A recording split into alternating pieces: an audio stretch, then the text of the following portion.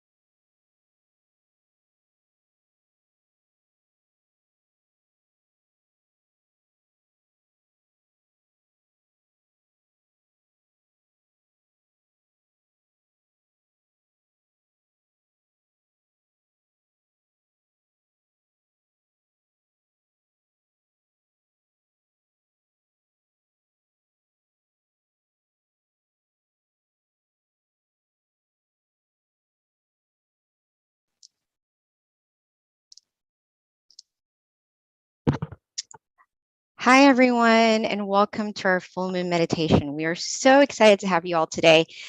This is going to be a very good meditation experience. Our theme is going to be Ignite Your Inner Light, so be ready.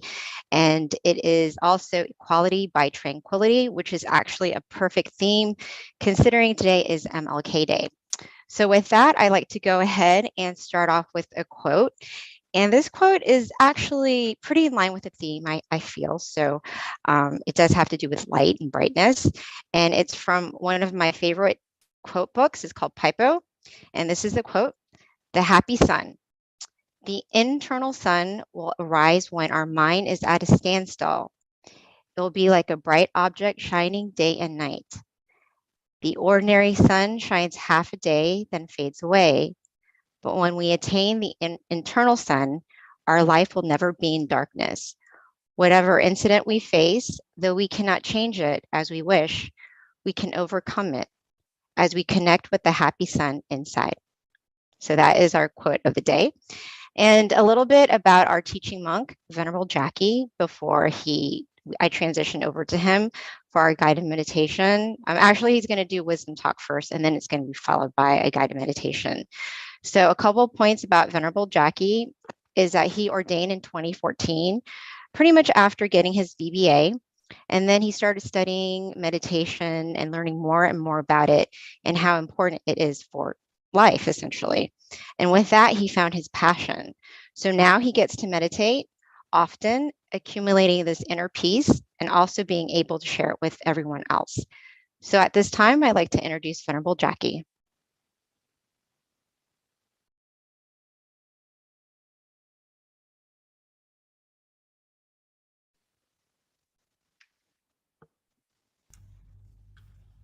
Nasa Pete.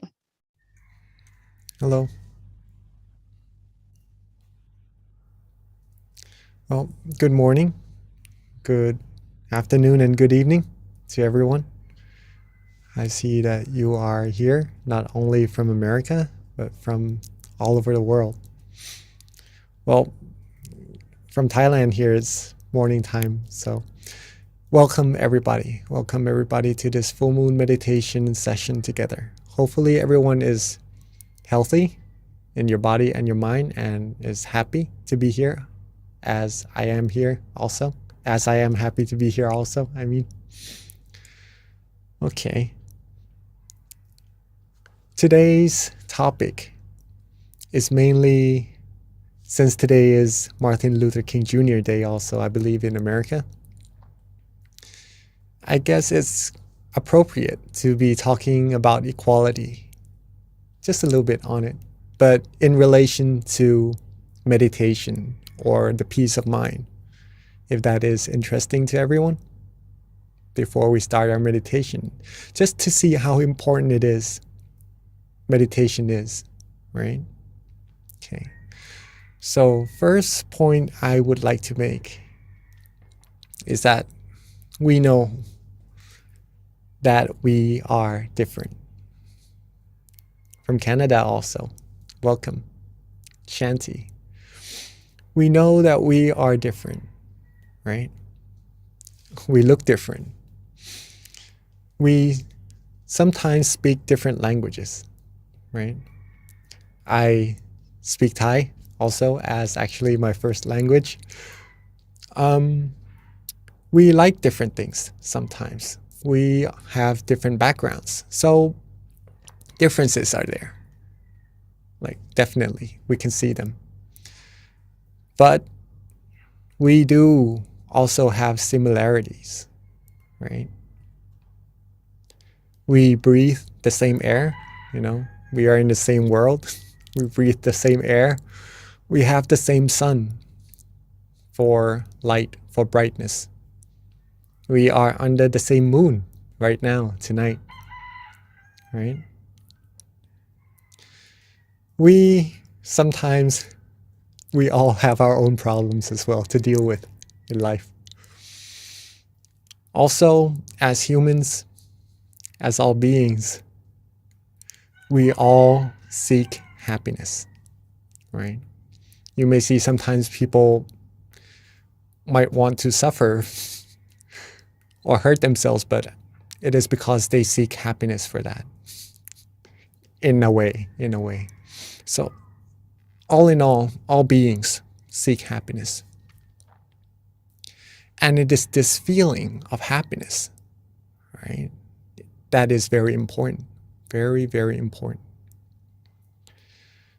It is because even though we are different on the outside, right? The feelings we have inside, love, happiness, all the other feelings, are the same. Okay? More or less, they are the same feelings. Different interpretations, yes, for sure, in different languages also, right? But the same thing that we are talking about, universal, is universal. When it comes to happiness, we all know what it is. We all know this feeling. There are two types, though, just to mainly distinguish them. First is the happiness that comes and goes. Okay. This happiness that comes and goes, for example, if someone gets something new, right, from a store, from somewhere, and accidentally it gets broken, we get happiness, yes, from getting the stuff for a while. It stays with us for a while, and then maybe it departs from us, right? If it doesn't get broken anyhow, right?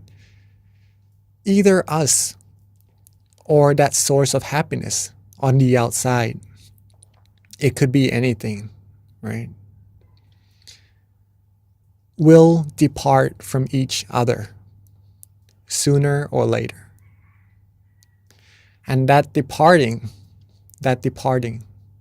shows that those happiness doesn't really last. Or if you were to rely on these outer objects, outer things for happiness, sometimes instead of happiness, once we depart, we'll end up feeling sad. Okay. So this is a form of happiness. Okay. This is a form of happiness. You could say that it's a come and go happiness. Let's put it that way. All right. The second type of happiness is the opposite. How could happiness becomes opposites, right? Well, it's the type of happiness that we could always access at any time at all. It is always there waiting for us. Always waiting, always there waiting for us to grab, right? It doesn't go away. It lasts, right? All we need to do is get to it. And that happiness is inside all of us already. This could be considered as true happiness. True happiness. It is easy also to get this true happiness. I will later on meditate with everyone here and actually do the practical part of how do we get there. But I'm assuming that everyone comes to meditate quite a lot already. You already know how to get there, right? But just to do it all with each other again also. Okay. So this true happiness. Every being seeks happiness. But the happiness that they seek sometimes is outside, and that doesn't last. But the happiness that is inside lasts. So this is the ideal happiness that all beings should be seeking, should be getting, or should be acknowledging and really taking into possession of that, right? Since it makes you happy and it lasts. Well, a way to get that. Simple. One is to have awareness. Okay. One is to have awareness. Second is to be relaxed, to have relaxation. Okay. Have awareness. You don't have to really be aware, right? Maybe that would be putting too much intention into your practice, into getting to that true happiness. Just to have awareness, meaning to be awake, to be conscious while meditating, or to know yourself, right? Have awareness and be relaxed, be calm, be rested. Okay. Once these two components come together, your mind will become still. Your mind will become still automatically. There's no need to try to hold the mind still or to try to make it still at all. If you are aware and you are relaxed, your mind will automatically become still. And that stillness of the mind is where true happiness will arise. Okay. Right at that moment. Right? Instantly. So if you are relaxed right now, sitting in your chairs, you have awareness, of course. Right? And just enjoying this feeling. Enjoying this feeling of relaxation. When you are enjoying it, your mind will become still. Okay. And it keeps getting bigger and bigger. If you are more and more still and neutral with the feeling, we could do this in our practice of meditation together. But just to say that the stillness of the mind will become stronger and stronger. The true happiness inside will become stronger and stronger also. The taste of happiness will become more and more profound. You receive happiness at this level already while being relaxed. But once you stay calmer, once you stay more relaxed longer, different types of happiness, more and more happiness, more tasteful happiness will arise, thus giving you more profound insights into your meditation as well. Okay, but that's for you to prove it to yourself, right? This shows, what does this show? Right? Everyone seeks happiness. There's already happiness inside of all of us. We all feel the same thing, just different interpretations. Okay, and there is a way for everyone in the world using these two things, awareness and relaxation, just to get there the same way.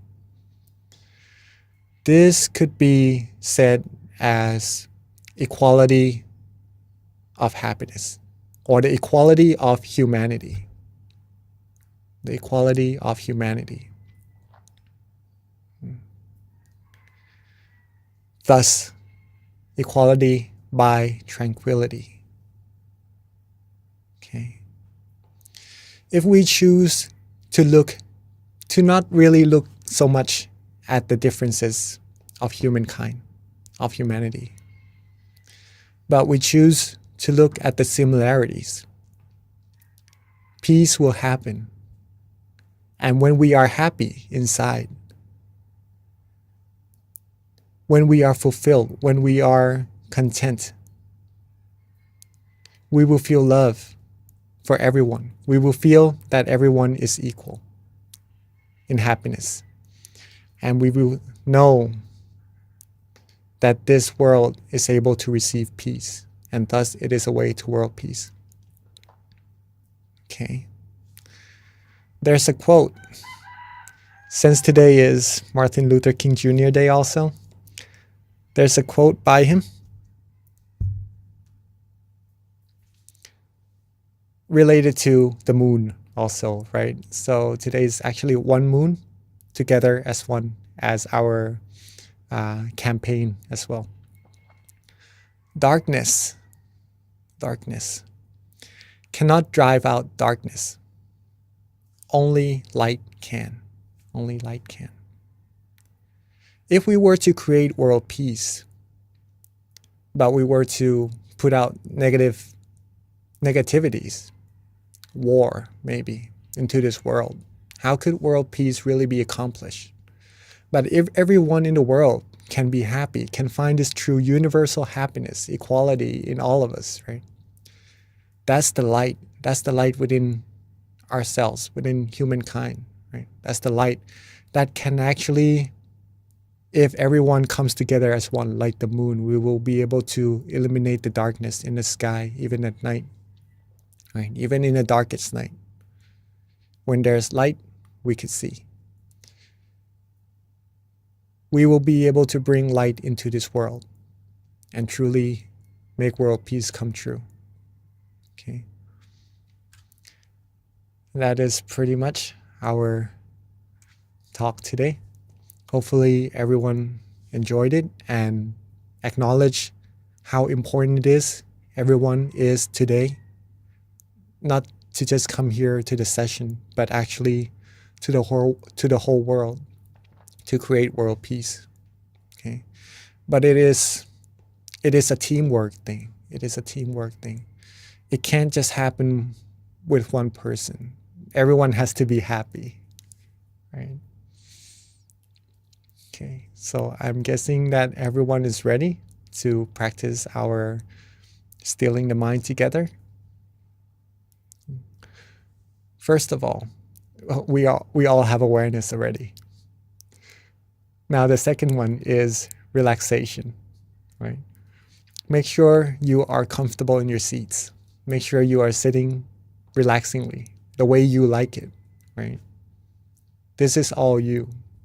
It's up to you to make yourself happy. Okay. So once the body is relaxed, then we'll go to the mind. And then when the mind is relaxed, the mind will become still. And then we'll go from there further and further. Okay. So let's take a few minutes to get our body freshened. If you need to drink some water or do some movings, please do. And then once you're done, let's get into our meditation.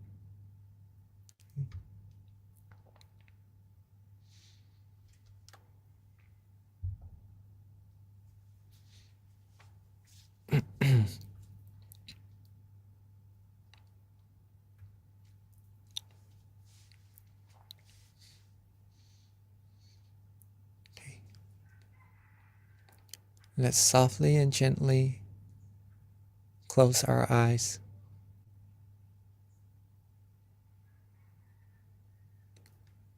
Softly and gently close our eyes.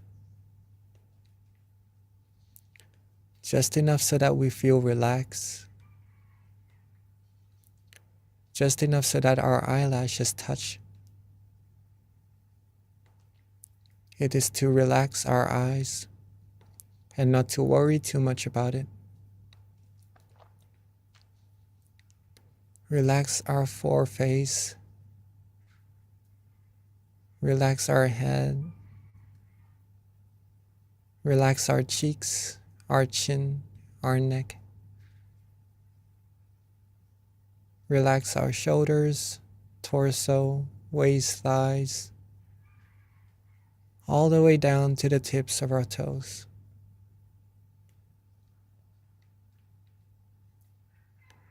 Take our time. There's no need to rush at all in meditation. Relax, rest, be calm, be restful.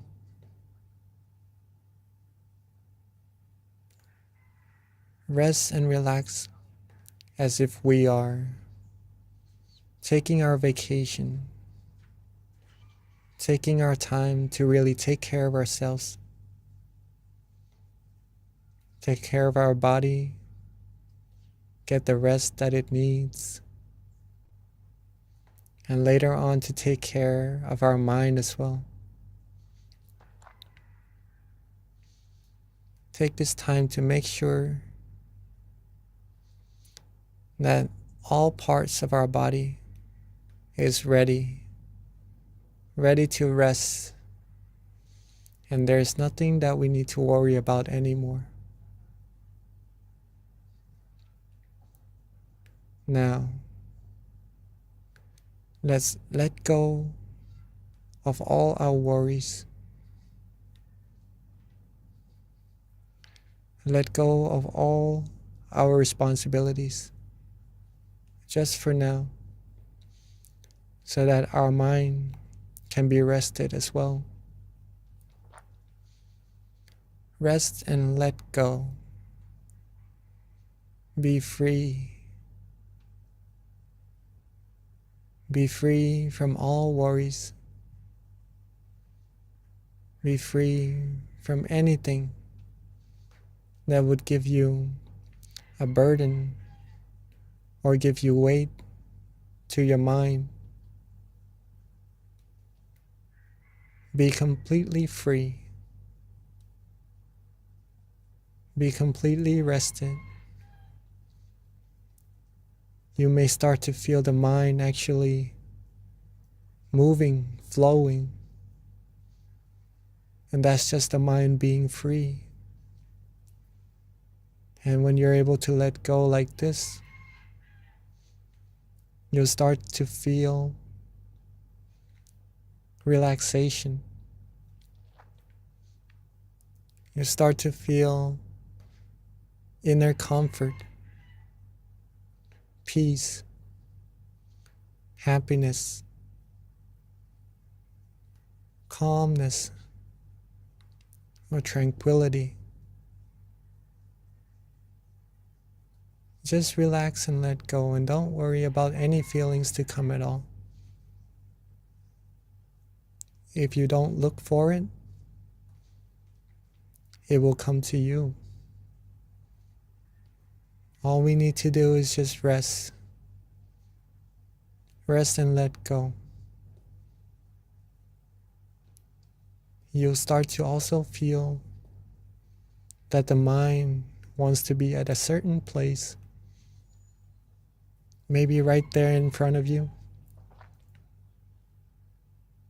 right there around your chin, or maybe around your shoulder, or even at the center of your body. There is a place when you are relaxed, when you let go, when you have no worries, that the mind will rest at. And let the mind rest there. That is good. That means the mind has already come to a point of standstill automatically. Let it be, let it go, let it flow. Enjoy this relaxation. It's this feeling, this universal feeling that is very, very important. Let this feeling, acknowledge it to be the most precious feeling, the most precious possession we can ever have. In order to keep it going, keep feeling this peace, this relaxation,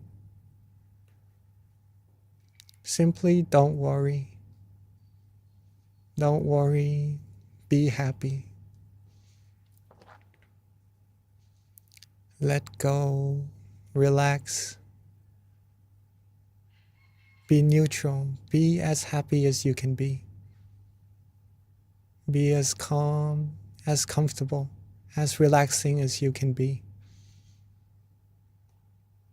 It's our time to take care of ourselves and enjoy this feeling. The further we relax, the further we let go, the more happiness we will receive. And the further we keep going, the more tasteful, the more meditation experiences we will receive. So let's be neutral. Don't worry about what will happen. Stay calm, stay relaxed, and enjoy this moment. If you wish to use an object of visualization to be a company so that the mind doesn't wander off, then feel free to. If you like to use a mantra as your company along your journey, feeling relaxed and calm, also feel free to.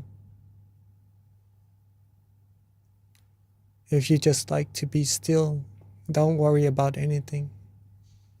Not use any visualization or mantra. Also feel free to. See what you like at that moment. Use what you like at that moment. Enjoy the meditation experience.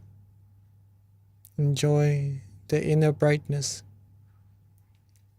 Enjoy the flow of true happiness that is being generated from within all of us. Let go.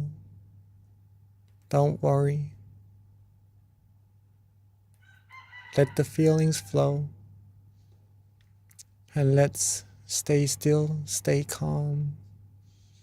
Enjoy this meditation together in silence for this time being.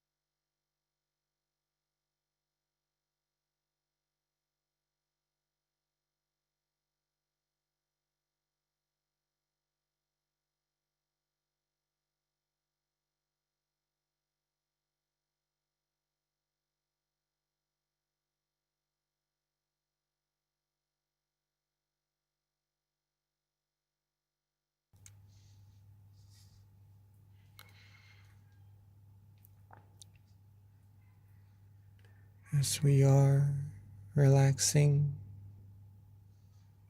releasing, being calm, being still. At some point, we may start to have some wandering thoughts. Maybe we did not really pay attention to them, or they could be some worries we had from before. In this case, softly and gently let them go. Don't worry about them. It's perfectly normal. Let them go. Relax our body again. Let go again. Let our mind flow again. Come back to the point of balance. Be relaxed, be worry free. And you'll get back right onto the road. The middle way, the middle path. Not too tense, nor too loose. Just right. It feels right. It feels precious. It feels good, feels relaxing, feels fresh. That's how you know you're on the road. If you feel any tension or any sleepiness along the road, simply use the same technique. We could lift our eyelids up just a little bit. Reset. Let go of all those feelings, tension, drowsiness, wandering thoughts. And when we are ready, when we are calm and fresh again, relax our body, relax our mind, come back onto the road, come back onto the point of balance, the point of tranquility. Repetition of coming back to this balance point will take you deeper, firmer, more skillful in meditation, in being still, being on this path to true happiness. So let's take a few more minutes to rest and let go, be free from worries, be free from any thoughts, any anticipations of what meditation experience is to expect it. Let go and enjoy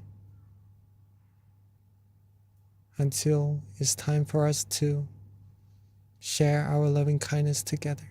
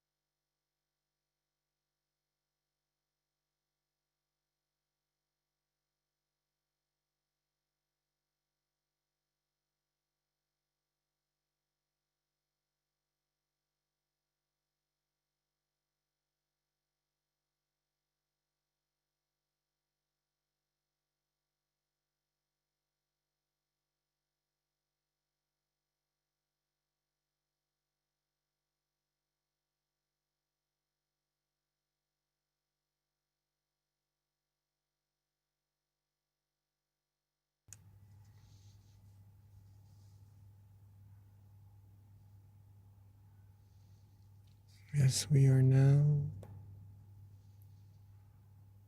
being calm, being relaxed, being with our inner happiness, our mind has now gained an amount of purity, whether if we know it or not. Our mind is automatically gaining positive energy, gaining cleanliness, gaining merit. The more we still our mind, the more we'll be able to sense it. And at this moment, some may start to feel the brightness. Some may start to have some meditation experiences. Keep on being still, still and relaxed.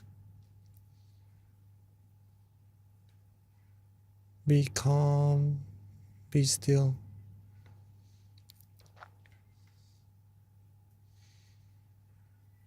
As we are about to share our loving kindness to all our human friends and to all beings all over the world, let's take this moment from lighting our inner lights already. Let's open our eyes softly and gently, maintaining our peace feeling, maintaining our calmness. And if there is a candle in front of you, may you light the candle along with the feelings that you have from the inside,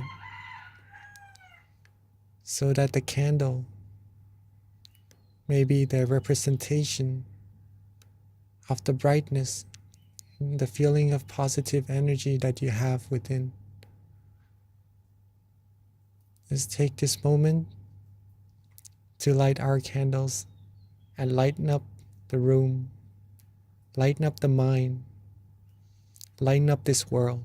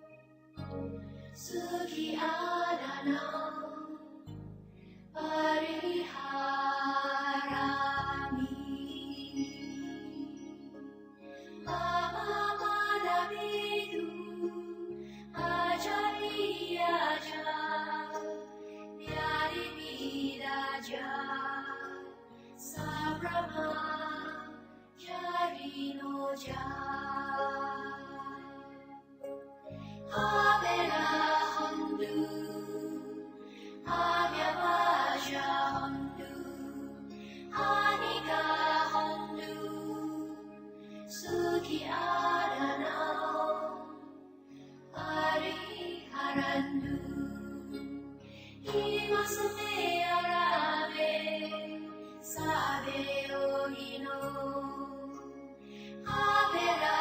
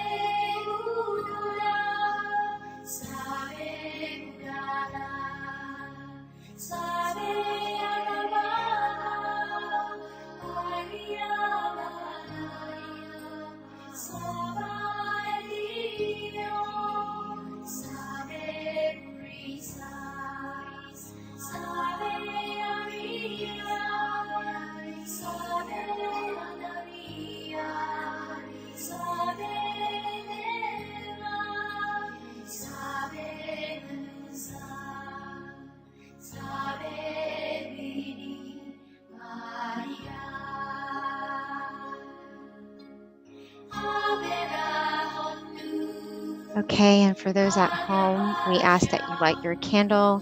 If you don't have a candle, you can also use an app to light the candle, or if anything, just imagine that inner candle that is within you. So at this time, we ask everyone to please turn on their camera, and we're going to take a group photo shortly.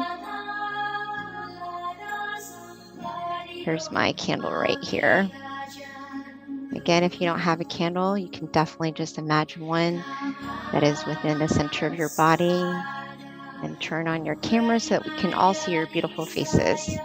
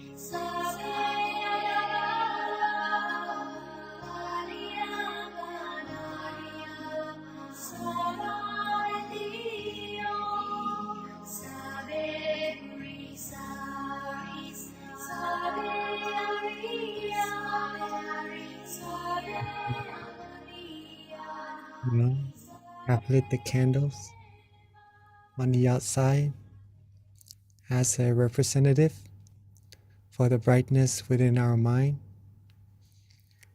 Let's get back to relaxing for a few minutes longer,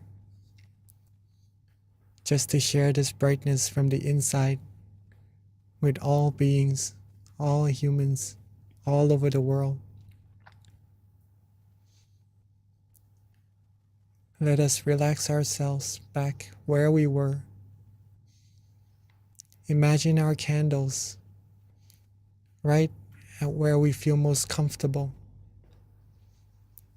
most relaxing, seeing it bright, clear, and radiant, along with our mind being bright, clear, and radiant as well. Let's think of all our good deeds, our past practice of generosity, helping other people, giving smiles, giving endearing speeches, or coming together here, cleansing ourselves, cleansing our mind, coming together as a clean, clear crystal sphere, as bright as the sun could be, or even brighter, and share this positive energy, share this brightness with everyone around us sitting in this room, sitting, joining this Zoom session together. Have all of us have part in this positive energy. Have all of us be happy, healthy, strong, happy. Be fulfilled in all our good wishes, free from negativities, harms, diseases, free from anything that could take us onto the path to ruin. And let's share our love, our brightness, our purity, our positive energy outwards even further to our community, our society, our city, our country, our whole world, seeing the world bright, clear, clean, like a clear crystal sphere, and everyone on it clean, clear, and pure as well. Let's make a wish for everyone with our positive energy, with this feeling, this peace that we all have from relaxing, from resting, from accumulating our good deeds.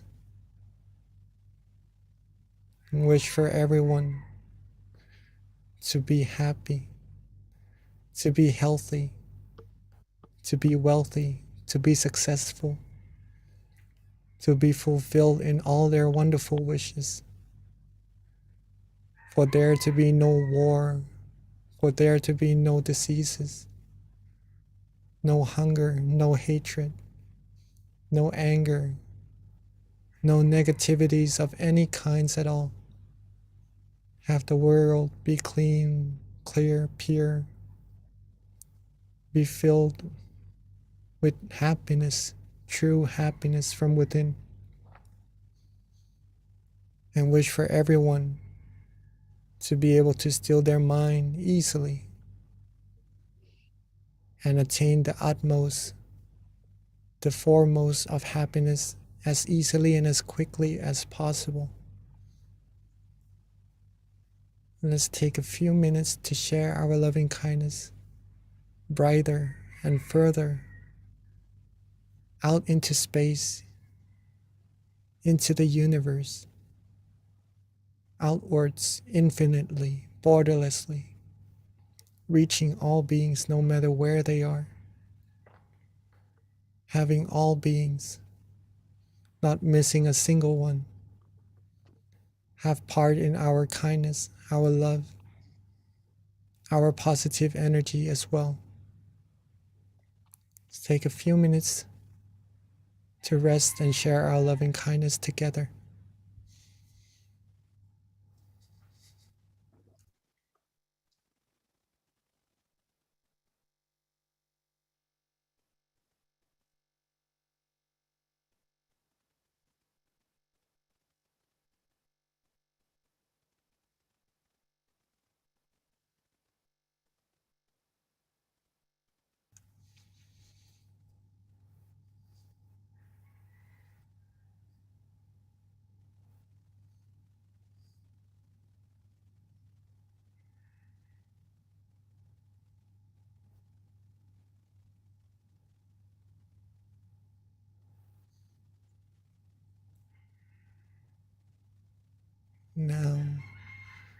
Now that we have shared our love, our purity,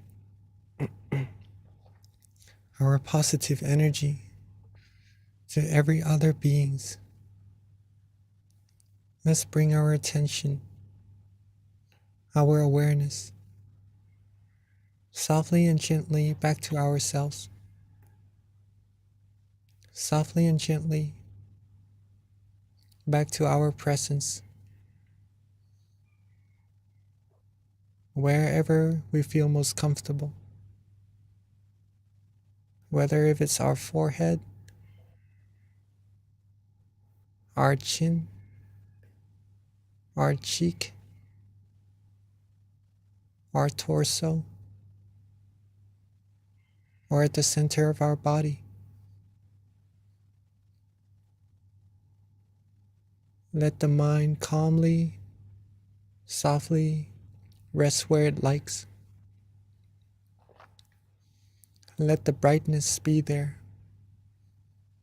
And with the accumulation of all our merit, let's now wish for ourselves, wish for the good things we need, wish for ourselves to always be happy, healthy, wealthy, successful, be wise in all our conducts, be fulfilled in all our good wishes, be free from diseases, harms, dangers, be free from all impurities, all negativities, be surrounded by virtuous, wise people who may take us onto the path to righteousness and happiness. Be free from those who may take us onto the path to ruin. And whenever we meditate, may us all be able to still our mind quickly, easily, and to reach the utmost of happiness as quickly, as easily as possible. Spend a few moments to wish for all that we need with the positive energy we've put our hard work into accumulating.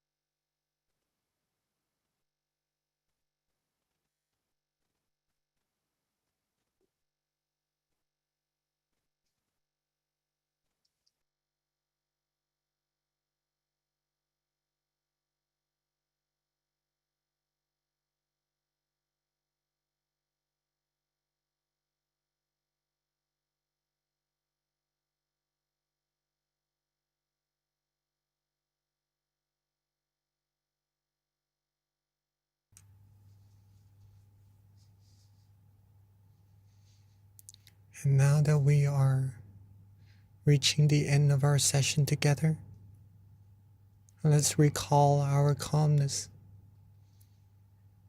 Recall being relaxed, being rested. Recall that positive feeling that we had and are we still having. Let's recall being with this feeling. Let's be with the feeling and make sure that we are able to maintain this feeling with us as long as we can once we open our eyes and go about our days and remember how precious this feeling is. And when we are ready, as we are now at the end of the session, let's softly and gently open our eyes. Softly and gently open our eyes while maintaining that feeling of relaxation, that feeling of calmness, comfort, true happiness within us as long as we can. And whenever we remember, we could always get back there. It's always there waiting for us. And welcome back to the session, everyone.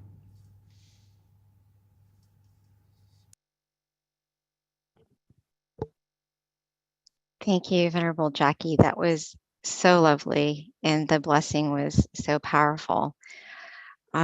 So before we transition to the Q&A and back to Venerable Jackie, just a couple of announcements that we need to make. First of all, our next full moon meditation is going to be Wednesday, February 16th. So please mark that on your calendar, invite your friends and family. Let us all be the light together by sharing this light with other people, having people join our call. So please be sure to extend it out to your friends and your family. Join us on the 16th of next month, which is on a Wednesday. Again, that's February 16th. In addition to that, just another thing, the tamagayameditation.org. This is a great website to learn more about our various centers around the US. That way you can find your local center. It's our centralized website, so please check it out, tamagayameditation.org. Another website that's very important is MindGem. So if you haven't already, download our app. It's called MindGem. It's a great app. It's got many of our various meditation teachers. Also, another great way to stay on top of our full moon meditations. If you have the app, we do send out notifications through the app so that you can be a part of our full moon meditations and be reminded of the events when they're about to take place. So please download the app if you haven't already. And it's a great supplement in terms of a tool to meditate on your own when we don't have a session or you can't go to your local center. Another thing, we do have our various centers right now that are open and are welcoming people to come meditate with them. To find your local meditation center, you can find it at MindGem on locations. But right now we've got Chicago, which is having classes online and also in person, California as well, which is our Success Meditation Center. New Jersey's also having meditation classes now, both online and live. Alabama as well. Georgia Meditation Center plans to open in March, so please stay tuned for that. So with that, wraps up all of our announcements. And at this time, I'd like to transition over to our teaching monk. This is the best part, so don't leave us. It's the Q&A. You can learn so much, and it really helps in terms of inspiring you to be committed to your meditation practice, learning more about meditation, and questions that other people might have that you might be thinking of as well. So at this time, we do welcome questions. You can easily just put it in the chat and then we'll read it and then have the teaching monk answer. So please, if you have any questions, let us know. Yes. Before, if anyone has to leave, right? Two things.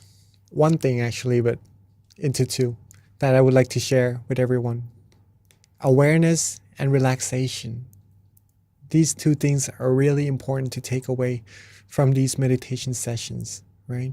It's been probably reiterated so many times. Please, yes, if you could take anything away, these two things would be very precious to have, since it helps you still your mind and it will take you to that refuge, that happiness inside all of us, inside all of yourselves that you already have, right? Awareness and relaxation. Practice that repeatedly, and then you'll be able to come across deeper and deeper happiness also. So rejoice in all your merit for that. If anybody would like to share their meditation experiences or have any questions like Miss B just said right now, please feel free to ask or share your experiences. It will be very beneficial to everyone here as well. So Venerable Jackie, we did have a question kind of at the top, but keep in mind for anybody who needs to log off, feel free to do so. But if you're interested in learning about the questions that other people have, and again, this should help inspire you, please stay on. One of the questions is, it came through the chat, Venerable, and it just has to do with if you read about the Dharma or the wisdoms of the Buddha, does this generate good karma? Oh, of course it does. Of course it does. Am I okay? I'm on. All right. So pretty much the teaching of the Buddha is mainly to help us reach that inner happiness, right? So if you read it, if you study it, and then you take it into practice, that would give you a whole lot of benefits and good karma as well. Reading took so long. It took so long for the Lord Buddha to become the Lord Buddha. It took many lifetimes to accumulate merit perfections in order to be able to attain this wisdom that he attained right on that day of enlightenment. That wisdom is pure from a mind that is free from all defilements. If you are able to study it, read it, you'll get that knowledge as well. Thus, it is good karma, of course. So, Venerable, another question that just came through. This has to do with if you have like childhood trauma, how do you overcome those scars and integrate the wisdom and meditation into your life? Childhood trauma. And this is How do you? from John Upshaw. Sorry, asked this question. All right, that's all right. Okay. If we have childhood trauma, a good way, it may be easier said than done, right? But if you are able to let go, let go. It may be a specific situation that happened. In that case, we actually might have to discuss it to see further details of how to actually look at it and overcome it in that certain situations, right? But all in all, whatever happens, if we could see that it is something that could happen to someone, it's something that comes and goes, right? This is what comes along with being human from the very first day that we are born. It is suffering, right? It is suffering. And it's because there are, like what Nompi Daniel mentioned the other time in the full moon session also, it's like we are ill inside with the viruses, anger, greed, delusion, right? And these things cause negativities that project out of either a situation. I wouldn't like to say so much of someone or somewhat, right? But it happens. It happens. If we acknowledge this and we could see it as something being normal, right? It would be much easier to let go. Okay. It may take some time or some event may be harder to let go, but eventually it is better to let go. It is better to let go. Okay. An example is called a dead dog story. I don't know if you've heard of that. We have some hands up here from May and Katik, right? Maybe we could have some questions from them later on also. But before we get into that, the dead dog story. Okay, I've heard of this story from a teaching monk of mine. There's this one guy who loved his dog really much. One day, his dog died. Okay. But he loved the dog so much that he carried the dog with him, even though it died already. Okay. And sooner or later, the dog it had bad odor coming out of it because it's dead, right? Pretty much. The more days he carried the dog with him, the stinkier it got. And he kept saying that it doesn't smell good at all. It smells really bad, but he still carries it. Okay. The easiest way to deal with it is to pretty much take that very beloved dog of him to bury and get these situations over with, right? Then he wouldn't be able to, he wouldn't have to go on and say how bad of a smell it is and carry that burden with him. Okay? He would be free. A good meditation metaphor that I had from another teaching monk of mine is that when you are carrying oranges in a backpack, right? In a backpack, there are good oranges in there. But what happens if there is a bad orange? Would you want to take that and keep it with you? No, right? You would probably just, it would be easier to just throw them away. Just keep the good oranges with you. That is related to meditation, but it could be related to situations in our past also that may cause us some distress or some unwanted feelings. Okay. It is better to just let them go. Sometimes it is hard, but seeing it from a perspective that you're able to do so will help you so much. And that maybe needs some help or some friends who could actually comfort us into doing that. Sometimes we do that. If you can do it alone, do it alone. Let go. Keep going. Keep only the good oranges. Keep only the good things in life. Go further. A good way to do it is also practice meditation.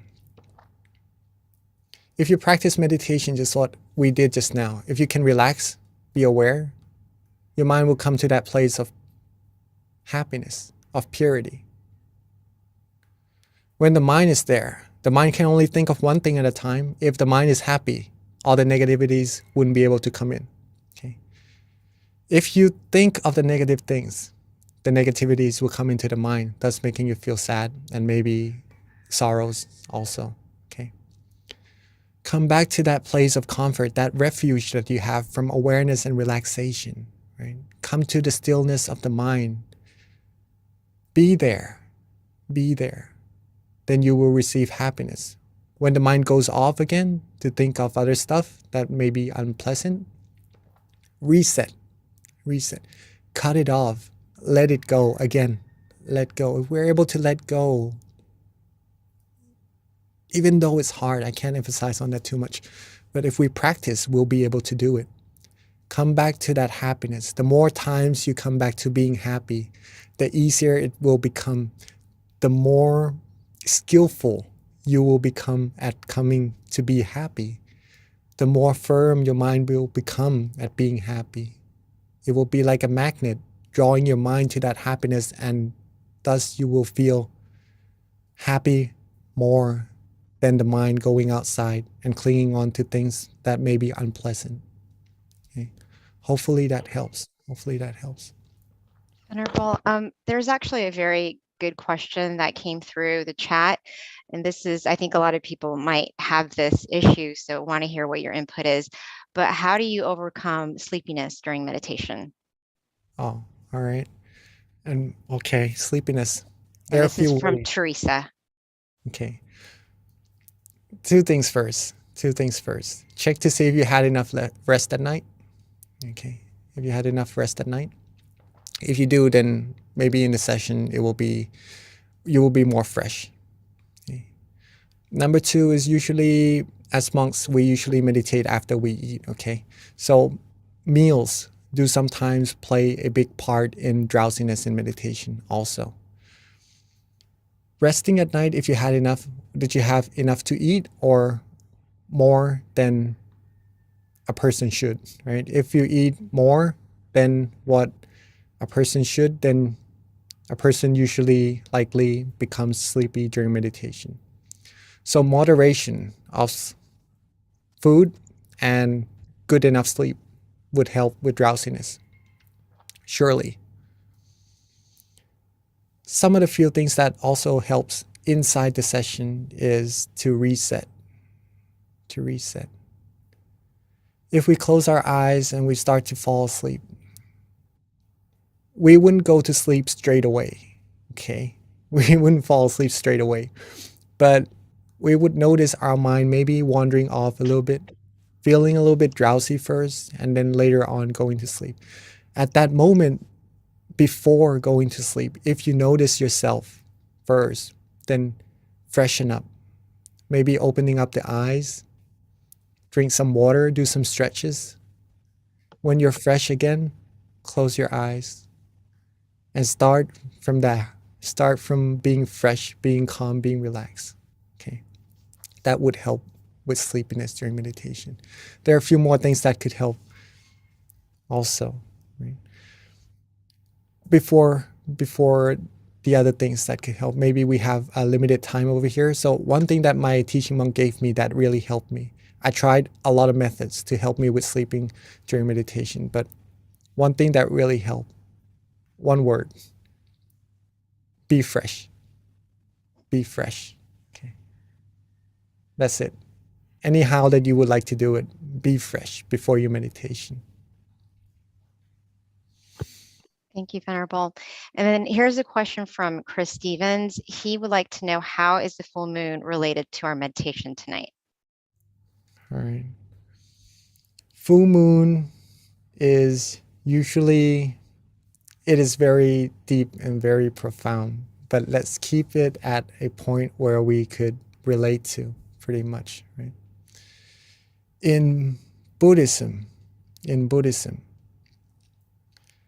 or in other religions as well, full moon tends to be an occasion of the happenings of some sort of some things, right? In Buddhism, it usually relates to something very special also. So you could take it as a good occasion, right? That the moon is full and that we could come together and be whole, be one, like the moon, okay? Like the brightness in the sky that shines away all the darkness. When we meditate, we are actually shining away all the darkness, all the negativities that is there inside the mind also, and cleansing our mind, giving ourselves positive energy, right? That could be pretty much related to our meditation.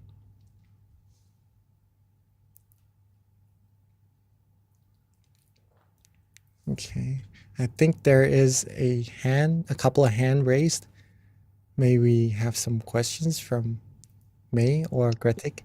Yeah, can someone spotlight May, please? Thank you.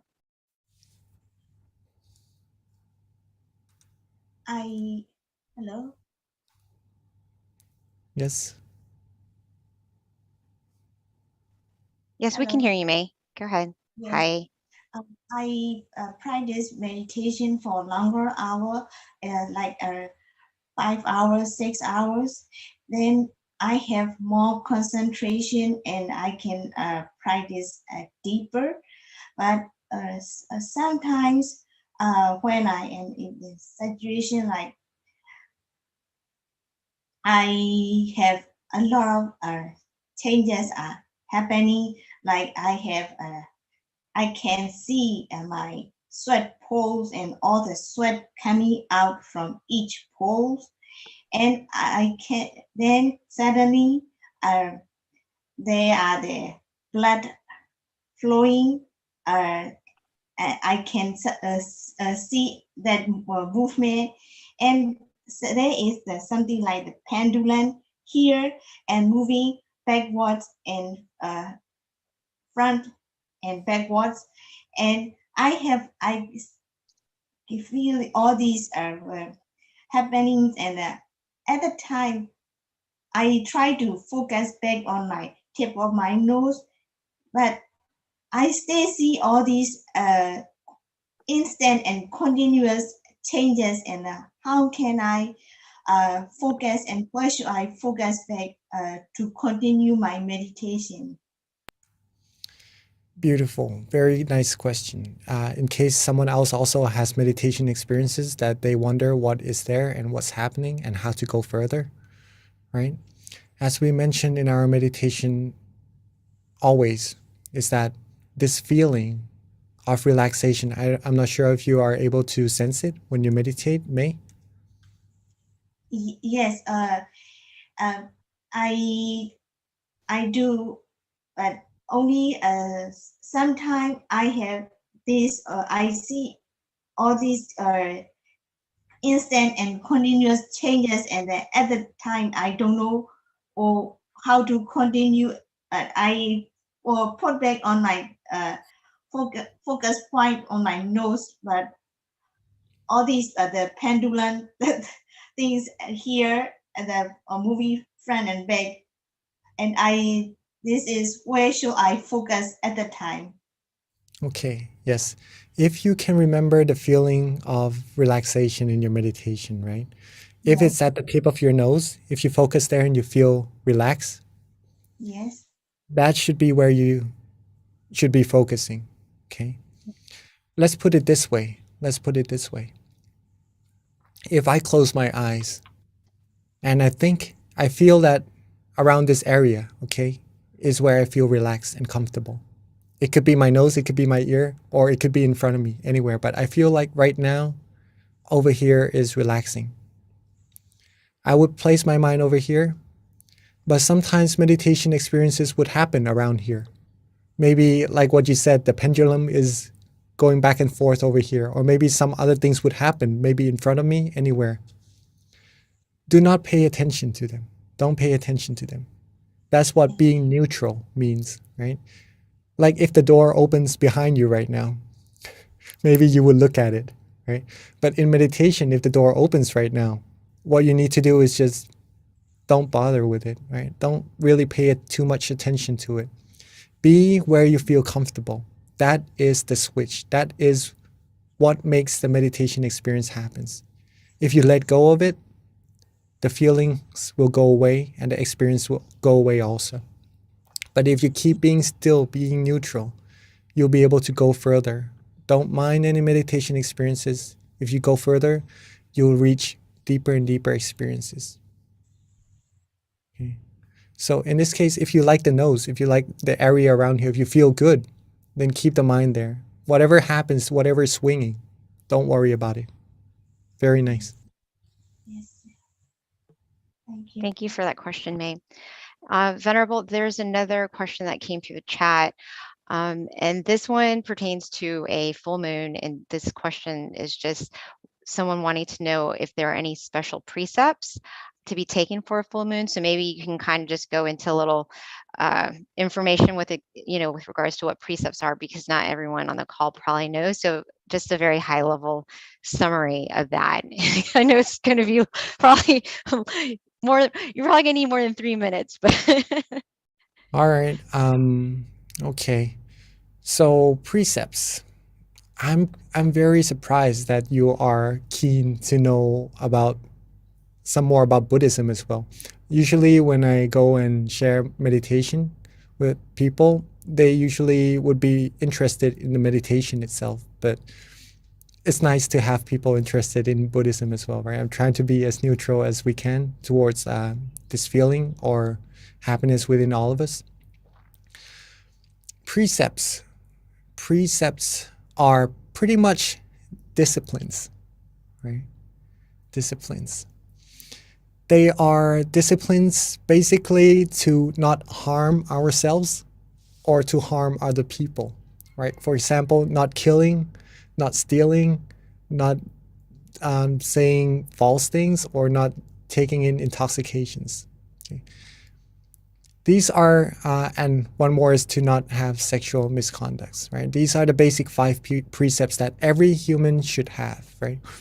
It is said that if we lack some of them, we will be less like a human, if that makes any sense, right? It will, like a sane human being, right? I mean, if you take intoxications, if you drink and you become drunk, right?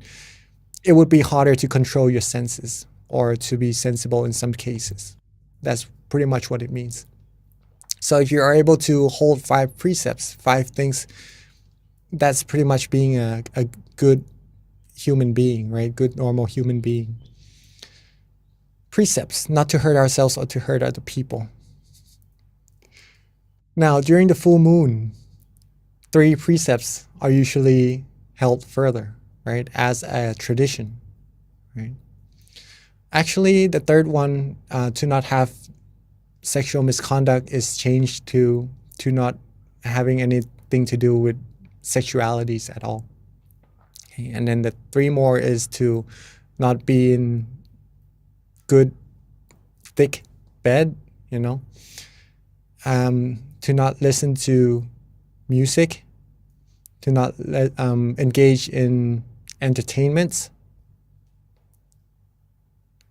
And the other one, I would have to, sorry, I would have to check to see what it is. We have 227 precepts as monks, right? So that is what we go by. And monks do not go for extra precepts on full moon days because we already have the full precepts, right? It is up to the person. It is up to the person to whether or not take on the extra 3 precepts, right? I'll see if I could remember it as we go along, right? Okay. Yes, so that is pretty much it. Just to overall say what precepts are and what full moon days give you as extra precepts. Okay. Thank you, Venerable. So Venerable, it is now 10:30. I don't know if you want to take on one more question or if we should just wrap it up. We'll leave it up to you, Venerable, because there are more questions as always, but at some point we do have to cut it off. So. All right, maybe just one more question before we end. All right. Okay, so with that, there is one more question. We've got Chancia who has her hand raised. So she's had it raised for a bit. So let's have her wrap up with the last question. Hi, Chancia. Thank you so much ค่ะนมัสการค่ะ Monk Jackie and คุณ V นะคะ My question is how can I overcome my highly imaginative mind because my mind is often get carried away with fun thoughts inside of me and also like the fun exciting maybe people or things in the outside world. So how can I overcome that? Do I have to look at like dead bodies or things like that too? Sorry. It's just my question. There's no need to actually look at dead bodies. To overcome, well, if you would like to, if it helps, then I guess it's okay to do so also. If you would like to overcome wandering thoughts or thoughts running around, right? Being maybe thinking of other people, other things. A good way is to practice resetting, just like what you did in your meditation. Okay. Resetting helps not only inside the sessions but outside also. Whenever your mind goes wandering off, know yourself and reset. Come back to being in balance. If it helps, a good way to help with that is also visualization. You can visualize the Buddha image, the sun, the moon, a crystal sphere, anything that lifts your mind up. That would help with wandering thoughts for sure. Or a mantra, a recitation of any kind of phrase, any kind of words, samarahang, clear and bright, these things, right? It would help you be free from attachments from the outside, right? The mind usually goes wandering off. But it happens because the mind is familiar to doing that, right? If you could train the mind to be familiar with being still, then the mind would be more without going around, right? The mind would be more still automatically. Resetting is the key. If you reset, you train your mind to a new habit. The mind will become more used to being still and less likely to go outside. But dead bodies are one way to do it. Right? It's just to let go. It's one of the techniques that sometimes people use. Okay. Yeah, I think that's definitely a great question because I think desires is definitely one of those defilements that is very rooted in our mind that I think with other things it's easier to combat, but in terms of greed, you can do generosity. In terms of just delusion, you can meditate more. So, but desire, it's a little harder to figure out how to combat that. So that is a good question. Thank you for asking. Thank you. All right. Before I guess this is the last one, right? Okay. Yeah, you want to ask one more question? You want to answer one more question, Pete? All We right. do have a hand raised. We actually had 3. I saw a couple coming, but I think people were probably not sure if they should hold it up considering, or, it's 10:30. All right. If anyone would like to leave, if they have something to do, then please, we're not holding anyone back, but I do have some time to answer more questions if you would like Okay. for me to answer them. But before Yeah. that, the other precepts in the 8th precept is to not have meals after lunch, right? That's the same as what monks do. Mhm. Yes. So that's Okay. pretty much it. Good, you remembered before we wrapped up the call.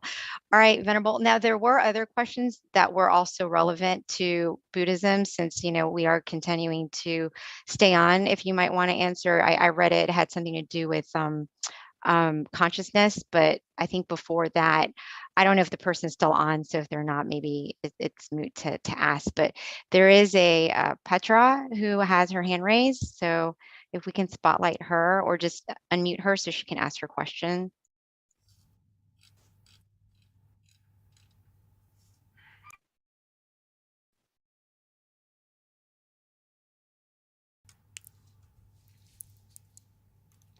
Right. Okay. I think we're having problems trying to find that person. I do see the hand raised. Yeah. So Venerable, let me go ahead, since this is, that question, if you'd like to answer it. Just has to do with consciousness, and if you can kind of go into a little bit more detail with regards to what happens to consciousness when we're no longer physically here. อ๋อมือไปอะไรใครไปเลสแฮนในของฉันดิฉันเองนะคะ จ้ะมีคำถามไหมเอ่ย Do you have any- Okay, your hand was raised, so we unmuted you. What's the question with the consciousness? Okay. So this is the question. It says, does consciousness go away after we die? If it does, what happens after rebirth? Well, This is definitely a Buddhist type question. So yeah, if a way to really find out for yourself is to meditate, still your mind further and deeper to see this, right? But to Buddhism, what was learned is that no, the consciousness doesn't go away, right? Consciousness is part of the mind, the awareness. So if the body rests, the body dies off. It's just the outside that goes away, it becomes a corpse. But the mind is still there. Or if the mind separates from the body, the mind may be known as spirits, or sometimes we see it as, in some cases, like ghosts and stuff like that. Yes, so the consciousness is still there with the mind. So it goes into another form according to how much merit or demerit it has made, right? If it made a lot of merit, then it's more likely to go into a good place or a better place. Okay. excellent. Thank you, Venerable. So that wraps up our questions. At this time, if you're still on the call, let us accept our blessing from our teaching monk before we wrap up this call. Okay. So I'd like us all to bring our mind back to where we feel relaxed and comfortable. And with the merit that we've all accumulated, may us all be pure, be clean, be cleansed in all our bodies, speech, and minds. Be pure in all our conducts. Always be happy, healthy, wealthy, successful, fulfilled in all our good wishes. Free from sadnesses, sorrows, sufferings, diseases, harms, any negativities. Be fulfilled in our goals towards happiness. And when we meditate, may we still our mind easily and be able to attain the utmost of happiness, utmost of inner peace, as quickly, as easily as possible.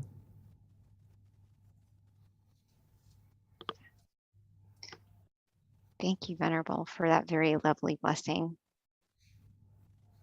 Bye, everyone. Don't forget, February 16th. our next full moon meditation.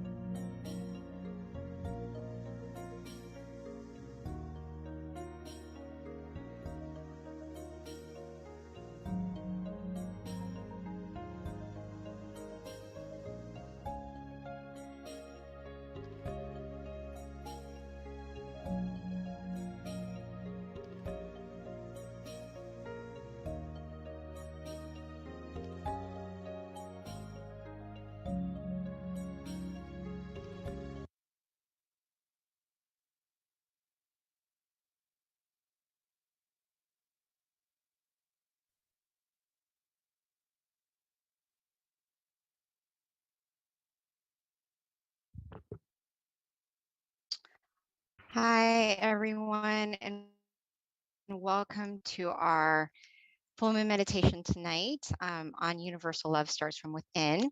So we generally start with quotes because, quotes can definitely help inspire you and leave you with food for thought. And actually, I have two because they're so good, I couldn't choose between one. Both of them are going to be relevant with regards to our wisdom talk today. The first one I would like to share, this is actually a new book. I haven't used this yet on these sessions, but this is one of my favorites. It's called Pearls of Inner Wisdom. And this one is so good. It's so good that I actually keep it close to heart. I actually have it written in a journal because I like to reflect on it. And it's called, the quote is, "Change your mind to change the world. The only definitive way to overcome aggression, selfishness, conflict, wrong view, and stubbornness is to uproot the very thoughts of all of these things from the mind by meditating until we can attain inner wisdom from within." So this is very good because if we're talking about trying to change the world, we have to start from ourselves, especially when it comes to universal love. The other one is love yourself, and this is also quite relevant to our topic today. To love yourself is different from being selfish.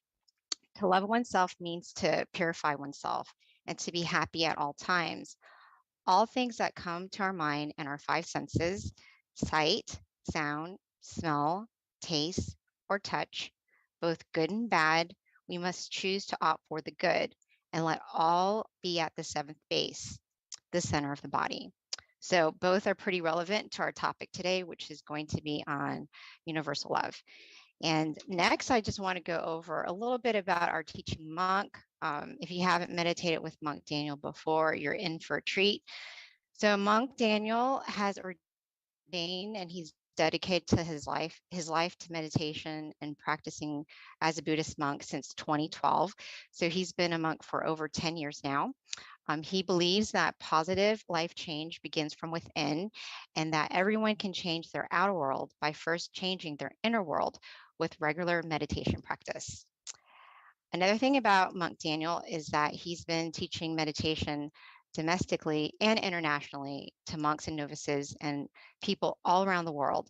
So he's very well trained with regards to teaching and definitely inspiring people to find themselves from within. So without further ado, let me introduce Monk Daniel.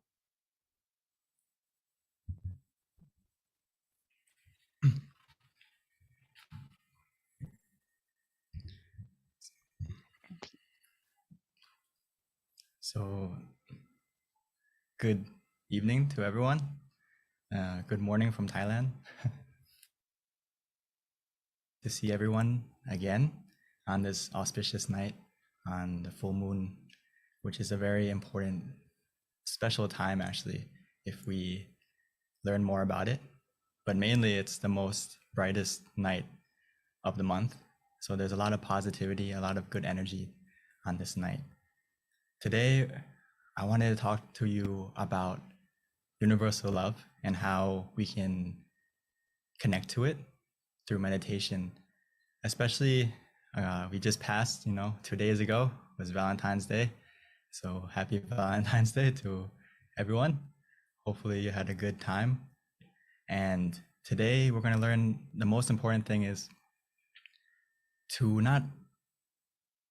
love yourself, to love yourself, as our wonderful host just mentioned with the quote from Luang Por, is one of the best ways is to love yourself. And how to do that is through meditation.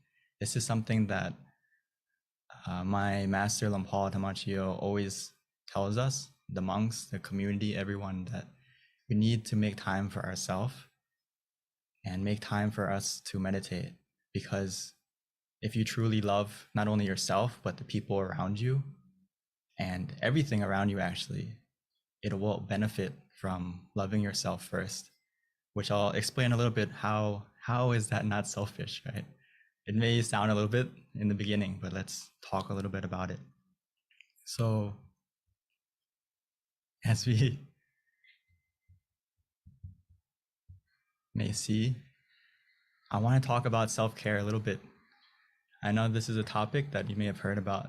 So self-care isn't being selfish. This is a point that we have to get across, that taking care of yourself doesn't mean me first, but it means me too. It means including yourself in your happiness and including yourself and loving yourself as well. Sometimes in life, our focus gets distracted, and out of our good intentions, we tend to put our passion and our love and dedication into everything around us. It's like whether it's our job, our relationships, whatever it may be, we put our passion and love into everything around us. But sometimes we forget to give some of that love to ourselves. And today I want us to remind ourselves that we need to make time for ourselves too, because a better you means a better world. And right now it may seem kind of, how can me being a better person change the world? It may seem kind of big, like a big picture, but if you think of it, if you're a better version of yourself, the first people who are going to impact are the people around you, right? Your family, the people you love, your friends, your community.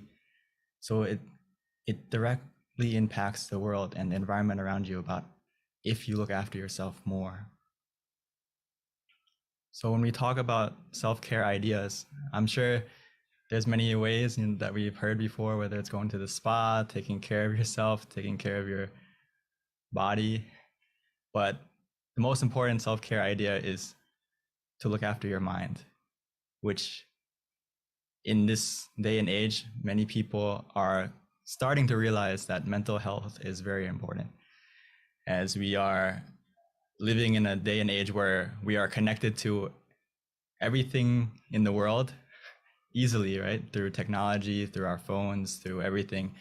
We are so connected with everything and everyone, but sometimes from that connection to everything and everyone, we forget to connect to something very important, which is we disconnect from ourselves and we forget to look after ourselves. So we're so connected to everything, but we're disconnected from our own happiness and how we are feeling, because we're distracted on the outside. We're so busy looking outside all the time that we forget to spend some time to look inside and look at ourselves.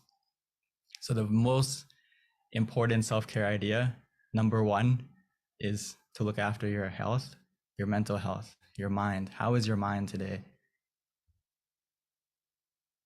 Because life can get pretty distracting, right? We have so many things we need to balance, whether it's looking after our physical health or by exercising, looking after our career, looking after our relationships, or whether it's social or any relationship.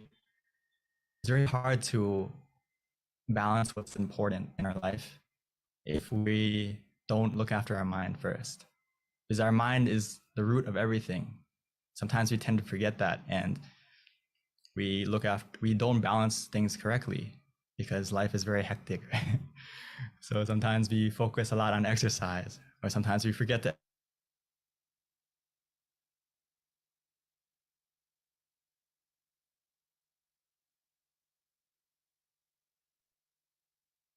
simple way is look after your mind first.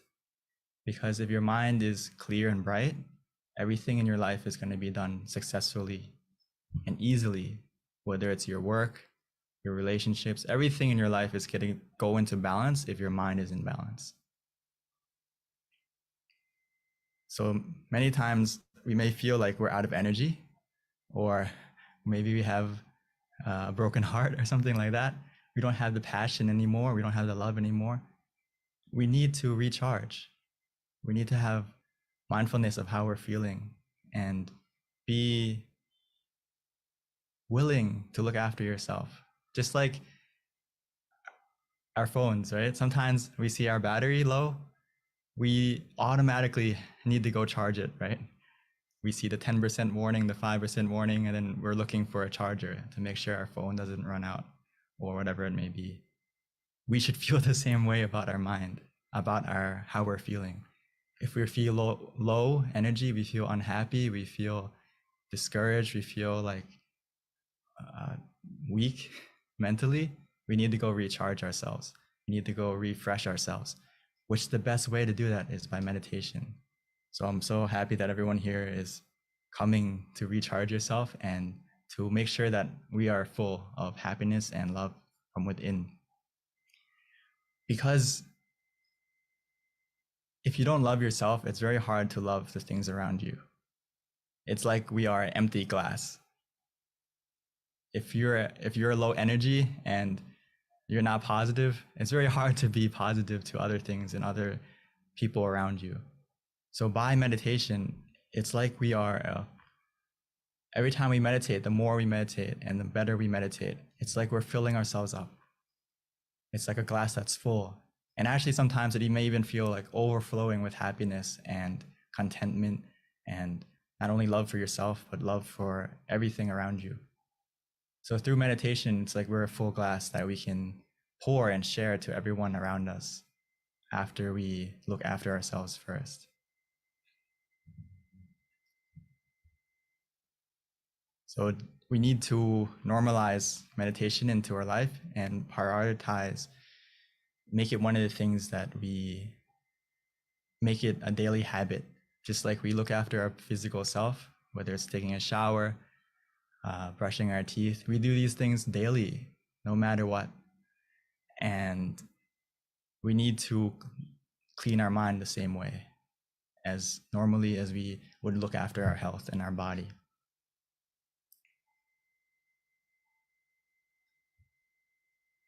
Because if we go back to self-care ideas, we don't have enough time in our schedule for everything.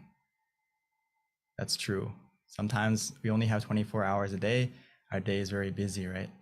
So if you remind yourself that and reflect on yourself that we may not have enough time for everything that we want to do, but we always have time for the things we love. So we need to make ourselves one of the things that we love as well. And meditation, one of those things that we love. If we make it something that we love, we're going to spend time on it and make it part of our schedule. So just before we meditate together today, I wanted to give us a little review on how to meditate as well, how to connect to that inner love and feel that happiness inside. For those of you who are new, or for those of you who are been meditating many years, this is something that even myself, I have to remind myself, even though I've been meditating for 10 years as a monk, and ever since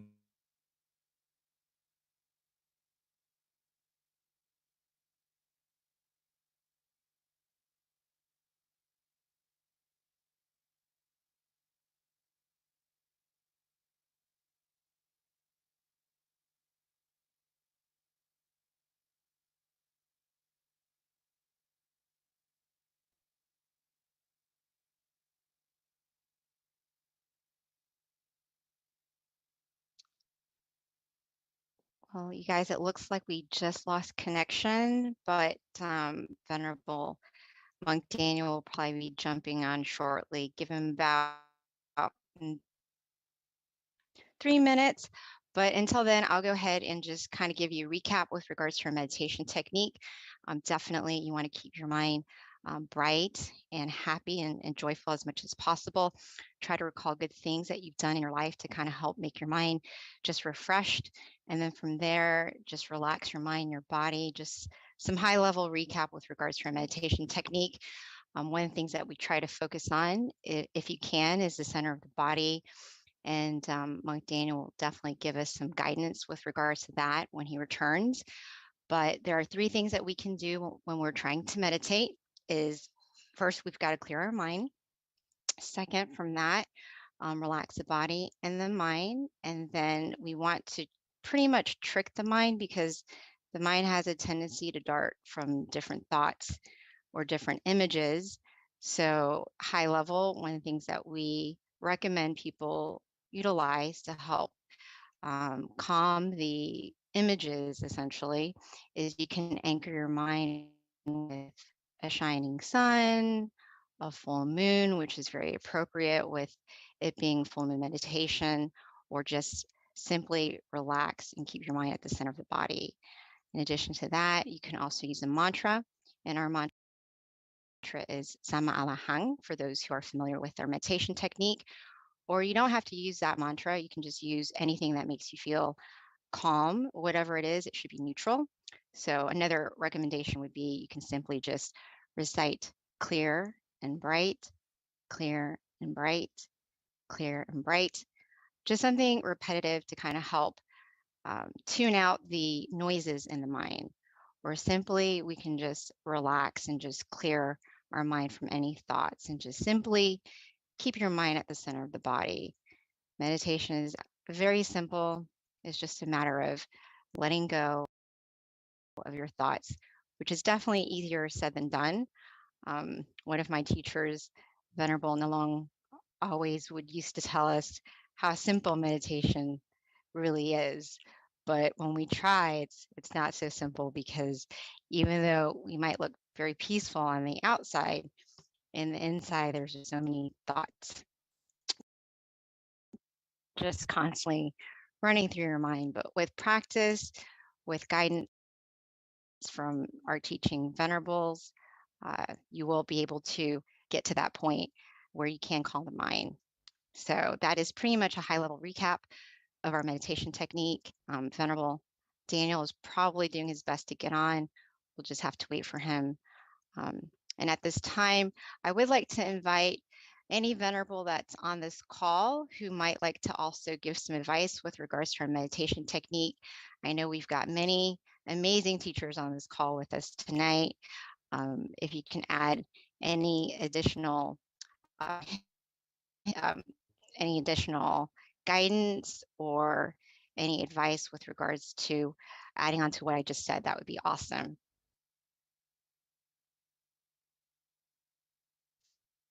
Hopefully I'm not talking to myself, because I don't know at this point if I am or if I'm not. I don't think I am, because if I was, we'd probably have a lot of people leave the call, and we still don't. So yes, please hang in there with us as we take care of our technical difficulties. Oh, good. Thank you. Thank you for letting me know, because when you are on Zoom calls, you really don't know if you're talking to yourself or not unless you get some feedback. Okay, excellent. Thank you. So just a little bit about myself while we're waiting for Monk Daniel. I've actually been a volunteer since 2008. So almost as long as Venerable Daniel being a monk. It's been one of the most passionate things in my life with regards to just helping to spread meditation, being an example, being able to pioneer many different projects. So it's definitely an honor to be able to be on these calls with you.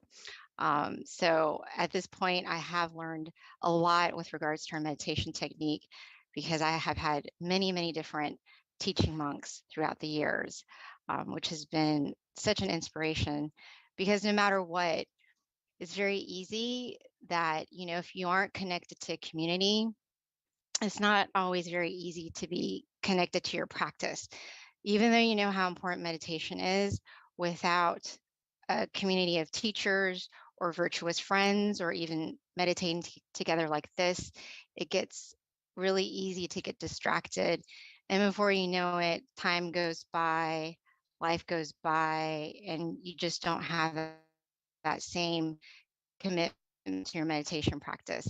But by all of us coming together once a month, or as many times as you can, say if you are connected to a local center, it really does help you commit to your practice, so that before you know it, as the days goes by, which becomes months and years, you can look back and be very proud of yourself that you have been able to commit to your practice, that you are doing something worthwhile, with your life, essentially, because in the end, the only thing that we can really take with us is our actions.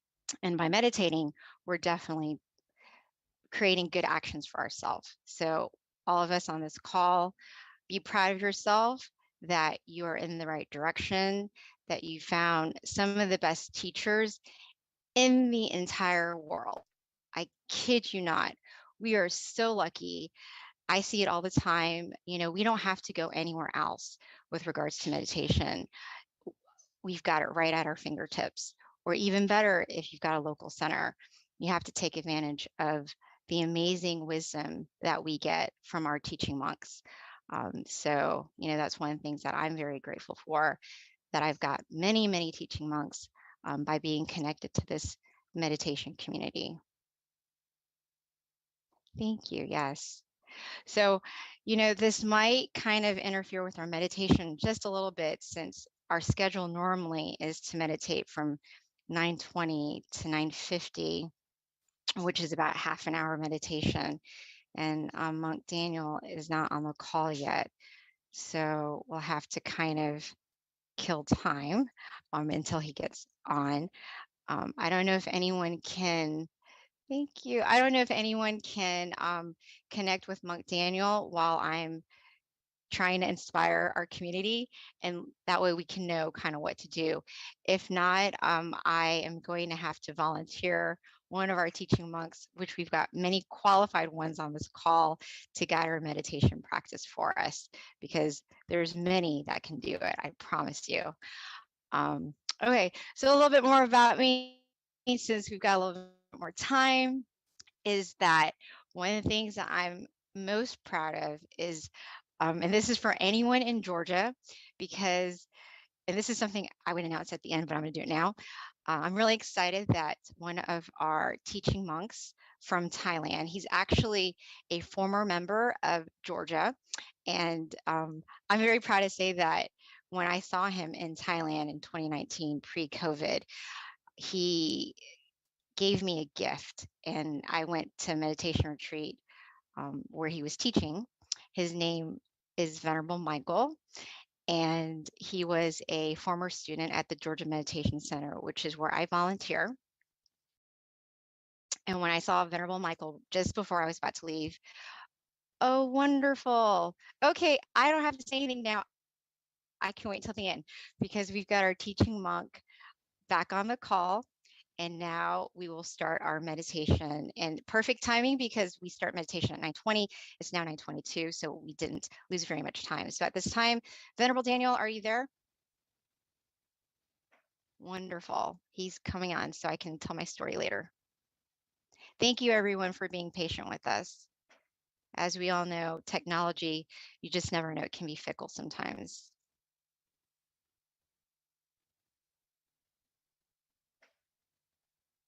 Okay, I think Venerable Daniel is on the call. He's just having a little bit of problems unmuting his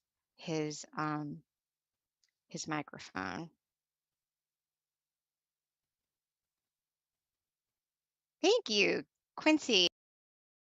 Quincy's from Canada. He just sent me some positive feedback. Thank you, Daniel.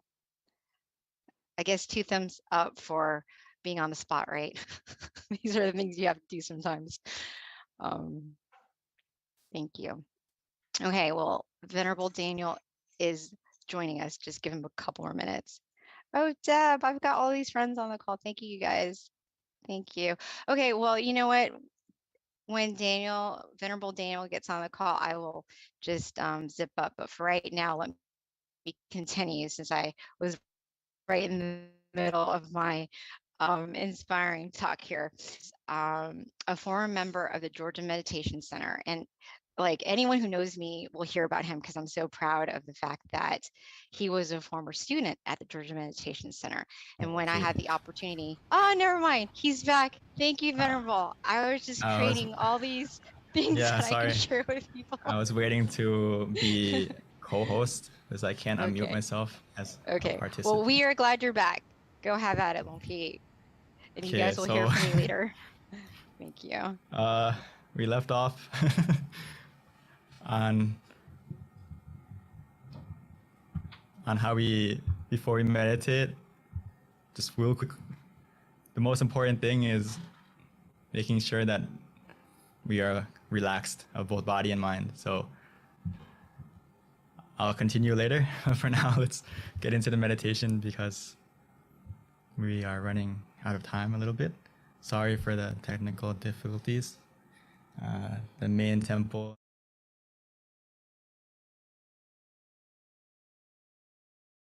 Take a moment to adjust ourselves to make sure we're in the correct position so we don't start or run in the wrong direction like the crab and the shrimp in the picture.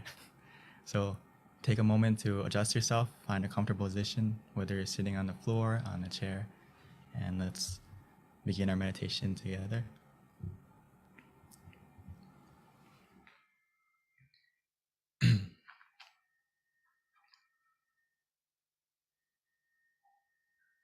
So we should treat every session like it's our first, taking the time to make sure that we are relaxed, that we are comfortable.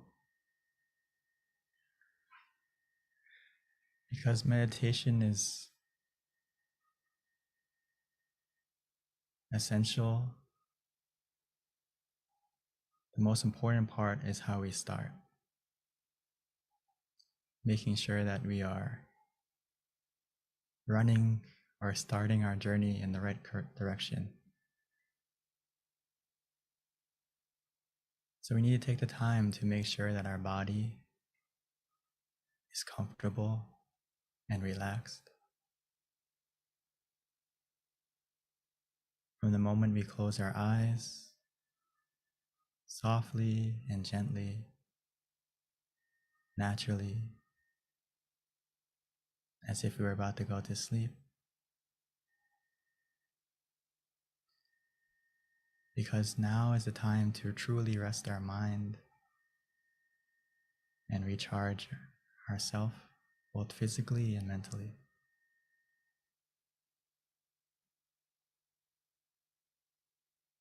For the rest of the meditation, we no longer need to use our eyes. In order to see and experience the meditation, we only need to use our feeling of relaxation and comfort. That's why it's so important to observe and check ourselves physically first, making sure every single part of our body, from head to toe, is completely relaxed and released.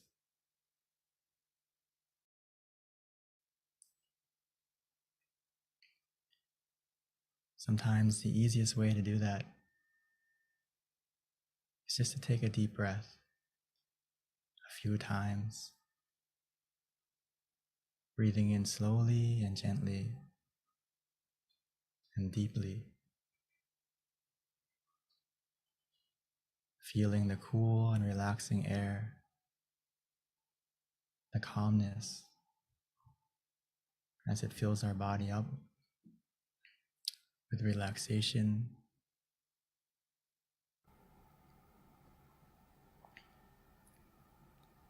Even as we exhale, allowing that calm and comfort, that same relaxation to come out as all the tension and tightness in our body melts away. Within us, we feel relaxed, and all around us, we feel comfort, feel safe.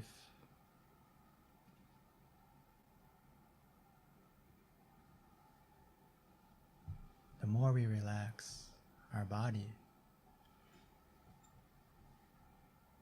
we may begin to feel that our body is becoming more light,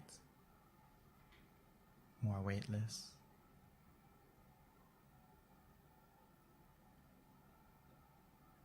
This is the power of simply relaxing.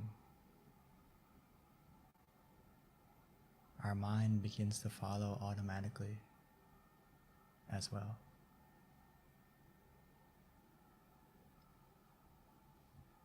Our journey to find our inner happiness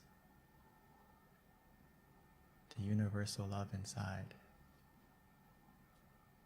has already begun.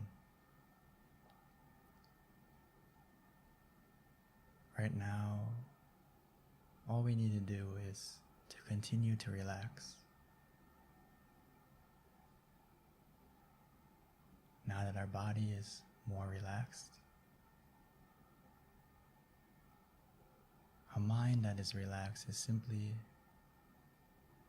a mind that is free from any thoughts, any attachments. So we need to put everything aside, as if we were going on a trip, going on vacation.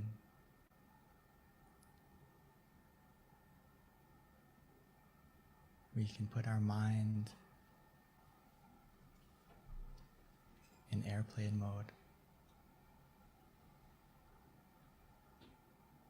disconnecting all connections from everyone and everything.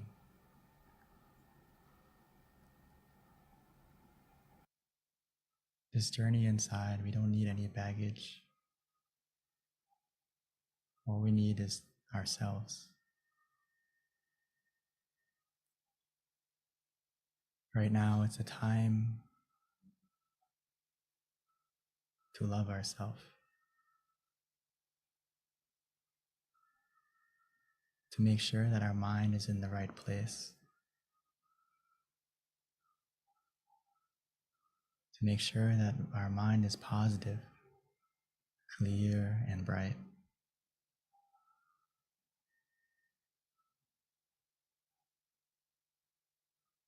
So let's take the time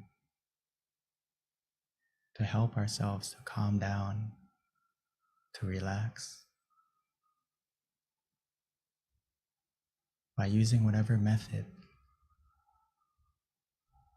that is easiest for us to use. Whether it's to repeat the mantra in our mind softly and gently, Samma Arahang,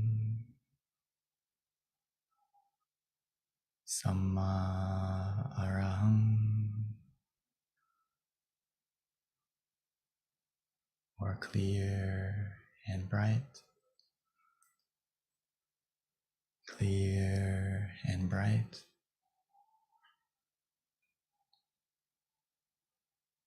Using the mantra like a calming lullaby, soothing and coaxing our mind to gently calm down, to relax,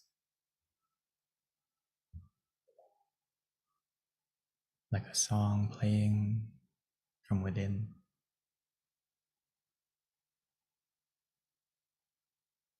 Or some of us may find it easier to just visualize an image, the full moon, like tonight. We can imagine it however we like, wherever we like, shining inside us, in front of us, however big, however small. As long as we feel relaxed and comfortable, don't worry about the clarity. The more we relax, the more we follow that feeling. Everything we see and experience will change automatically.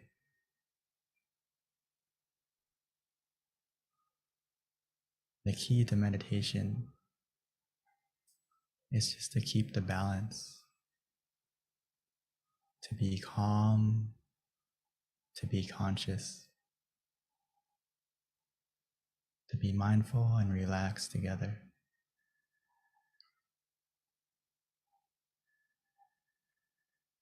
Eventually, we'll get to a point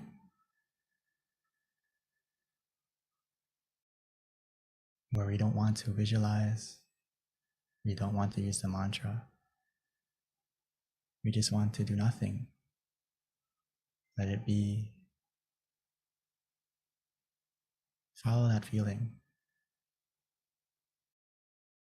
Trust in yourself. You know what makes you feel relaxed. When we get to that point, just let go. Do nothing. And just be content. Through that contentment, the relaxation will continue to grow.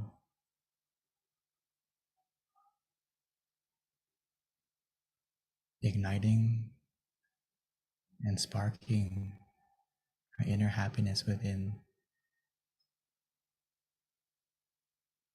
almost like a small star shining. Eventually, the more we relax,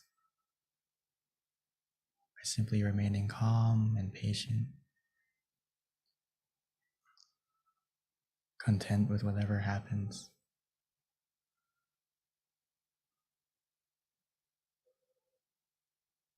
that inner happiness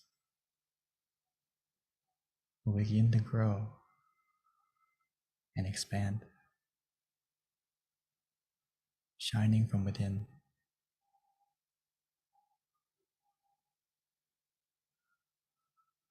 As the clouds in our mind, the negativity in our mind begin to disappear, revealing a happiness, a brightness, a love that has always been within us, waiting for us to look within.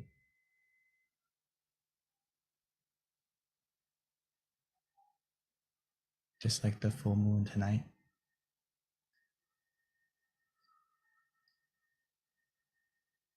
sometimes we just need to wait and let the clouds pass by. Eventually, no matter where you are, who you are,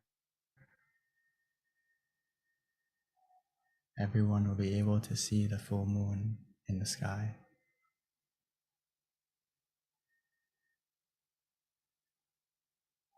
Within us, we have our own happiness that we can all connect to.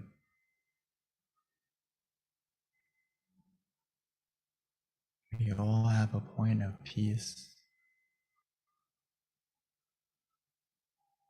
a place that is filled with happiness, and most importantly,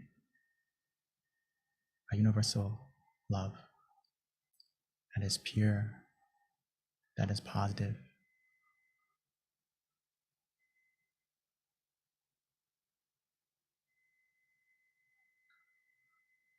And the way to connect to that point is to simply relax.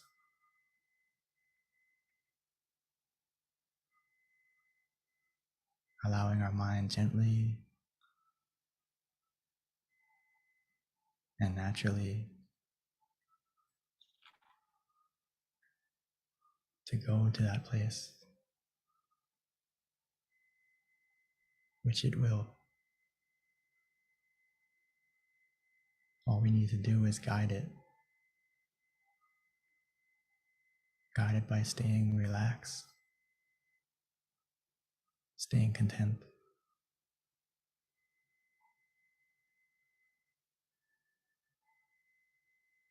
Every moment that passes by, every second where we feel relaxed,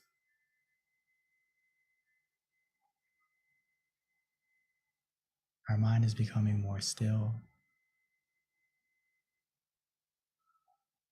more clear, more bright,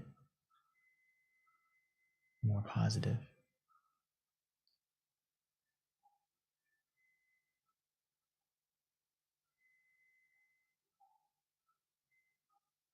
Even though right now it may be dark, but remember, the darkest night produces the brightest stars.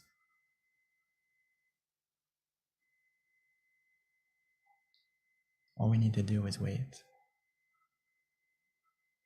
patiently, contently.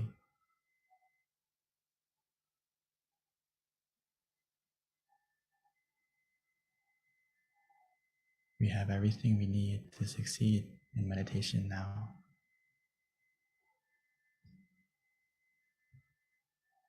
The key is already in your hands, where you feel relaxed, feel comfortable.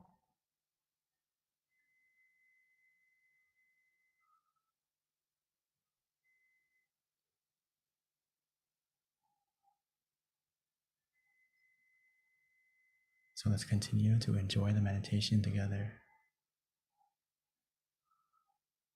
allowing this relaxation to take us to connect to our inner happiness, where we can truly love ourselves, filling our mind with positivity and allowing it to shine from within us.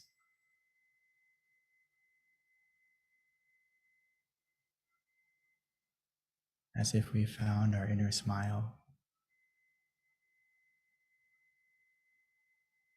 and that smile will begin to shine onto our face and spread out from within us automatically.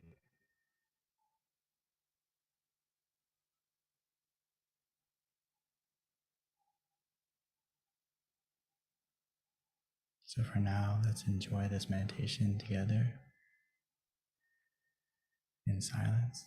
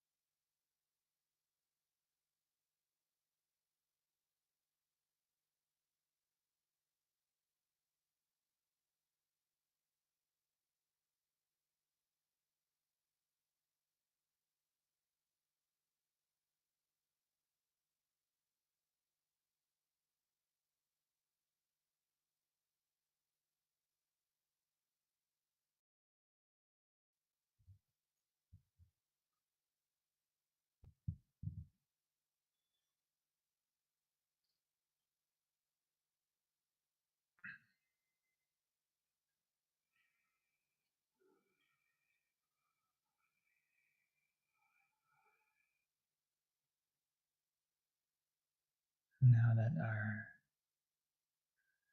inner happiness, our inner brightness is beginning to grow within us, let's take a moment to light our inner happiness on the outside, light our inner brightness from within to our candle on the outside.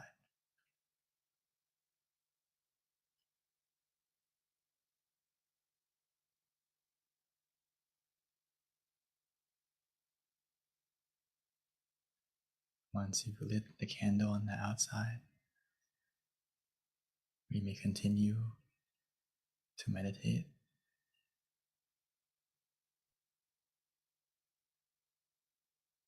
trying to feel and see that inner brightness of the candle, or just simply relaxing, whatever is easiest for us.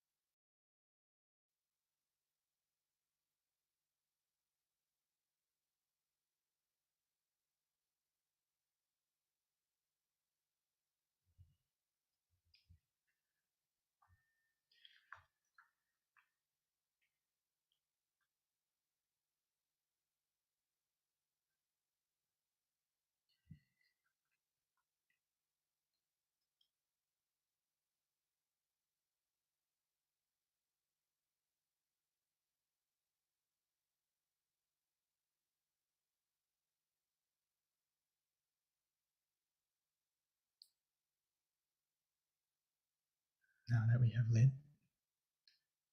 the candle on the outside, and most importantly, lit our inner happiness on the inside,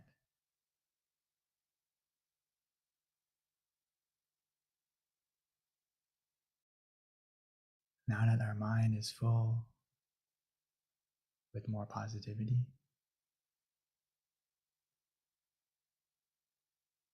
now that we can truly begin to feel the love for ourselves,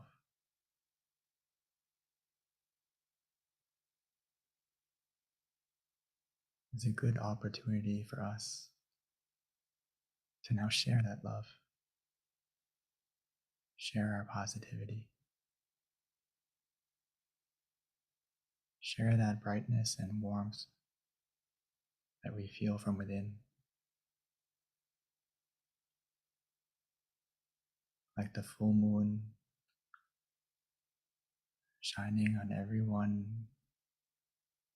everywhere,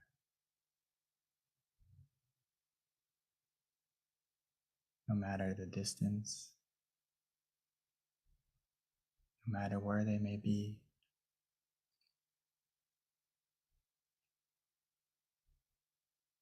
Our mind has the power to spread our positivity the same.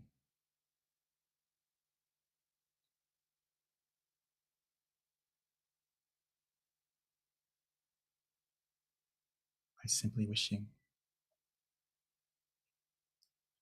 Because what we think, we can become,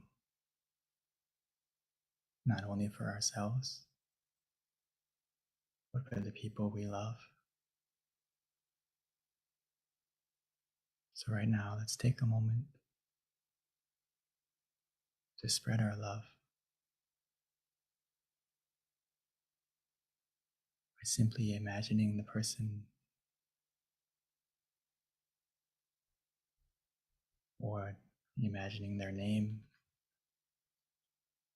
whatever is easiest for us, and wishing for yourself and for them to be healthy, to be happy, to be free from any danger, any sickness,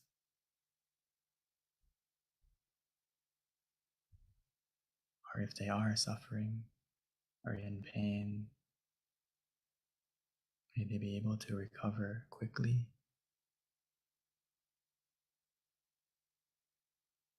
and may our life and the lives of our loved ones be free from any obstacle,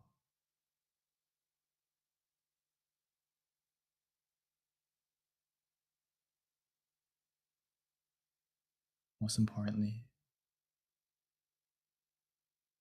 may they have the opportunity to also meditate, to find their own inner happiness, their own inner peace, that universal love that's within us, within everyone.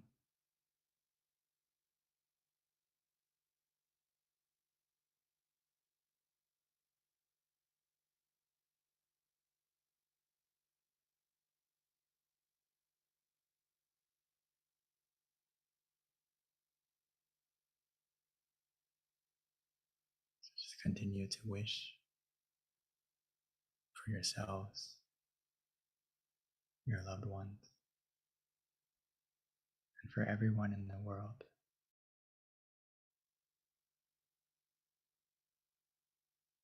Allowing our positivity and our brightness to shine from within.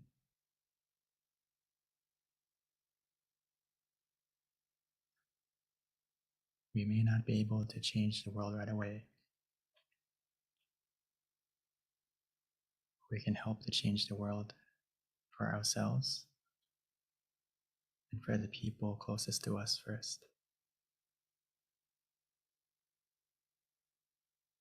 from one moment of peace.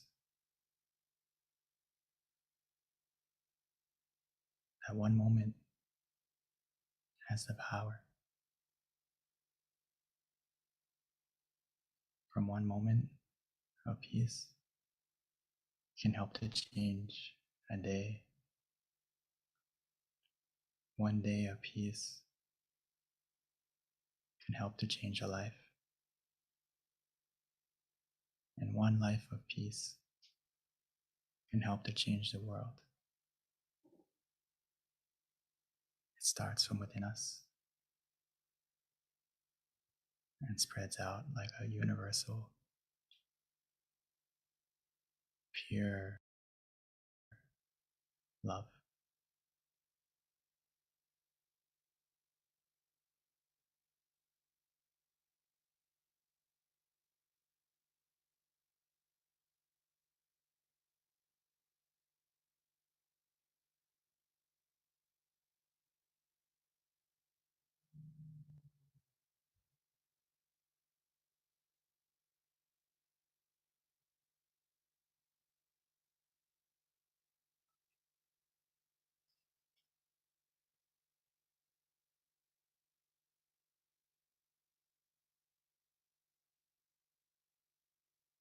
Sapphe Buddha Palapata Pachekanam Chayang Palang Arahantanate Shirakang Pantami Sapaso Sapaputtha Nupavena Sapathamma Nupavena Sapasangha Nupavena Satha Soti Bhavantu Te. By the power of the positivity generated through this meditation and all the positivity in our life, bless our life with happiness and success. May this positivity and brightness overcome any darkness in our life. And may our life continue to be filled with happiness and positivity forevermore. When we are ready, we may slowly and gently open our eyes.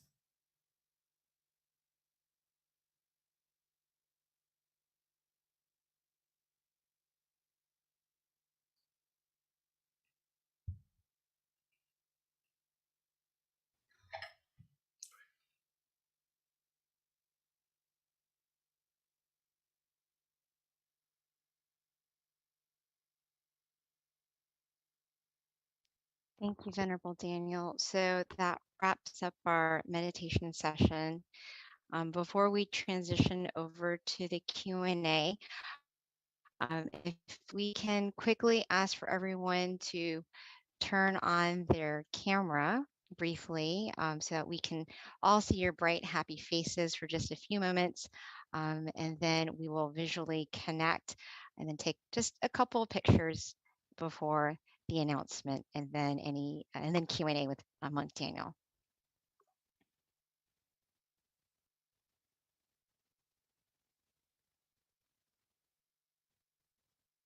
All right. Happy faces. Again, if you can turn on your camera, bright, happy faces for just a few moments. Hopefully everyone enjoyed your meditation tonight. Wonderful. Okay, I think we are good to go. So before we wrap up and transition over to our Q&A, just a couple of announcements that I like to give. Okay. So our next full moon meditation is going to be on March 18th. So everyone, please mark this on your calendar. Again, our next meditation full moon session is going to be on March 18th. Again, depending on where you're at, if you're in the US, it's going to be 6 o'clock PST, 7 o'clock MST, 8 CST, and then 9 p.m. Eastern Standard Time. For those who haven't already, please download our app MindGem. It's a great way for you to meditate with all of our teaching monks at home at the convenience of your home every day if you'd like. We have over 100 audio tracks for you to listen to. In addition to that, we also send out notifications with regards to reminders of special events, such as our full moon meditation. So if you don't already have our app, download it on either iOS or Android. Again, it's called MindGem. Also, another thing to notate is we also have an awesome website, a centralized website. It's called tamakayameditation.org.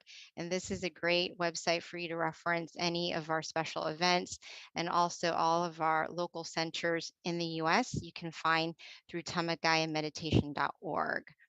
And for those of you living in either Chicago, Azusa, California, New Jersey, or Alabama, note that we do have classes available at the local centers.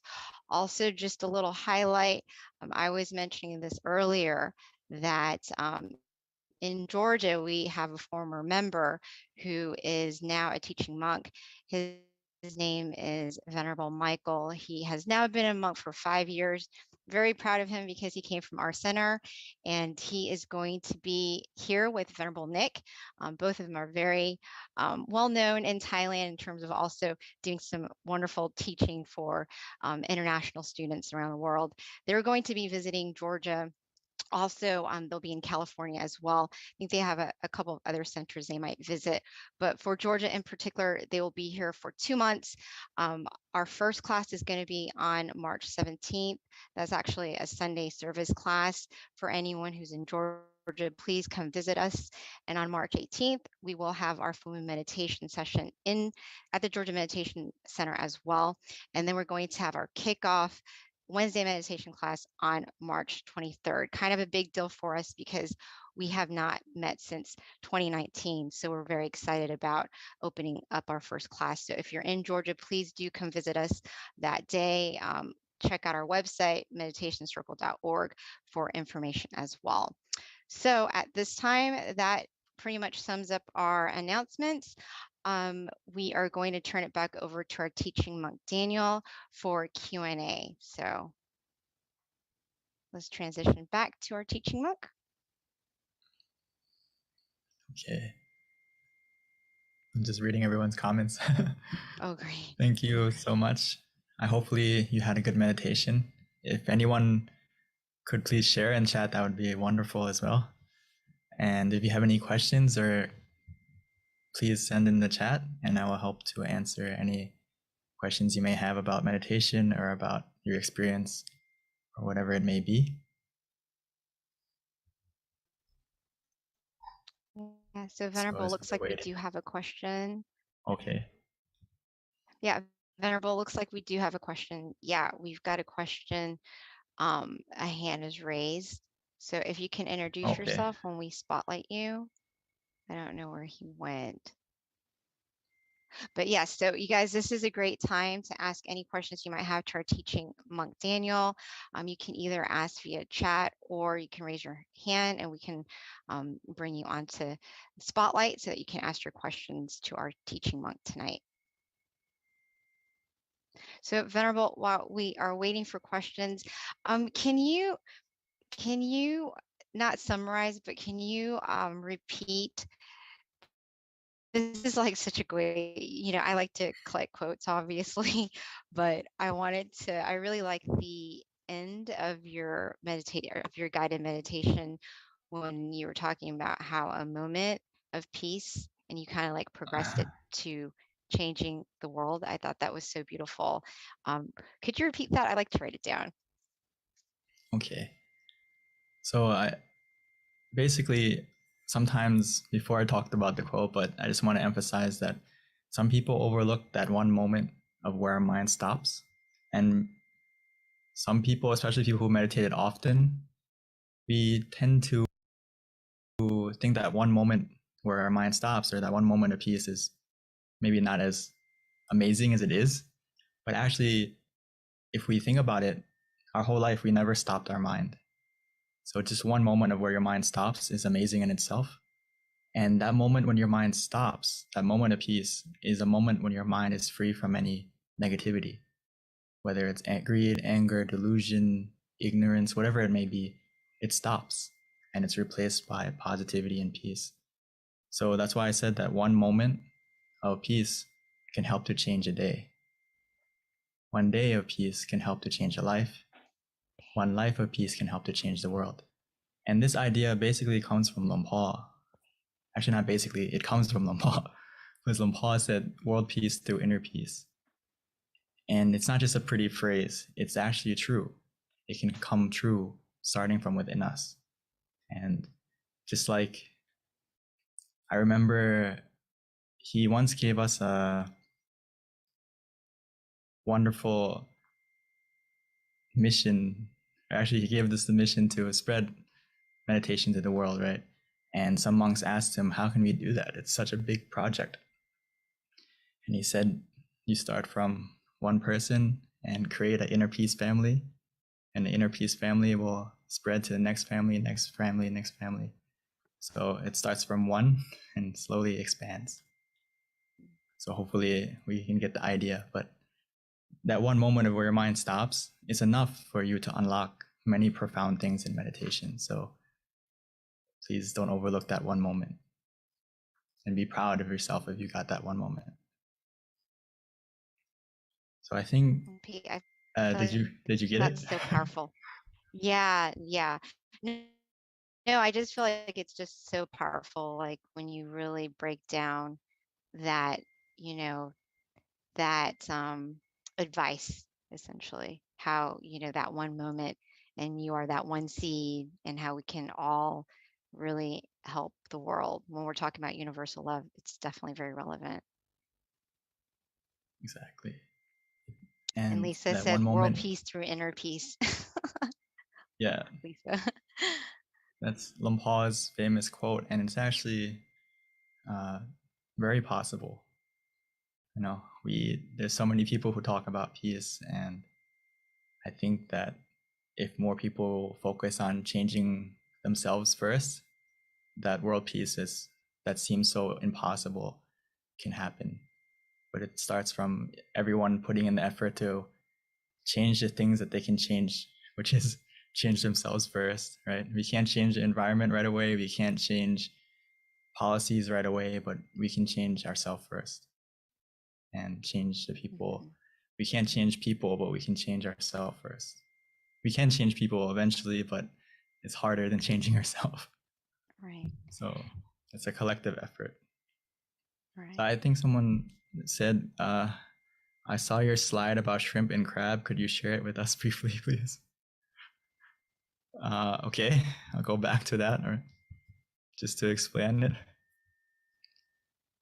Sometimes this is a funny thing that happens a lot in meditation, is that we try to rush to the peace. We want to race to get to the goal. And if we rush, sometimes we run in the wrong direction, just like the crab and the shrimp. So when we start meditation, we need to take our time to make sure we're going in the right direction. And for the crab and the shrimp, it needs to know for itself what position works for them. For the crab, it needs to put itself in the right position that's comfortable for it to go in the right direction, which is side to side.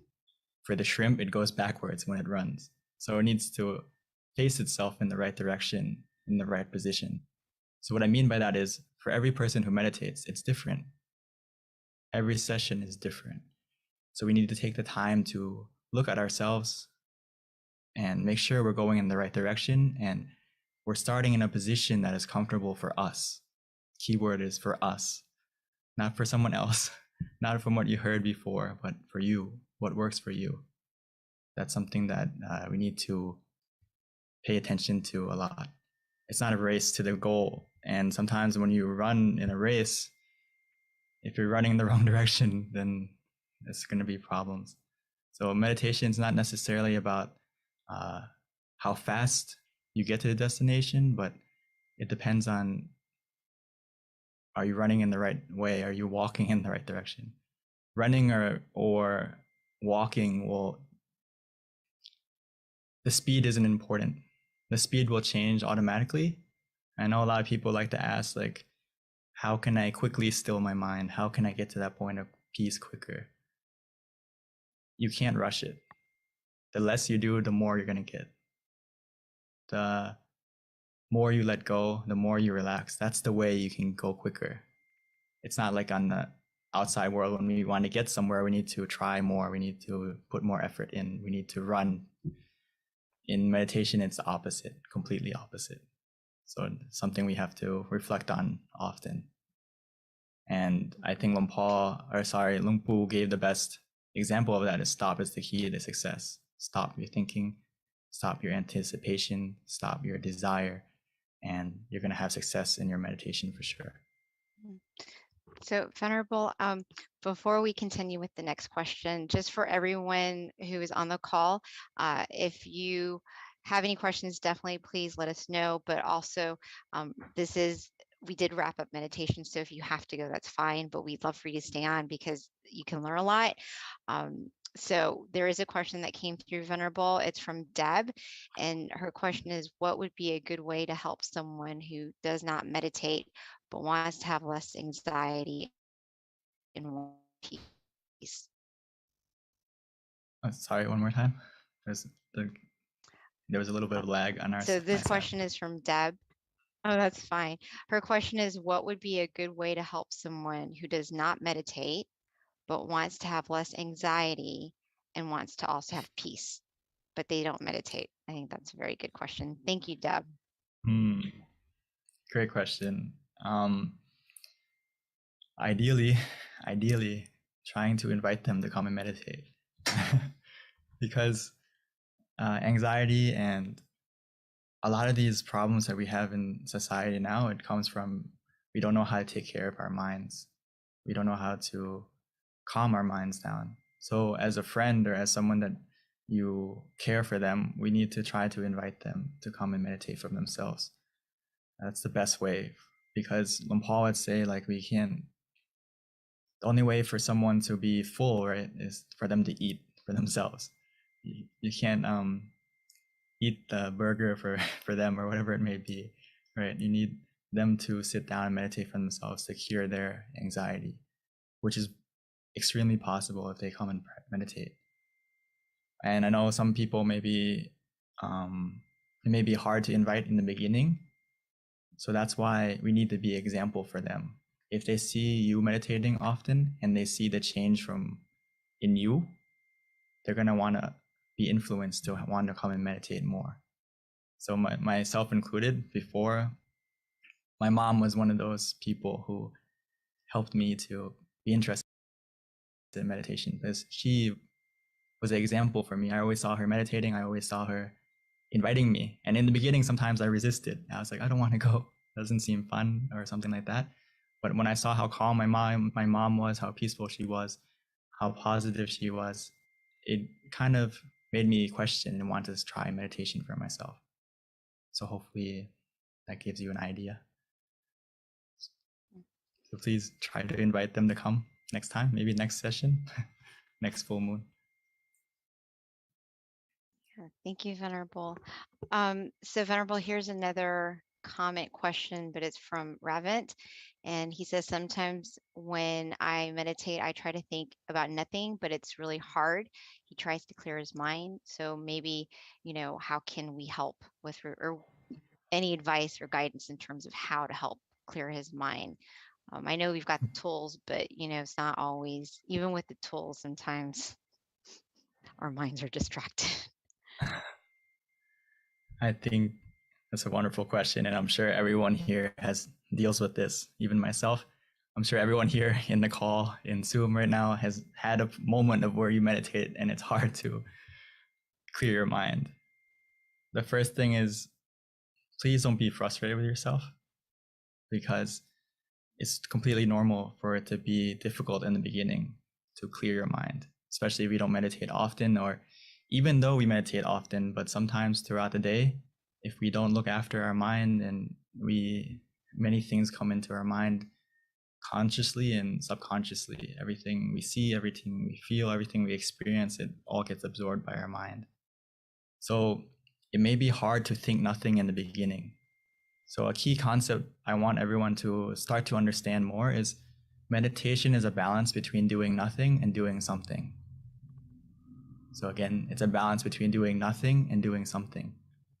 What I mean by that is to get to the nothing and doing nothing, to stop thinking. In the beginning, we need to do something. And what I mean by that is we need to use the tools that we have in our toolbox, whether it's visualization or using the mantra. Don't skip to doing nothing right away, or don't, even though we feel like sometimes I enjoy just to do nothing and relax. But if I know that my day was very busy, my life is very filled with many things in the past, I need something to anchor my mind. I need something to be a companion. I need something to be a shield to help protect my mind from wandering, from not thinking, or for to help to clear. So to get to the nothing part, we need to do something. So I recommend that you don't try to do nothing right away. Try to use the visualization, try to use the mantra first. And eventually you're going to get to that point where you don't want to do nothing automatically. So hopefully that answers your question a little bit. But another thing is, it takes time. It takes time. Remind yourself that it takes time. The way to clear your mind, it doesn't happen right away. We need to be a little bit patient. And just like in our computer, or we delete a file, right? Some files that are big, it takes a while to delete, right? It's not right away. The same thing is in our mind. Some things are deleted quickly and easily, and some things take a little bit of time. But it doesn't mean it's not getting deleted. It just means we need to wait a little bit longer and just be calm, be patient, and it's going to get to that point bit by bit. Wow, Venerable. I've never heard anyone put it like that. That is so profound. Like doing nothing and doing something. I actually really, that makes a lot of sense. Thank you for that knowledge. Just to reiterate that everyone throughout your meditation session has to switch between these two things. That's what makes you a good meditator, is knowing when to do nothing and when to do something. Meaning that when you're off balance, when you're in balance, you don't need to do anything. When you have mindfulness and relaxation together, you feel calm, you feel relaxed, you don't need to do anything at that point. But whenever you start to feel that balance is shifting or off, that's when we need to do something, adapt to the situation by using the mantra, by using visualization, whatever it may be, to get you back in balance. Thank you, Venerable. I love that. Another question that we have, and I think this is pretty relevant to universal love as being our wisdom talk today. And this question is, why do we hurt those we love? So I just want to expand on that a little bit more, which is true if we're talking about universal love and kind of expanding that out there. But, it's so everyone's hurting everyone, and we've got all these situations, even right now, Ukraine and Russia, things like that. That's a very good question, Venerable. Why do people continue just not, loving each other and trying to find harmony and peace, the world even, on a bigger picture, except for, of course, us on this call?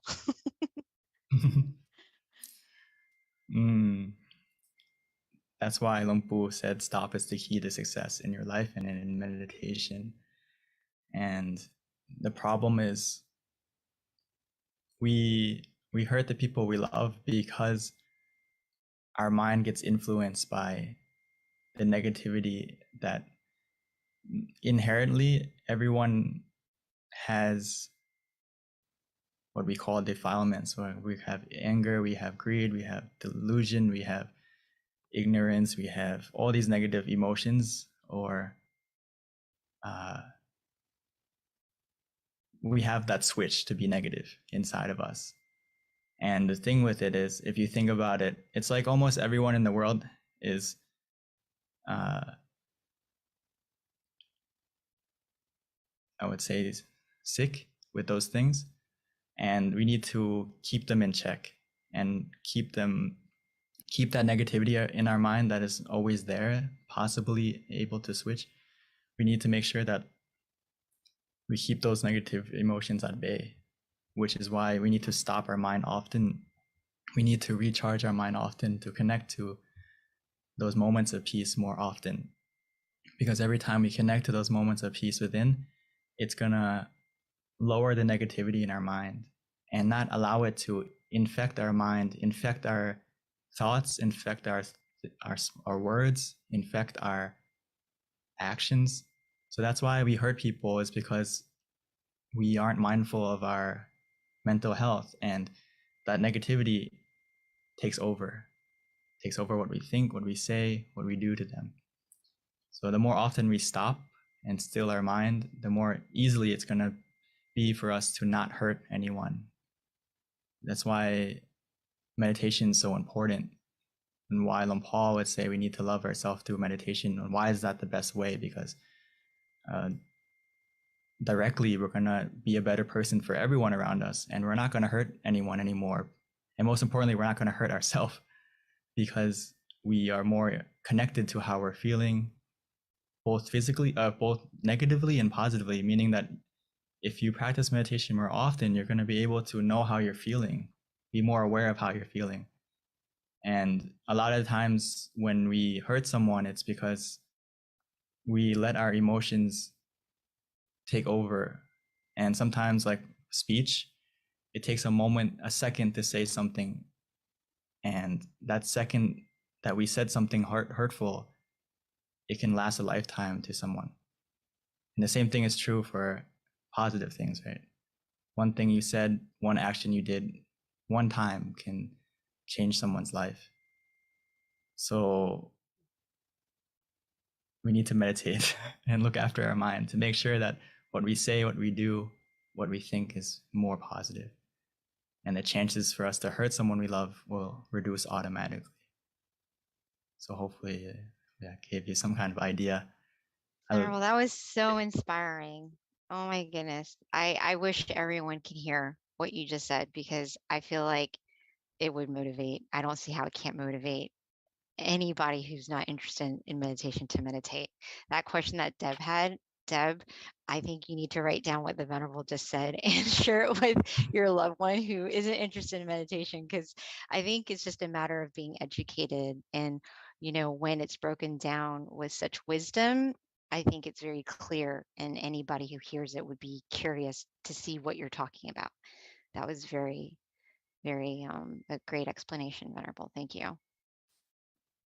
So Venerable, last question before we wrap up, since it is 10:27, gives you enough time to answer this question. Statement slash question, but there is some relevancy in this. And Ravin says that we love 10, we hurt 10. We love 100, we hurt 100. What is your thought on that comment?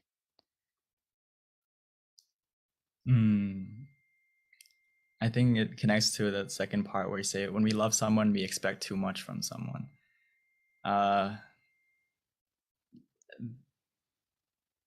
It's a different kind of love. I think if you meditate the thing is, when we meditate, we connect to a more pure love. Sometimes our love is actually kind of mixed with other emotions, whether it's attachment, over attachment, obsessiveness, or possessiveness of that person, or expectation from that person. So that's why it's so important and also friends. Yeah, exactly. That's why it's important to be able to have an inner happiness for yourself and an inner love for yourself, because you're not going to expect from others more, because you have that happiness for yourself, that love for yourself already. And a lot of times why we expect so much, or we expect something in return, because we feel like we're missing something from others, which in reality, if we meditate and we have that happiness for ourselves already, we don't really need anything in return from anyone. We don't need anyone to make us happy, or anything to make us happy, if you meditate more, because you can access that happiness, that true happiness for yourself, anytime, anywhere, every time you meditate. So it's about connecting so to it's that. like a whole love, like you have enough love for yourself, essentially. Yeah. So you're not expecting your friend to give you back something or help love you back or someone to love you back because you already have love for yourself within. And it's similar to giving without expecting anything in return, if that makes sense. When we talk about giving or being generous, the gift of giving is the act of giving in itself. And if you practice that in Buddhism, yeah, you will understand it more, that the joy in, when you help someone, even though maybe they don't give you anything back in return or they don't return your kindness in the end, but you already benefited from it. You already got something good out of that. So don't expect to get anything back, but we did something good to them. That's enough. I think that's also very wise too, right, Venerable? Because then you're not being disappointed either. It's like it's only creating happiness for yourself because then you don't have any thoughts that might be negative. I think from my experience and from my understanding is a lot of people suffer because of expectations. Right. Meaning that your mind isn't in the present, your mind is in the future. You're expecting something that hasn't happened yet. So you're disappointed because you feel like something is missing. Instead of that, focus on what you have. Be in the present. And you're going to be way happier. Which meditation teaches you how to do that. That's why being in the present is so important, because it really can impact your mental being. And eventually you're going to get what you expect automatically without you realizing it. Because if you're in the present moment, you have the power and the decision to make your life better. When you're in the present, you're able to walk towards your goal. It's not bad to have goal or expectations necessarily, but if you focus on the expectation and on the goal rather than the method, you're gonna suffer. But if you focus on the method and how to get to that goal, you're not gonna suffer. Wow, that is so well put, Venerable. Thank you. I love hearing your wisdom, because it really is so inspiring, Venerable. And you've got so many great comments that I didn't get a chance to read out loud, but they're there in terms of the wisdom that you've taught us today and how many people have enjoyed it. And thank you for sharing it with us tonight. So at this time, everyone, it is 10:30, and this wraps up our meditation session tonight. The Venerable is going to give us a blessing, and we can accept it by putting our palms together. So by the positivity of everyone coming together to meditate tonight, and by your own positivity that you generated by meditating, as well as all the positive deeds you have done in your life that you can remember or that you can remember, may all that positivity, all that pure energy come together within us to cover us, to protect us, to guide us, to be surrounded by positive people, positive situations. May that inner brightness, that inner positivity make our life more clear, more bright, more successful in every way.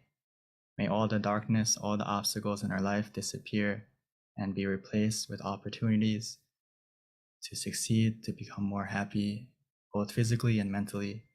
Most importantly, must we be able to meditate, connect to that inner peace, inner happiness easily and quickly, be healthy and strong of both body and mind forevermore.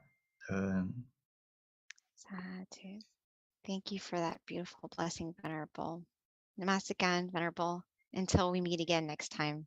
Bye, everyone. Please mark your calendar, March 18th, for our next full moon meditation. Sorry for the technical difficulty problems. Okay, Venerable. It happens. That's why technology is unpredictable. We're just glad that you're able to come back and we didn't lose you again. So thank you, Venerable. Okay. That was an awesome session. See you next time. Namaskaran, Pika.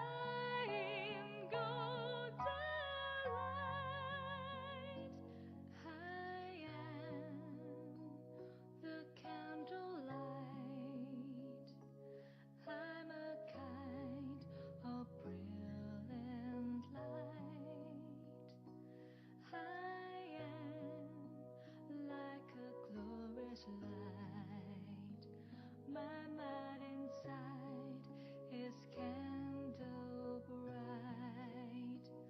Come we all come to intensify our light. Come and gather and add to the candlelight and be the light of Dharmakai. Light of Dharmakai.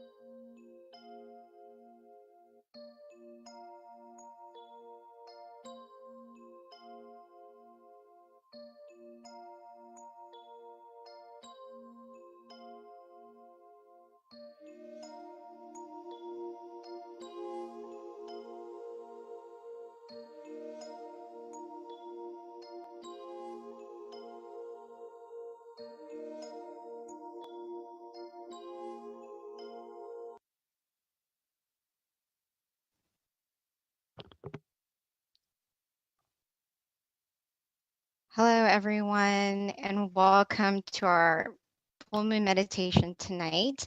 We have a great lineup for you. Our theme is brighten the mind, brighten the world. And with that, I wanted to share a quote because that's normally how we start our full moon meditations. So for those of you who don't know, I normally read out of Paipo, and Paipo stands for peace and peace out. And these are quotes from our abbot, Longpa Tamai Chayo. They're very profound, every single meditation practice. So I picked a quote that I felt that would be appropriate for our theme, which is brighten the mind, brighten the world. And it's called Happy Sun. So the internal sun will arise when our mind is at a standstill. It will be like a bright object shining day and night. The ordinary sun shines half a day, then fades away. But when we attain the internal sun, our life will never be in darkness. Whatever incident we face, though we cannot change it as we wish, we can overcome it as we connect with the happy sun inside. So that is a little inspiration with regards to starting our meditation tonight. So with that, just wanted to introduce our teaching monk. This is going to be Monk Jackie's turn. A little bit about Monk Jackie is he has been a Buddhist monk since 2014. He ordained in Thailand, and with that, he learned the value of meditation, and he became very passionate about meditation. One of the reasons why he decided to stay in robes. So now he's able to study his meditation practice in even more depth, in addition to sharing it with those of us around the world. So with that, I would like to introduce Venerable Jackie.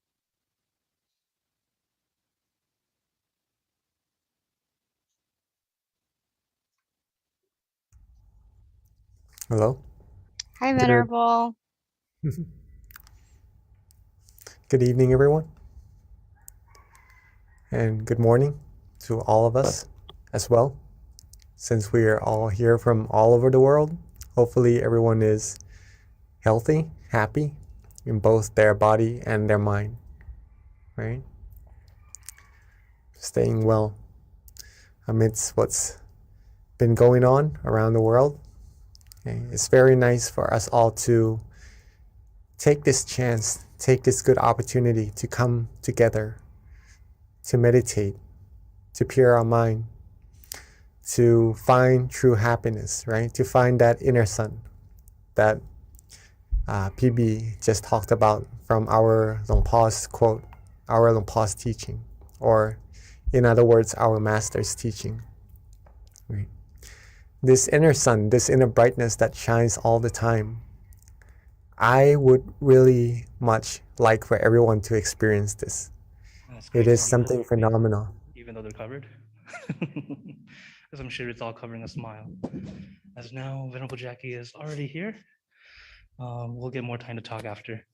So let's see what is going on. All right. Yes. So, in order to see the sun, what we have to do is simply be happy, be relaxed. Right? As we continue our meditation, our journey, we'll soon find that there are more things inside of ourselves, inside of our mind, than just true happiness. What Longpa Tamashiyo has just talked about just now in his teaching about the inner sun, and more also to come. That's for us to witness for ourselves, right? If I say that there's that sun inside of all of us, some may have already experienced it and know what it is like, and some may have some feelings of that sun inside, feeling good about it, but still has some thoughts of what that sun actually is, right? We'll be able to find out by coming here together, okay? All right, just a little bit of sharing before we start our meditation, if that's all right with everyone. Okay.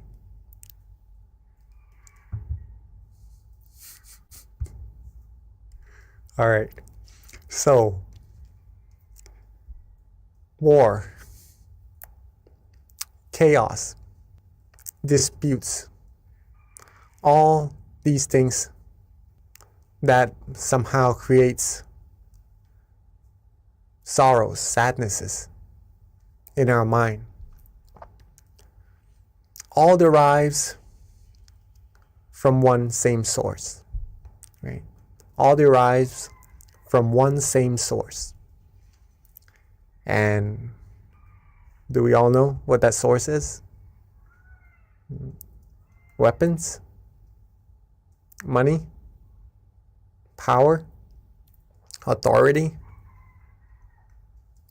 What is that source that creates conflicts all over the world? Right? Not to be specific or anything, right? Just in general. Well, the source of all these conflicts or these disputes, these commotions, is the mind, right? The mind. The mind of human beings that are involved with pretty much the viruses, not on the outside, but on the inside. The viruses that can't really be seen unless we still our mind correctly and go deeper, having that sun and further on. But that's another topic, all right? But just to show you first that these things, these disputes comes from the mind that is involved with some viruses that's already there inside of our mind, right? To name them: anger, right?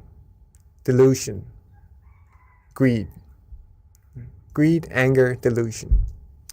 The three musketeers that usually creates problems and is already there inside of our mind. But there is a way to deal with them. We'll go into that later on, all right? So these are the causes. These are the causes. And these things usually bring about the feeling of sadness, right? As a result, sorrows as a result, negative feelings to be in general, right? Not what we actually want as humans, or I believe any beings, because all humans seek, what all humans seek, what all beings seek is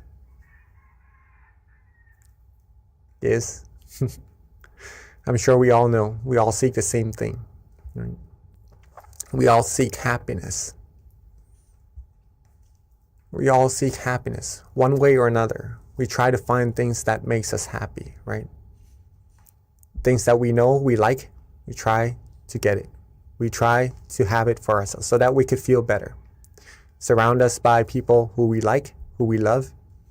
Do things that we like, that we enjoy, just to get that feeling of happiness inside of us. Find good food. Find food just to replenish our body, our mind, just to be healthy, just to be able to have the energy to go about doing our things, to feel good, to be happy again. Everything revolves around seeking this happiness, okay? One form or another. Where can happiness actually be sought? Some may find it on the outside, but actually it derives from the exact same place that causes all the conflicts and commotions earlier as well. Happiness comes from our mind, right? Comes from our mind. And that's what we need to take into acknowledgement, into account, that either happiness or sadnesses doesn't really depend on the outside factors. It does play some part, yes, but mainly, it comes from our mind.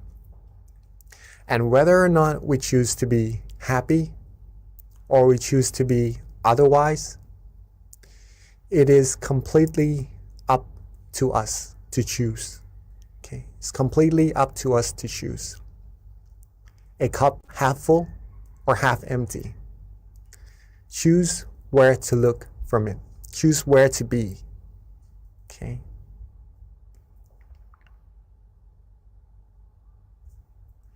Now, let's go back a bit first.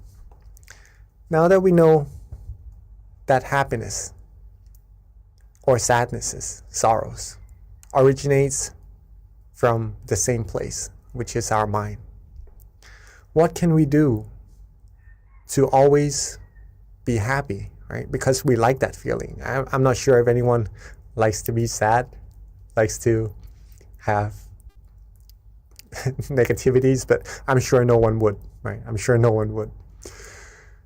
What we all seek is positivities in our lives, happiness, good things, right? They all arrive from the mind. Can we control it? Can we control these feelings? Yes, we can. Yes, we can. If we train our mind well, it needs training, right? A mind that is untrained would be more likely to be affected by the outside factors. Thus, these outside factors may sometimes bring positivities into our mind, but sometimes it would take out the happiness from our mind as well. Okay, so training the mind, training this source of happiness within us to always have that feeling of happiness is very, very important. Okay, we can all do it. We can all do it. Right? If we always wanted to be happy, there's a way to do so. That's what I'm implying on this, right? Hopefully this all makes sense and everyone is catching up. How then? How then do we always have happiness? The answer is to practice these two. Okay. Whatever we do in life, wherever we are, whatever state we're in at that moment, right? Our physical body, our mind. If we have these two things together, awareness and relaxation, we will instantly find happiness. Awareness and relaxation. If we have awareness right now, and also if you take a look in the middle of the word awareness and relaxation, I don't know if you could all see, but there is a plus sign, right? So that means that if we are aware and we have relaxation, we simply put our awareness with that relaxation. Have them two go together, hand in hand. And that's when we will receive happiness. An unlimited amount of happiness. Infinite amount of happiness. The happiness that you could always access at any time, anywhere. Whether you're here on Earth or maybe you have the chance to go out in space, if you have these two things together, awareness and relaxation in your mind, in your body and your mind, right? You see? Relaxation in your body and your mind, you will find happiness. Always. Always. No matter if we are healthy or if we maybe in times of sicknesses, right? We always have that point in our mind to be happy, for sure, 100% all the time, right? This is why training the mind or meditation would give us the opportunity or the knowledge or the skills to take us through that source, to that source which is the source of true happiness. Okay, just to keep that in mind, that what we're doing may be simple, just relaxing and having awareness. But the more we practice, the more we'll see how profound it actually is. Okay. This is a teaching from our abbot, our master, หลวงพ่อธรรมชโย. When the body is relaxed and the mind is relaxed, it will be very easy. This it means meditation, or finding true happiness, or stilling our mind. It will be very, very easy if you are able to relax your body and relax your mind. That's it. Okay? As simple as that.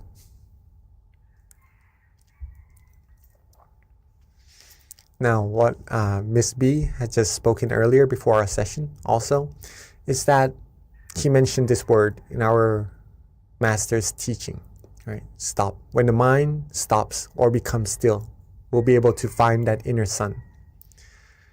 The mind will be able to stop when we have awareness and relaxation together. When we have that feeling of comfort inside of us, and our awareness is with that feeling, and we just rest and we just relax and just enjoy that feeling, at that point our mind would have already come to a point of standstill. It is at a point where it has already stopped. Okay, but the stoppage of the mind has different levels also. So stopping the mind doesn't mean forcing it, right? If you feel good, if you feel relaxed in your meditation, then that's when your mind is already still. And there's nothing else that we need to actually do, right? Just keep it rested, keep it still, and it will take you deeper into your journey inside automatically.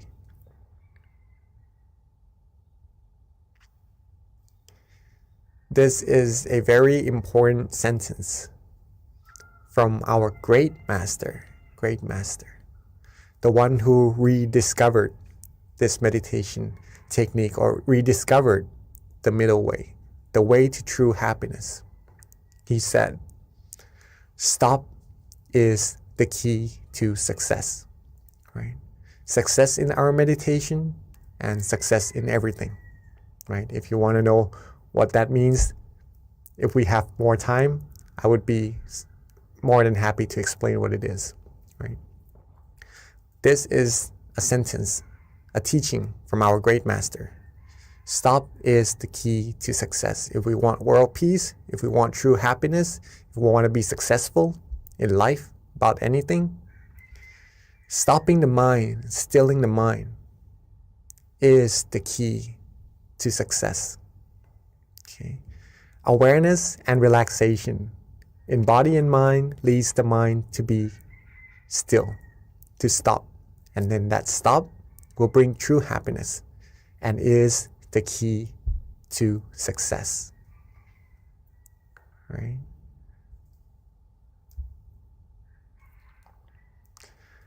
When we train our mind and we're able to reach that source of happiness more and more, we'll be able to control ourselves, to control our mind, whether to feel good or otherwise, right? We'll be able to be more in control of what we can, right? Because we can't really control the factors on the outside of what's going to happen.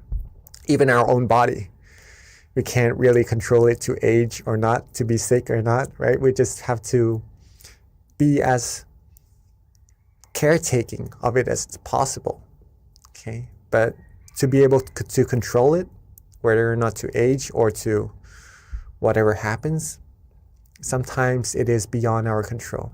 What we can train, what we can control though, is our mind. And since we all want to be happy, being aware and relaxed together will lead us to this true source of happiness. The more we practice, the more happiness we will receive as well. Not just one level of happiness, it goes deeper and deeper and you receive more and more.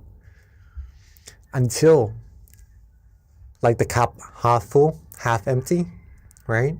We'll be able to fill the cup all the way up to the top, the happiness all the way up to the top, and it will overflow outside until we would feel the true happiness inside flowing out of our mind, wanting to share it with everyone around us, just wanting people to be happy as well, feeling good for other people around us, feeling care, feeling compassion automatically, just from being happy ourselves, right? What we have, we can share. What we do not have, it is hard to share. So if we want to have other people around us happy, have the world be a world of peace,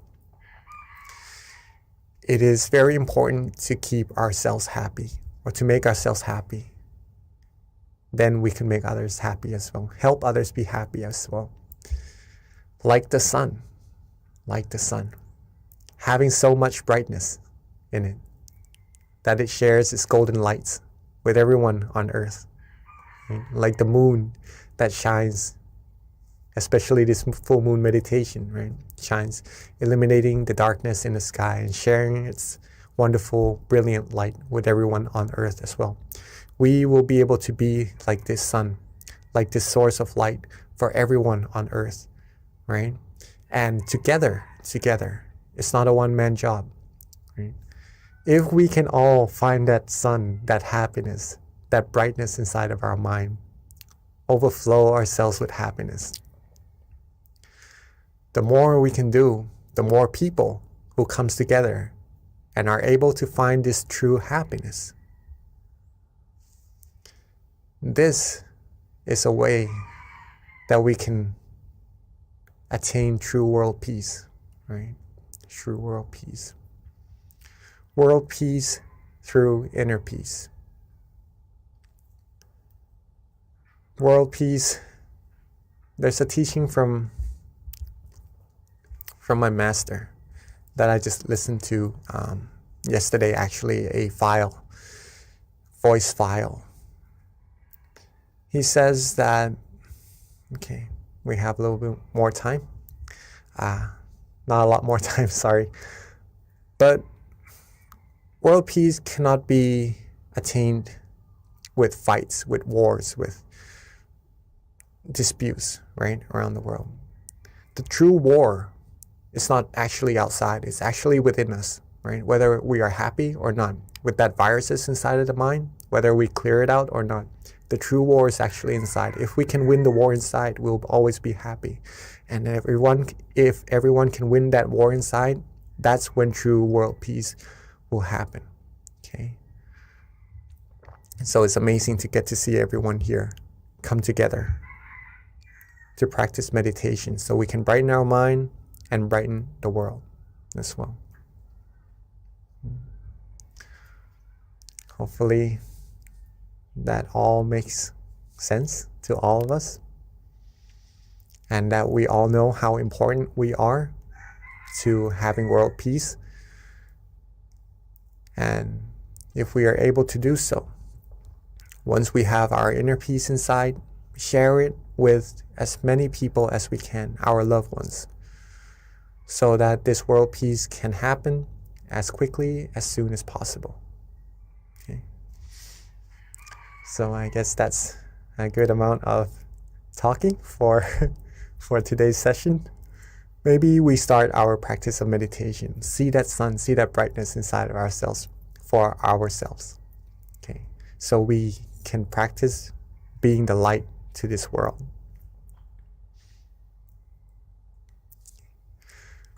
So again, awareness and relaxation, right? Very important. So get yourselves comfortable first. In your chair, on the floor, on a cushion, anywhere you're sitting. Be as comfortable as you like. That's very important in meditation. Maybe drink some water, adjust your body. Freshen up a little bit first. Take our time.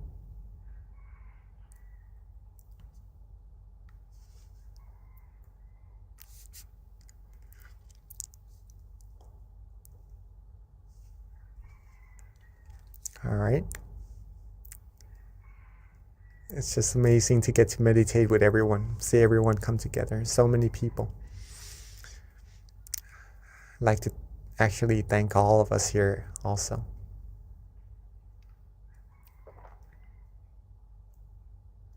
All right, so when we are ready, let's softly and gently close our eyes.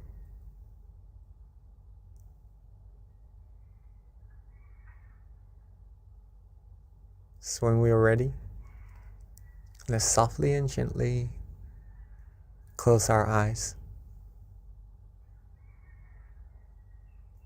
Rest our face, rest our forehead, our ears, our cheeks.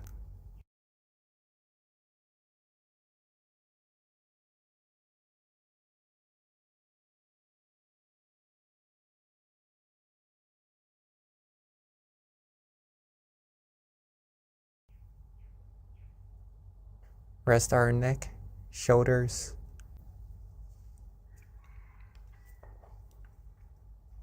Take our time. There's no need to rush at all. It is simply the time for us to rest and relax. And that's all that it is. Just resting and relaxing, along with being aware.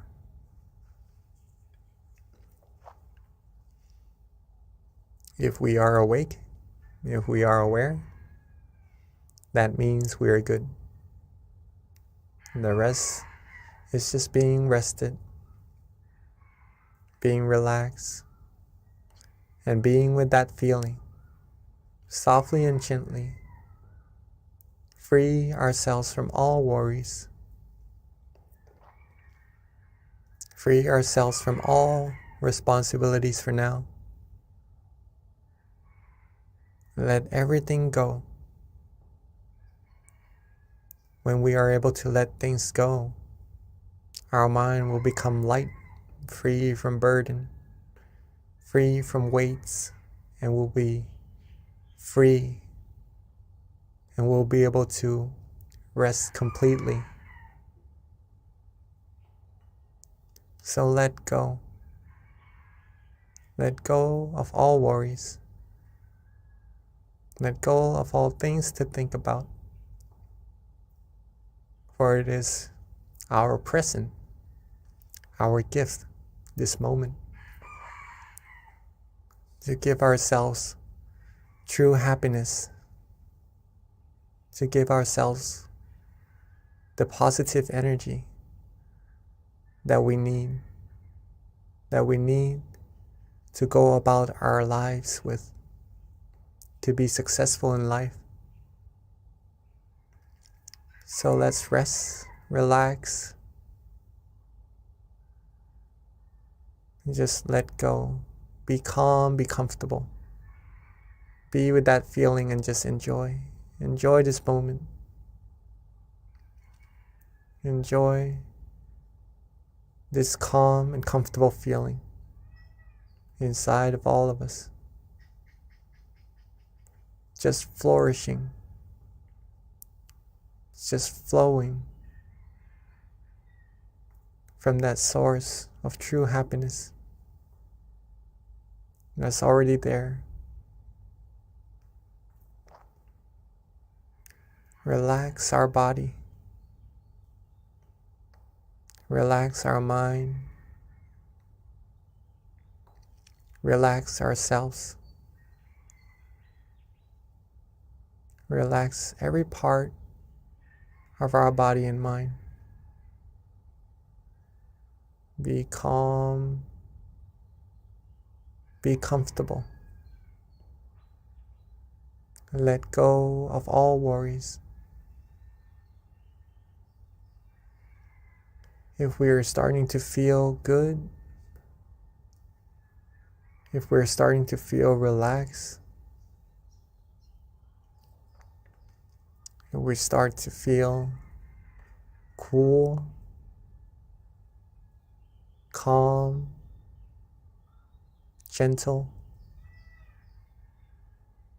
liking this feeling, that we're having at this moment, wherever that feeling is coming from, doesn't really matter right now. If we are relaxing and enjoying this moment, being with this feeling, we feel good, then at this point, you are already meditating. You are already stilling your mind automatically without doing anything. The mind has already come to a point of standstill. And at this point of happiness, this point of tranquility, where our mind feels happiness and relaxation, is where the purification of our mind will take place. Gradually, our mind will be cleansed, will become purer and purer. From our mind, reaching out to our speech, reaching out to our actions, we'll be able to have clearer vision, clearer mindset, be able to speak endearing speeches, do positive actions, create good environment around us, have others around us be happy as well, and just attract positivities to our lives automatically by just being relaxed, being calm, being rested, being with that feeling of relaxation within. Some might even start to feel bright, to feel light, to feel like just really enjoying this moment, not wanting to do anything else at all. And that is really, really good. All that we need to do is the exact same thing, which is to be relaxed, to rest, to let go. Just let our mind sink to that point, that place of clarity, of true happiness automatically, and to rejuvenate us with that positive energy. If we would like to use an object of visualization, such as the sun or the moon, then you may feel free to do so. Whatever image that uplifts the mind, that is pure, and you are visualizing it comfortably, then that is also meditating correctly. That will also lead us to the point of true happiness. Or if you would like to use a mantra to coax the mind, to relax the mind, to free the mind from wandering thoughts, then you may feel free to do as well. Recite the mantra relaxingly, calmly, at our own pace. Samma Arahang, Samma Arahang,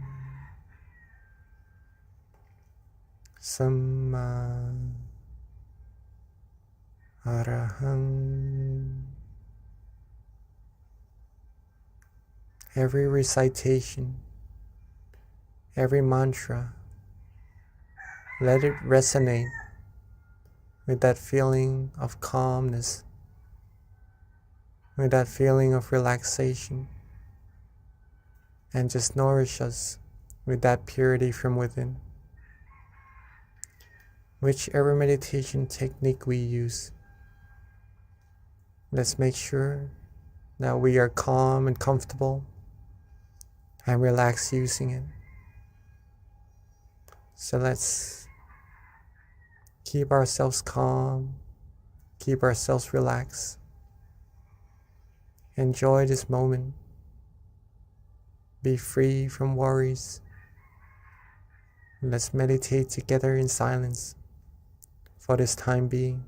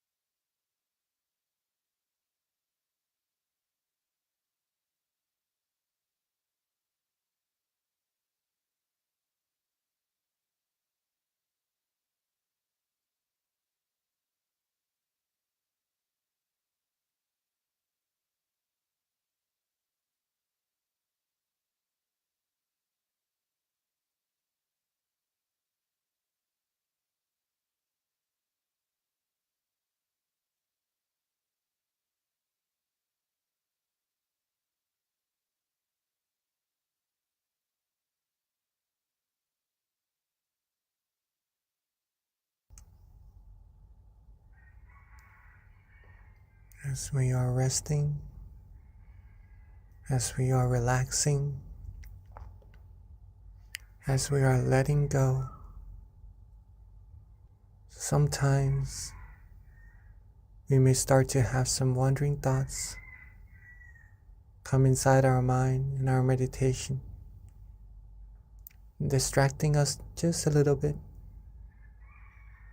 from that feeling of happiness, that feeling of relaxation inside of our mind.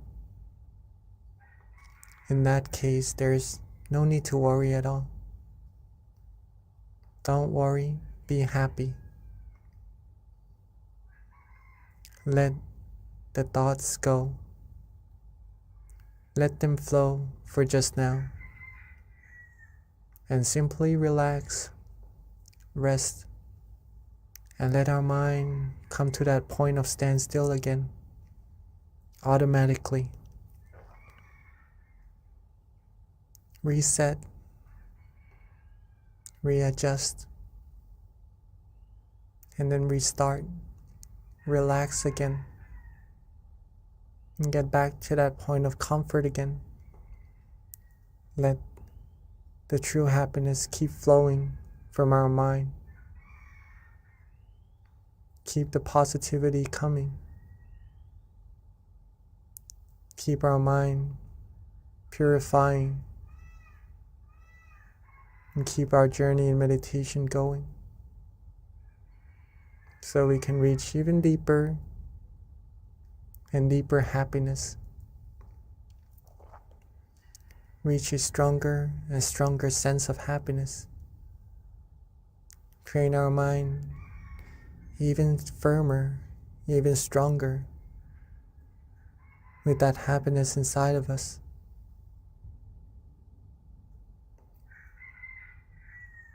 At some point, we may have some tension as well, or some sleepiness. There's no need to worry about that either. Simply let go. Let go of the tension. Let go of that drowsiness. Relax our body and our mind. Come back to being with that feeling of relaxation in ourselves. And we'll be right back on the road, the journey inside, to deeper, stronger happiness as well. So let's keep our mind relaxed, keep ourselves calm, keep ourselves flourish, energized with this positive feeling inside of all of us for a little bit longer.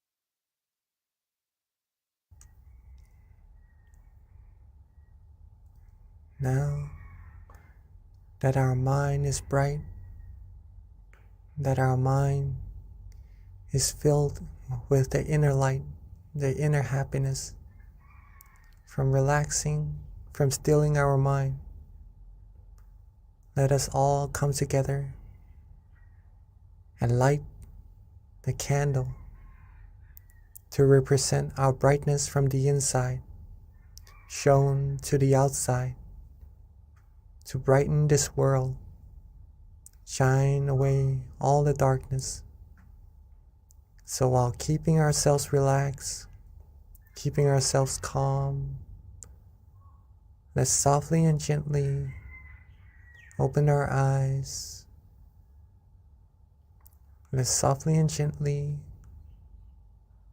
open our eyes. And let's together be the brightness and light the brightness to this world. And at this time, we'd like to invite everyone to please turn on their camera. Let us see your bright, happy faces with your candlelight right before you so that we can all connect visually and energetically under one moon and under one Zoom room.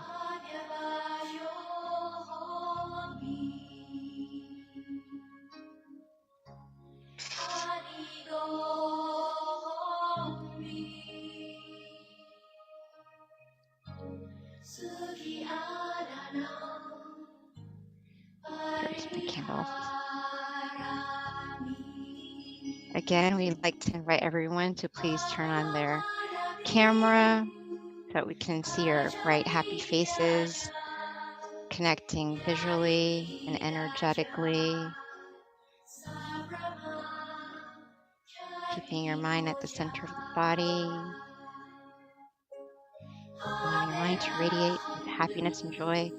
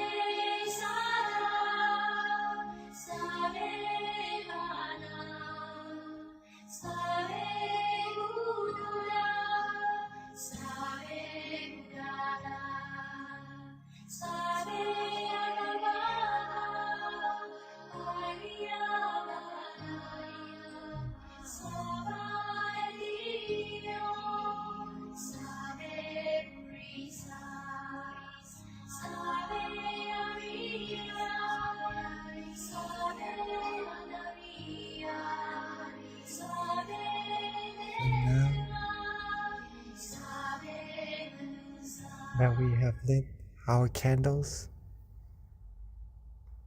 on the outside together.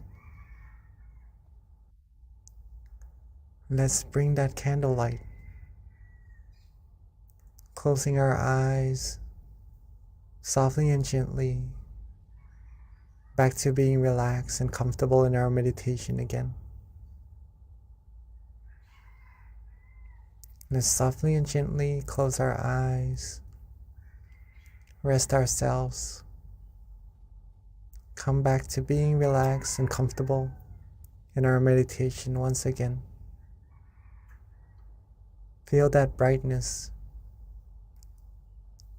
and let's bring our candle inside of our mind, at the center of that feeling, shining bright together with the happiness of our mind. And let that brightness be the representative of our true happiness, of our positive energy. Let all of our merit, all of our good deeds, the positive energy from all our good actions come together into this brightness, and let it shine bright outwards to everyone in this room. Shine bright outwards, reaching everyone in our community. Shine outwards even more while being relaxed, reaching everyone in this country, and shine brighter outwards even more, reaching everyone in this world. Shine bright, shine out this peaceful light, this light of purity, cleansing everyone, everything in this world, seeing the world clean, clear, bright, calm, seeing everyone on earth clean and clear, bright and calm as well. And with our positive energy, our merit, our accumulation of the purity, with this brightness, let this energy be shared to everyone, be shared to everything, wishing for everyone to always be happy, to be able to find true peace, true happiness quickly, be able to be free from all the viruses of the mind, all commotions, all disputes, be free from any kinds of sorrows, sadnesses, be free from any form of negativities. May everyone on earth live a happy life. May everyone on earth be free from dangers, free from harms, free from diseases, free from anything that could try to harm them. May everyone on earth be happy, be healthy, be fulfilled in their good, wholesome wishes, be able to find true peace, true happiness easily, still their mind easily, be able to find that inner peace, inner light easily, and to ultimately be able to reach the utmost of purity, the utmost of happiness, as quickly and as easily as possible. Let's take a few moments to share with the world, share with everyone our positive energy, our good thoughts, goodwill, our loving kindness.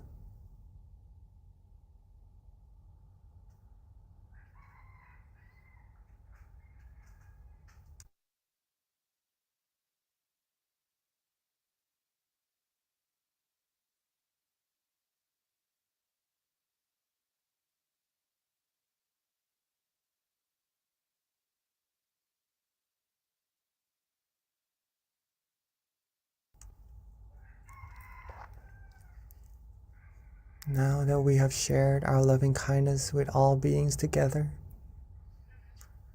let's softly and gently relax ourselves, bring our awareness, bring our attention softly and gently back to ourselves.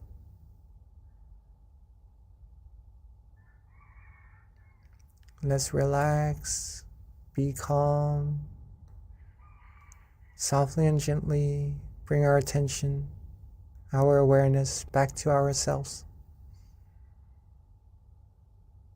where we feel it is easiest, it is most comfortable. And at that point of brightness, that point of restfulness, that point of relaxation, with all our merit, our accumulated purity, our accumulated positive energy, let's wish for ourselves to always be happy, always be healthy, always be wealthy, be fulfilled in all our good wishes,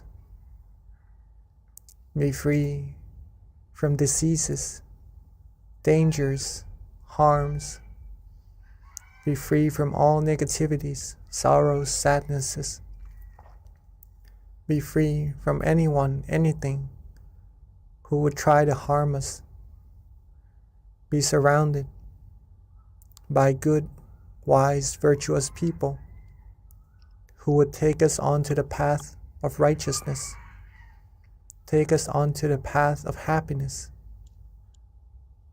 And at all times, may we be able to still our mind, find true happiness easily, and reach the utmost of happiness as quickly and as easily as possible. And let's take a few moments to wish for ourselves for what we need.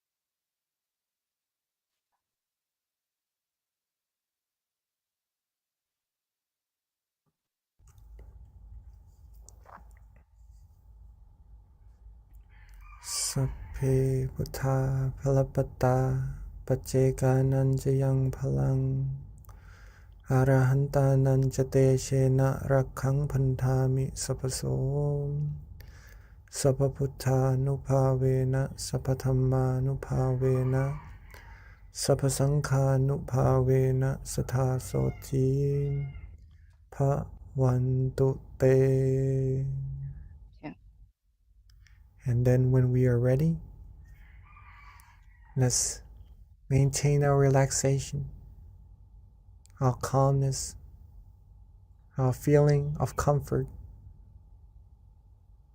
and to keep this feeling with us as much and as often as possible. When we are ready, let's softly and gently open our eyes. And when we are ready,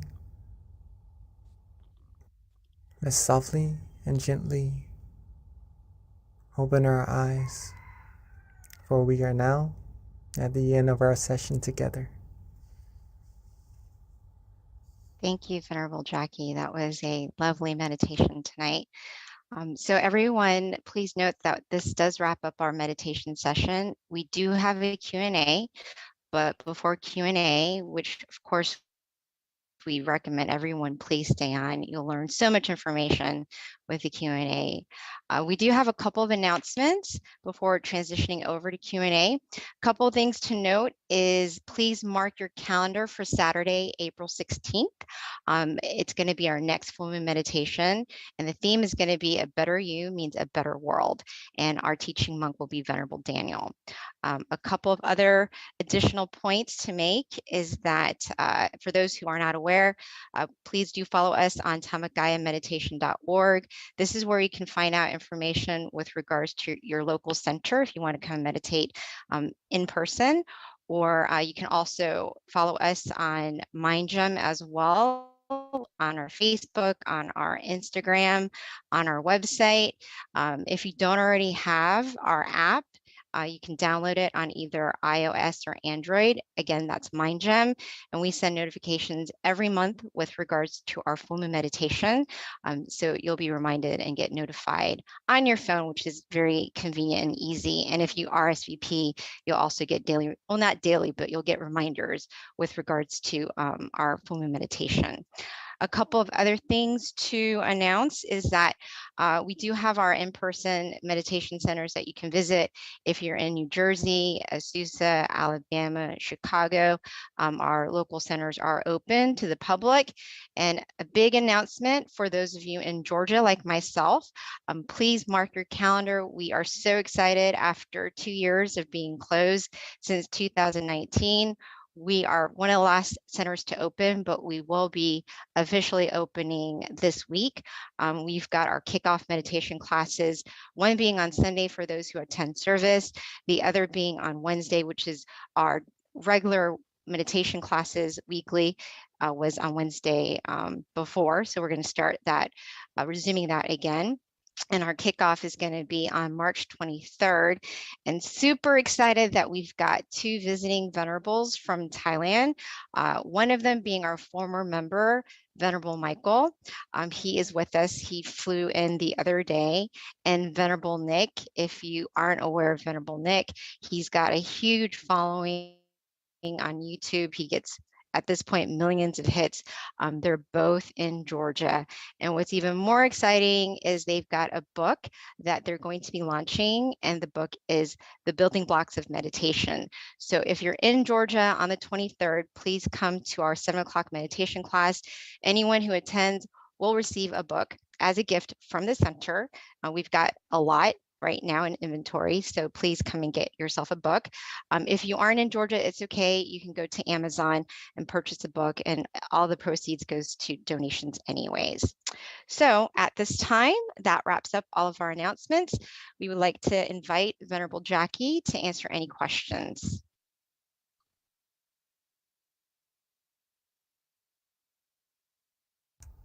Hello. So Hi, Venerable rejoice. Jackie.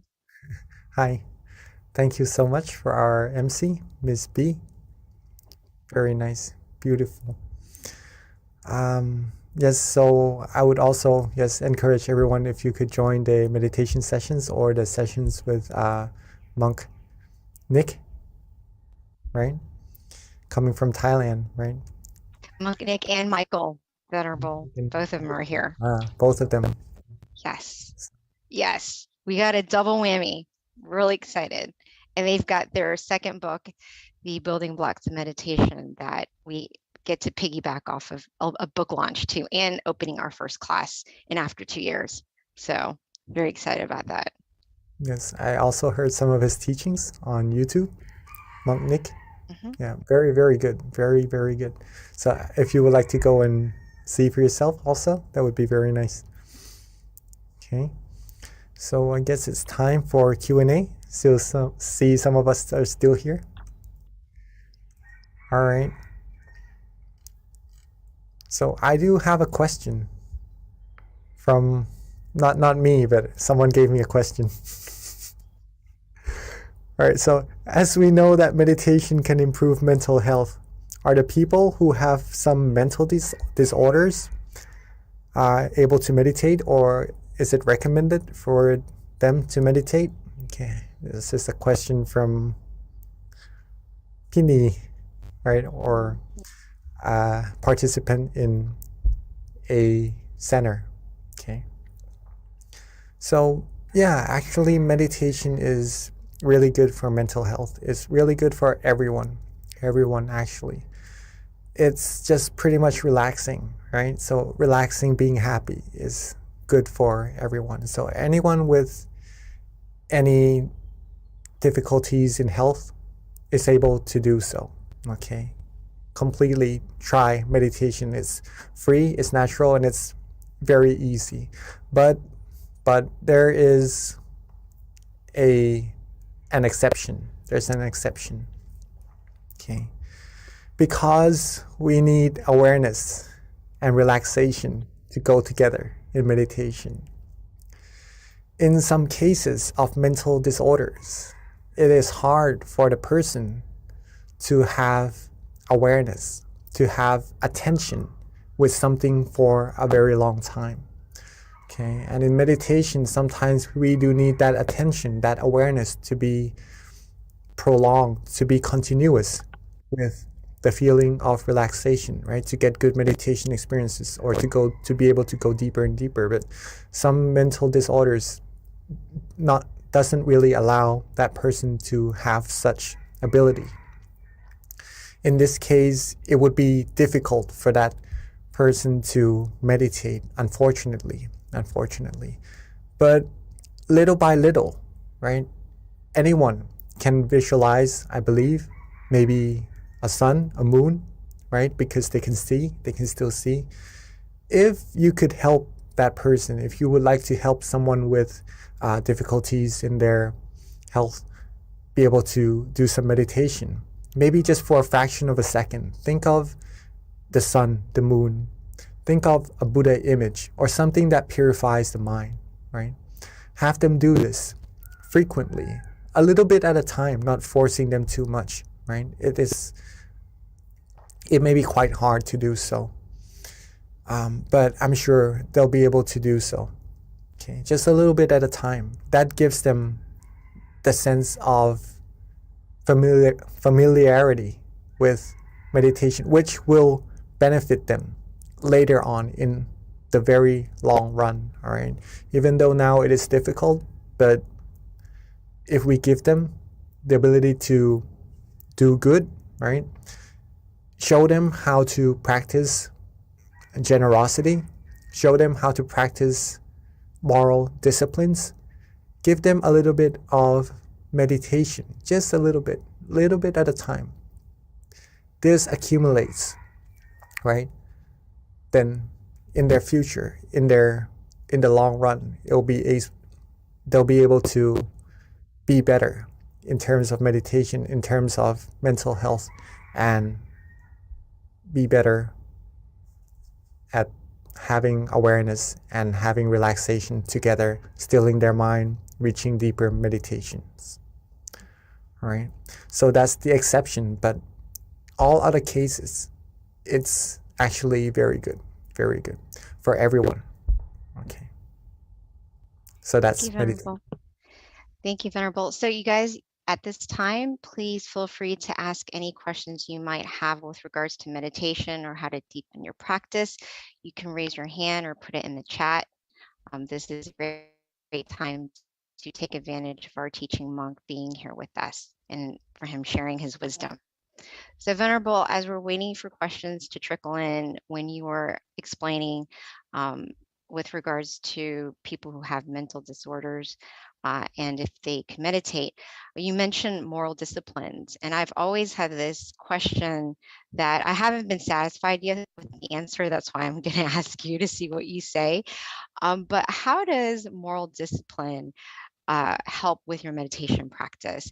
So I understand, especially like the basic ones, but when you start kind of like adding on to the basic moralities, how does that actually help purify your mind even more? Like, to me, just the basic ones that we know of should be enough, right? Does it really do anything when you start tacking on more? In other words, maybe too, you might have to share what they are for people who don't know what they are. All right. So maybe the basic ones are the 5s, right? Mhm. And then the more ones that you mean is the 8. Correct. Yep. Is that correct? Yeah. All right. the basic 5 precepts, or moral disciplines, pretty much you could put it that way, is that they refrain ourselves, they help us control ourselves, right? To not hurt ourselves and to not hurt other people, right? No killing, no stealing, no sexual misconduct, no lying, and no intoxication, right? That's pretty much helping ourselves be harmless to ourselves and to be harmless to other people. In this sense, we are able to control our actions more to be towards goodness, control our speech more to be towards goodness, and with a good mind, with a clear mind, that gives a sense of no harm to ourselves, right? No danger to come to ourselves, no worries, in other words, no anxiety. Our mind will be able to be more still easily. We'll be able to meditate better easily, right? And the 3, to add even more, is to uplift the mind even further, to be pure, right? The extra 3, no having dinner, no having meals after lunch, pretty much that. No engaging in entertainments, no lying on big beds or very comfortable ones, right? It's just an incentive. It's just disciplines to help us free ourselves from desires. Let's just put it that way, from desires. When the mind is free from desires, it'll be more calm, it'll be more tranquil, thus easier to meditate. Okay. All precepts are good. It keeps our mind clean, gets ourselves the better sense of meditation, better sense of cleanliness of our mind. Like when we shower, we clean our body. We really don't want to get our body dirty after cleaning it, right? When we have our white shirt on, don't really want to get it dirty, all right? It doesn't feel good. Okay, same with the mind. If our mind is clean, we will get the sense of cleanliness and have better meditation. Moral disciplines. If we have the 5 disciplines, it's like wearing a good white shirt, right? We are clean, we're clean, and makes us feel good. The 8 disciplines, maybe a white shirt also, but an even brighter one, right? It uplifts the mind, makes that brightness, makes that cleanliness of our mind even higher. And maybe even more disciplines, if you would like to take on, then that's like wearing an even brighter, whiter clothes, shirt, right? That's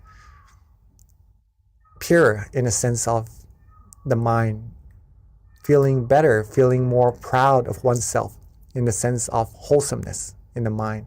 And that gives better meditation as well. Thank you, Mopi. I like the comparison of the white t-shirt. I never thought of it that way, but that actually is a really good analogy in terms of that question. Yes.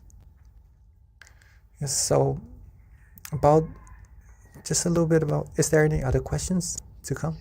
I haven't seen any other questions yet at this time, Venerable. Looks like we kind of have a quiet bunch today. It's kind All right. of the change in time, I think, makes people a little slower. Oh, we have a question from someone in DC who just raised their hand. Can someone spotlight Mr. Rabbit, please? Okay, let me see. All right. If you have any questions or you would like to share your meditation experiences, you may feel free to do so, all right? Or what to do in your meditation when you come to this experience or anything. If you have any questions related to that, please feel free to ask, okay? Yeah, so we do have a question, Venerable, just waiting for our technical lead to unmute the person and spotlight him. But in the meantime, Mr. Raven, if you want, you can also put it in the chat too.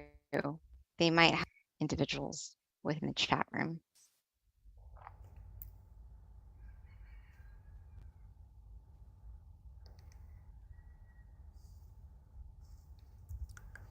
moral disciplines. It also gives us the sense of being a role model, right? A role model of goodness to other people around us as well. So if you would like to try to take on these moral disciplines, it will be very beneficial for yourselves as well. Okay. All the people around us as well. So Venerable Mr. Raven did follow up with his question, which, is more of a comment, but maybe you can expand on this, which is meditation is similar to an oil change in an engine. What do you have to say with that? A clean engine, clean your mind. Yes. Yeah, of course. It's like detoxing, right? In a way. So yeah, sometimes when we go about our days, doing our jobs, doing our activities, we have thoughts in our mind. We have maybe come across some problems that we have to solve, right? All these things do build up inside of our minds. Some situations that we come across in the news, in our everyday lives, right? So when we come to meditate, just like what you said, it's like cleaning out the engine, right? It's like changing out the oil and the engine oil. Right? So it flushes. Whenever you can have awareness and relaxation together, I keep pointing out these two fingers always. It seems in every session I have these two fingers. But awareness and relaxation, very, very, very important. If we have these two together, it flushes away all the negativities, all the commotions, all the fussiness inside of our mind, all the fuss, right, that we maybe accumulate without intention throughout our days. Our mind will become clean. Our mind will become refreshed, re-energized, right? It's like that cup of water that we've mentioned earlier. If we have a full cup, it's like having full energy to go about our days doing other things. Right? Compared to a person, maybe feeling a little bit sad, feeling a little bit not energetic, feeling a little bit depleted in their energy, maybe giving them the advice of meditation, recharging them, they would feel better, they would feel more energized, they would feel good, and then they would have the energy to go about doing their days, right? So yes, Mr. Raven, yes. So meditation is pretty much like that.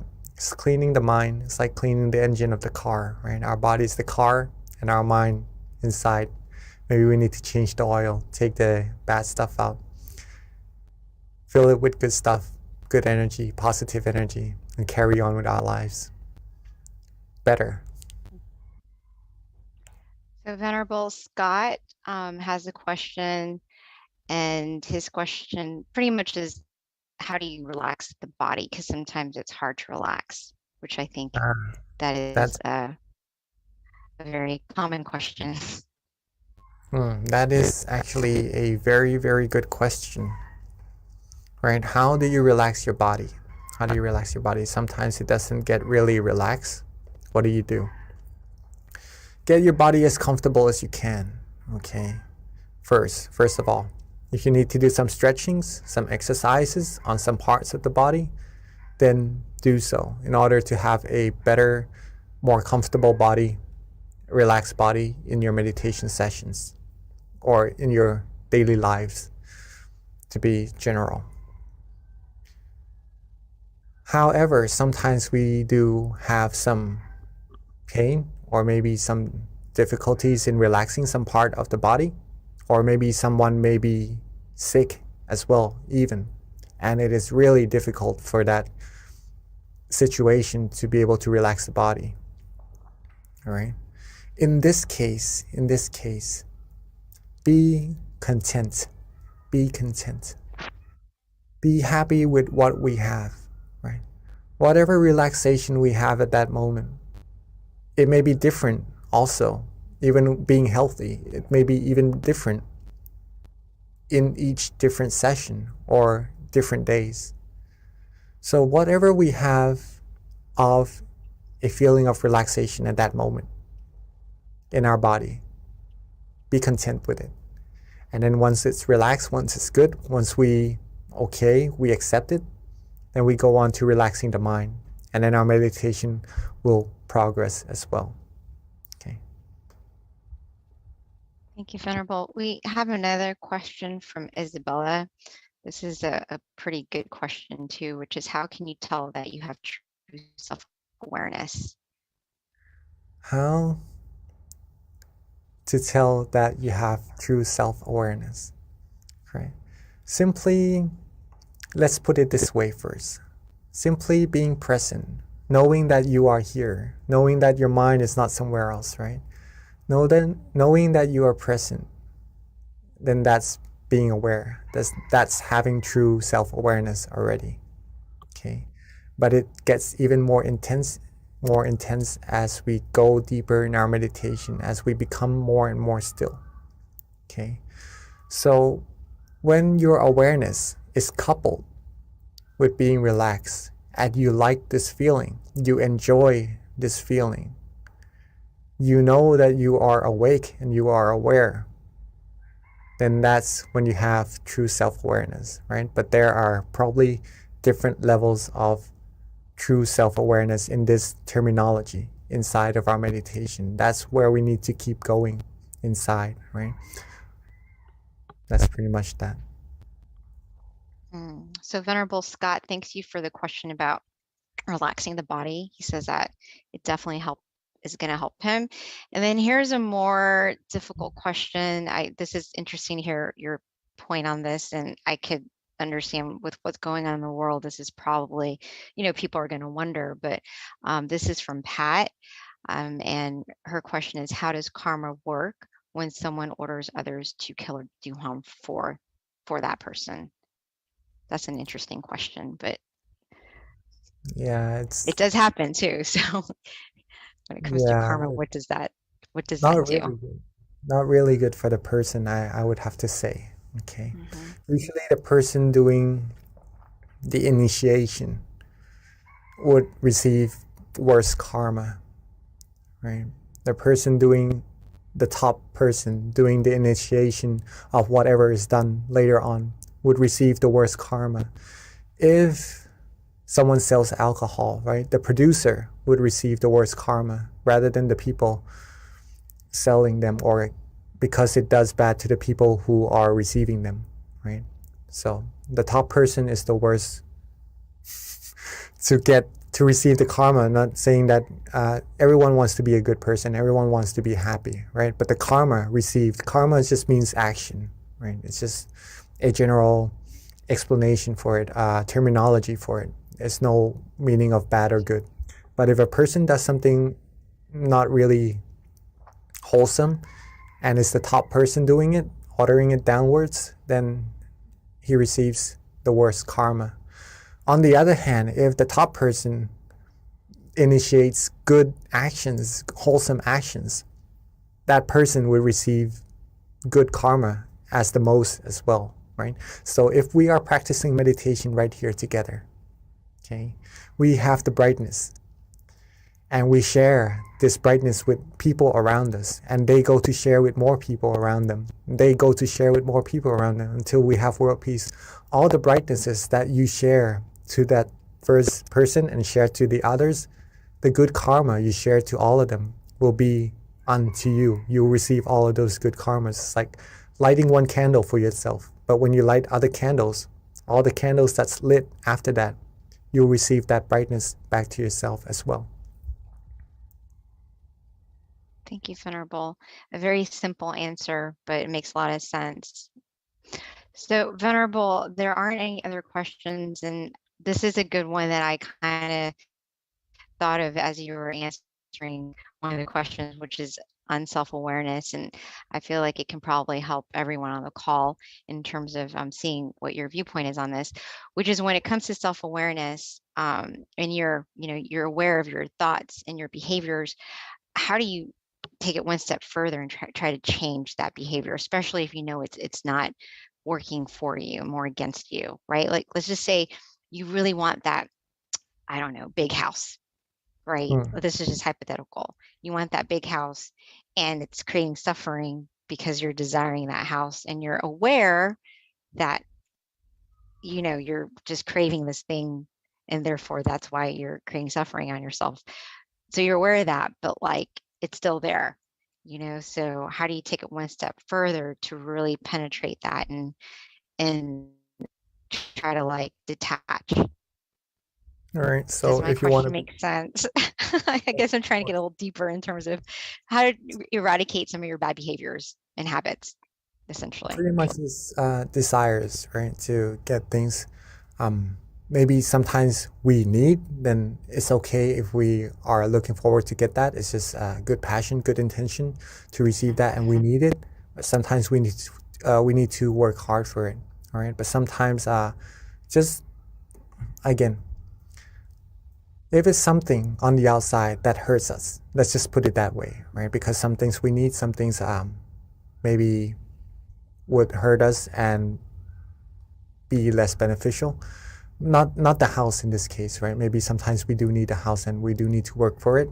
In that case, we could work for it from a mind that is happy, and that would reach us that success more easily as well. Okay, but maybe let's just some other example of something that we may desire that sometimes hurts our mind. Okay, how do we get our mind to be happy and to be free from actually feeling any negativity from what we desire? The answer is to practice meditation. To practice meditation, how do we go deeper? Practice resetting. Resetting. Okay. Once we know, our awareness goes out, right, to other things around us. Because if we receive it, if we have it, it makes us feel good. But if we cannot have it, if we depart from it, then it doesn't really make us feel that well, unless we are able to control our mind. If we reset our mind, get our mind away from these thoughts, these desires, right? Come back to being relaxed and aware, okay? Relaxed and aware. Come back to that point of tranquility, that point of brightness inside of our mind. All the bad oil, the engine oil, all the other feelings other than happiness, the viruses, won't be able to penetrate, to come in at that moment. Okay, we will be free from those thoughts that may feel like it hurts us, or maybe isn't really as healthy as happiness inside of our mind at that moment. Does that make sense? Does that make Yes, sense? that's great. Thank you, Pete. That makes a lot of sense. So Venerable, we actually have a couple more questions that have trickled through. All right. Okay, let's go on first. All right. So it's, what do you envision when you say world peace, Venerable? A world where everyone has inner peace. Yes. And everyone loves and cares and have good feelings, good thoughts, do good actions to each other. Pretty much that. Right. Thank you, That- Venerable. And that then the comes last, that comes automatically when we have true inner peace as well. That's why meditation is very, very important. so essentially it is when everyone finds inner peace, then you have world peace because no one's hurting or harming each other and we're all trying to elevate our minds. Right, Venerable? Yes. All right, thank you. All right, so here is I guess it's a comment from Josh and also a question in addition. So he says, during mindfulness meditation, we are told to be aware as if from the third person point of view. During my normal day to day, I find myself being aware from the third person as well, but more as if through the judge's eye of another, which brings me anxiety. What can be done to help this? Is this normal or is this my ego and the solution that comes from within? That's a good question. All right, so mindfulness meditation pretty much helps us observe ourselves on what we're doing actually, and just to try to let go of all things that doesn't really still our mind and go deeper into our meditation. Hopefully that is correct and the same terminology. All right, again, what can be done to help with this? Let go, reset. In mindfulness practice, in any meditation practices, two things must go together. Again, awareness and relaxation, right? If you are having thoughts, if you are having anxiety, maybe the mind is not feeling as relaxed as it should. Okay. In this case, maybe focusing on relaxing the mind would help the mind come into balance. And relaxing the mind in this case is just resetting. Resetting means letting all the commotions, letting all the other feelings besides happiness go. Okay. In this case, it may be anxiety, worries. Let them go. Let go. Let it be.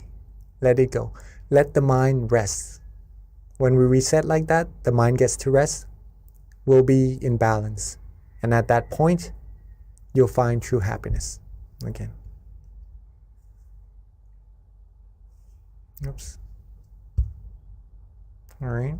Josh? With that. Okay, I think Miss B just got disconnected. All right. So maybe through the judge's eye, we may see ourselves being a little bit anxious, right? If the mind is on the outside, being with other people, being with judgments, being with anxiety, right? Then usually this would happen, right? Feeling a little bit worried.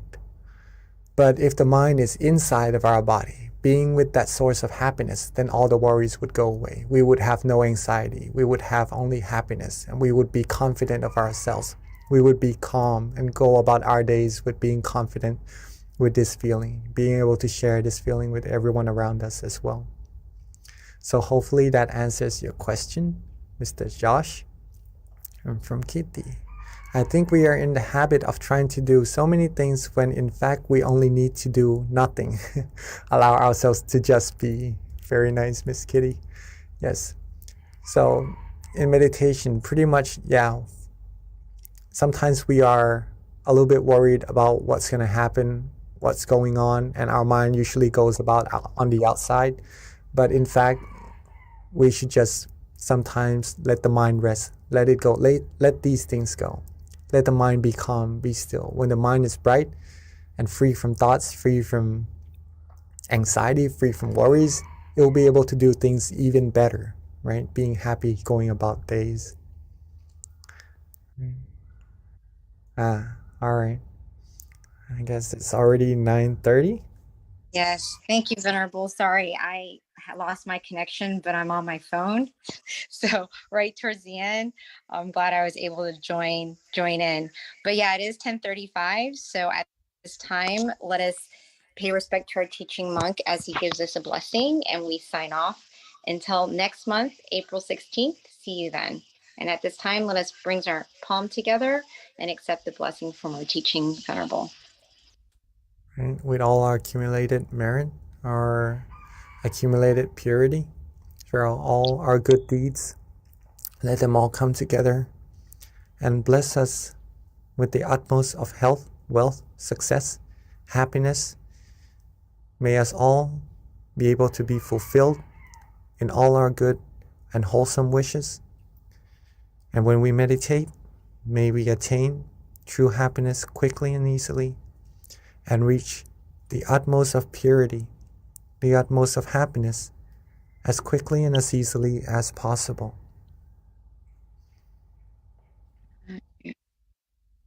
Thank you so much for your great questions and for your guided meditation. Until next time, Venerable. Thank you for everyone for joining as well. Beautiful audience. Rejoice in all your merit.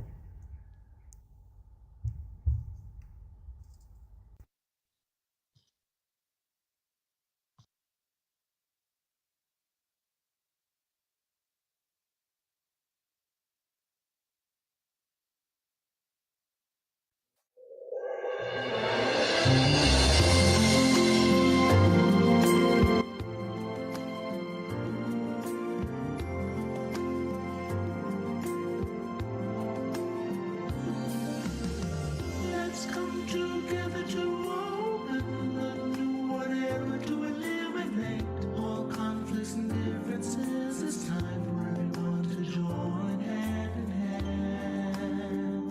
At last, now the world's beyond healing.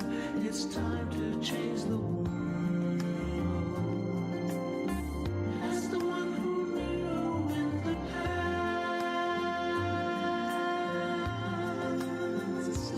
in this period of our time, we will see before we depart this world. Everyone must join hand in hand to change the world from darkness to brightness, from suffering to happiness, from the ignorant to the knowledge one. Change the world, we have to do it the easy way. Be happy and cheerful with childlike innocence. Everyone must join hand in hand.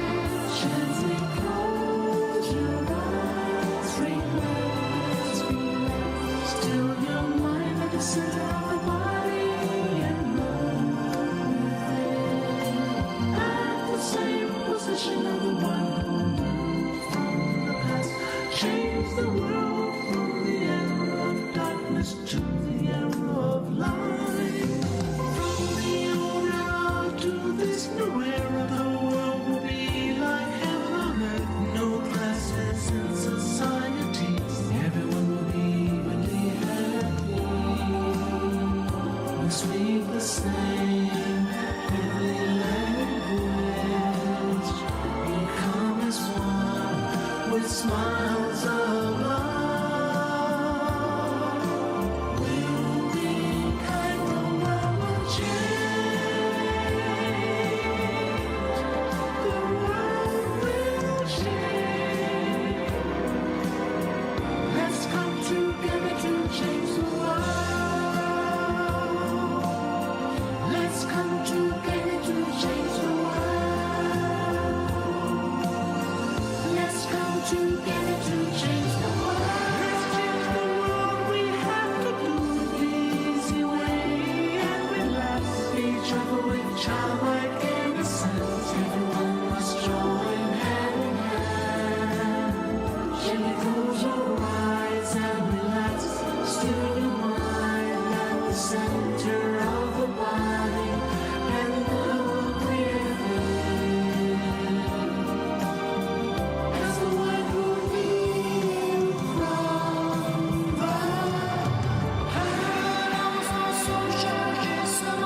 Let's come together to change the world. Cambiemos el mundo juntos. Let's come together to change the world.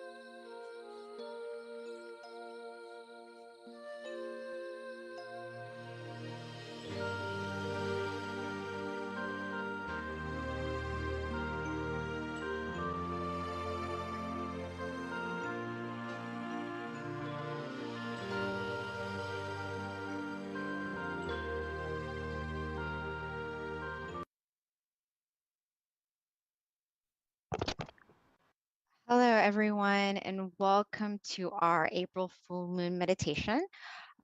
We always start off with a quote, but first of all, let me introduce myself. Hi, I'm B, and I've been so fortunate to be able to help MC these monthly meditations since the beginning of the year.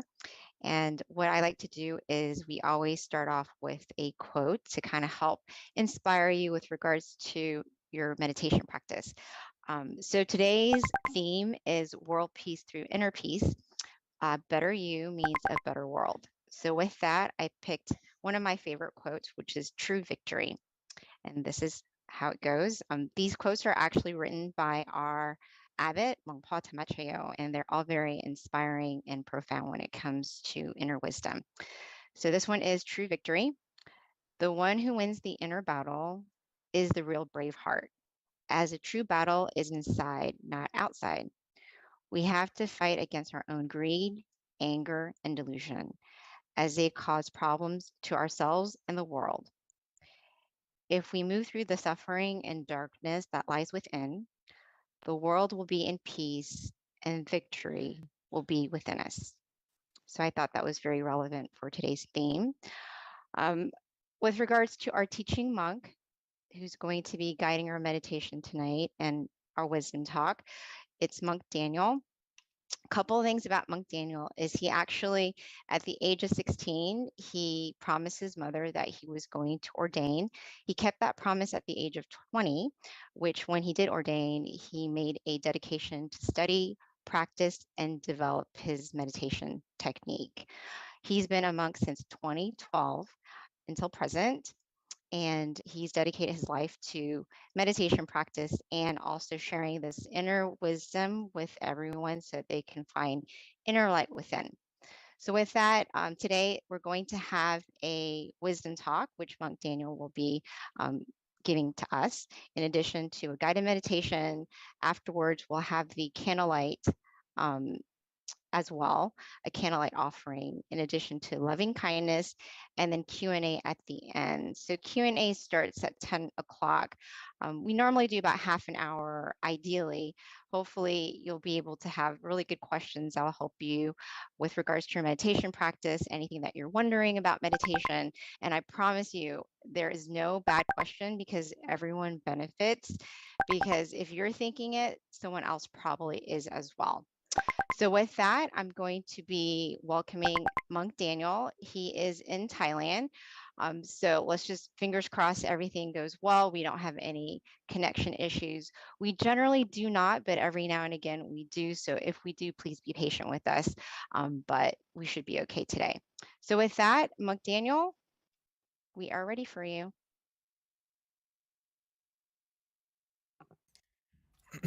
Pete.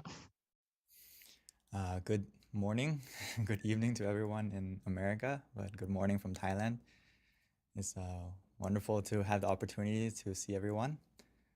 Hopefully everyone's day and tonight will be very peaceful, just like the full moon will be full of happiness and brightness. So yes, I love the quote that our wonderful moderator, Miss B, just gave to us about conquering our mind, which is the true victory, where we can find our inner happiness, our inner brightness.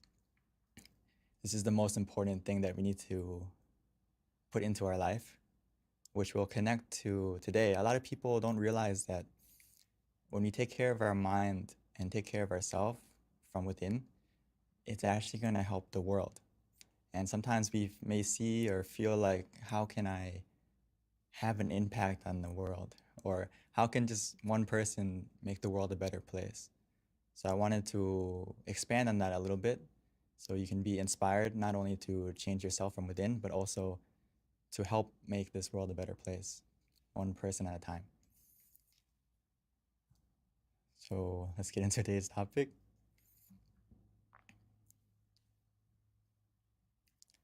So a better you creates a better world.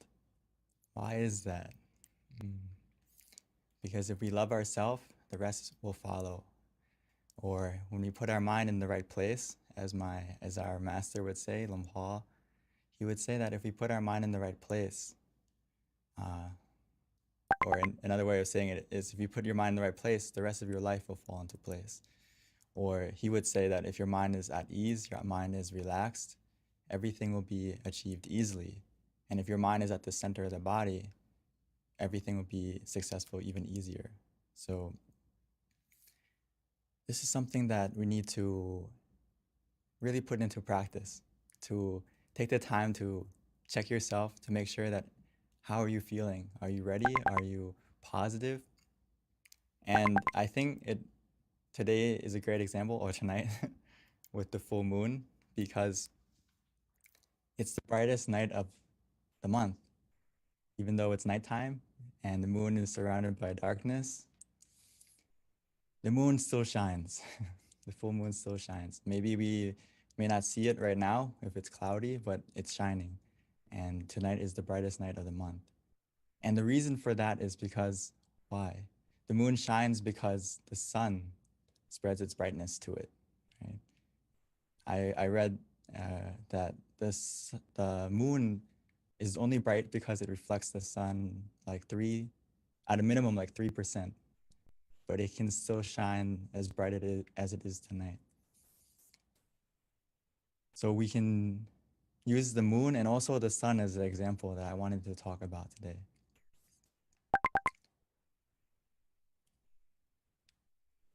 So the sun and the moon have a good relationship. And we can apply that to our life and as an example. Because just like the moon receives the brightness from the sun, it also spreads that brightness to the world, making the sun helps to make the day bright and the moon helps to make the night bright. So I want to start it from the sun first before we come back to the moon. The sun is great because it creates its brightness from within, right? It gets its source of brightness from within. And once it has that source of brightness, it has the power to warm our planet, give it growth, make things grow. Like as we go into spring now, right, with the new season, creating growth, creating warmth for everyone and everything in the world. Not just our world, the whole universe and all the galaxies, the brightness of the sun spreads out.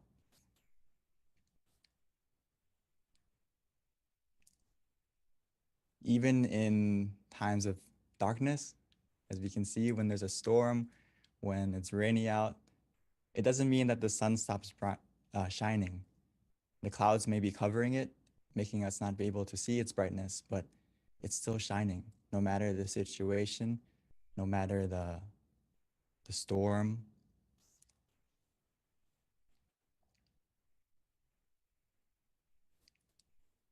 And another thing about the sun is when it's surrounded by darkness in space, right? It's surrounded completely by a vast darkness, but that darkness can't overcome its brightness. Actually, its brightness overcomes the darkness and it gives life to our planet and spreads its light throughout the universe. So you may see a pattern here that when you find your own source of brightness or happiness from within, like the sun does, whenever we have obstacles in our life, whenever we have dark moments, which we will all have, when your mind is clear and bright, it can overcome all that darkness. It can overcome all the obstacles that we encounter, as long as we maintain our source of happiness, our source of brightness from within. We can be just like the sun, giving warmth, growth to not only yourself, but also to everyone around you, everyone around you. So just a tip that I would like us to practice also is that throughout your day or throughout your life, we all encounter negative situations, people, whatever it may be, and that impacts our mind a lot. So what we have to practice after we learn about meditation is to escape from the black clouds and experience your inner sun, meaning that we don't linger in the darkness too long. When you have a negative emotion, which we will all have, and the benefit from meditation is you will develop the habit of letting go and getting out of that bad emotion quicker, being able to be aware and mindful of that and be able to switch modes quicker so we don't linger in the darkness. And just like the sun, even though it may be dark, we can still stay shining. And eventually those black clouds will disappear and we can stay with our inner sun, our inner brightness, our inner happiness that's from within us. So just a tip is don't linger in the negativity.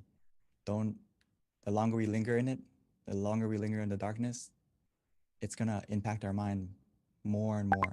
So we need to learn how to switch modes as quickly as possible. So the way we do that is we need to harness the energy from within, find our inner sun from within, find that source of happiness and maintain that brightness for yourself and for not only for yourself, but also for everyone around you.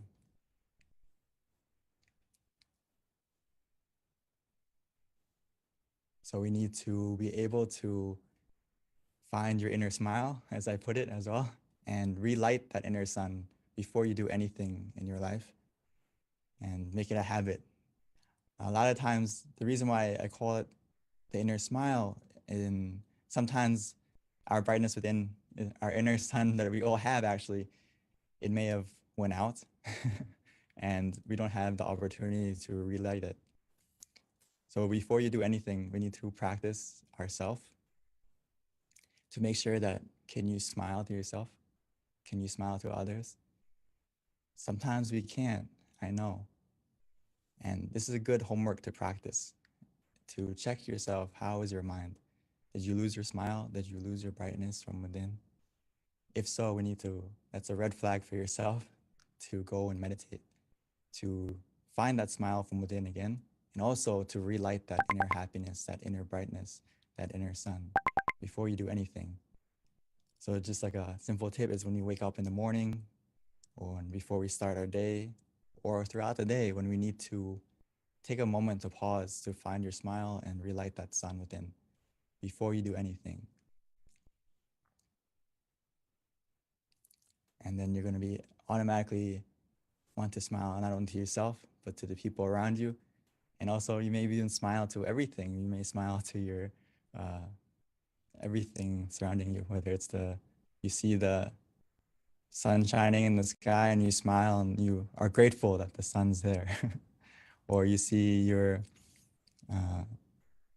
maybe there's traffic, you still smile because your mind is at peace from within.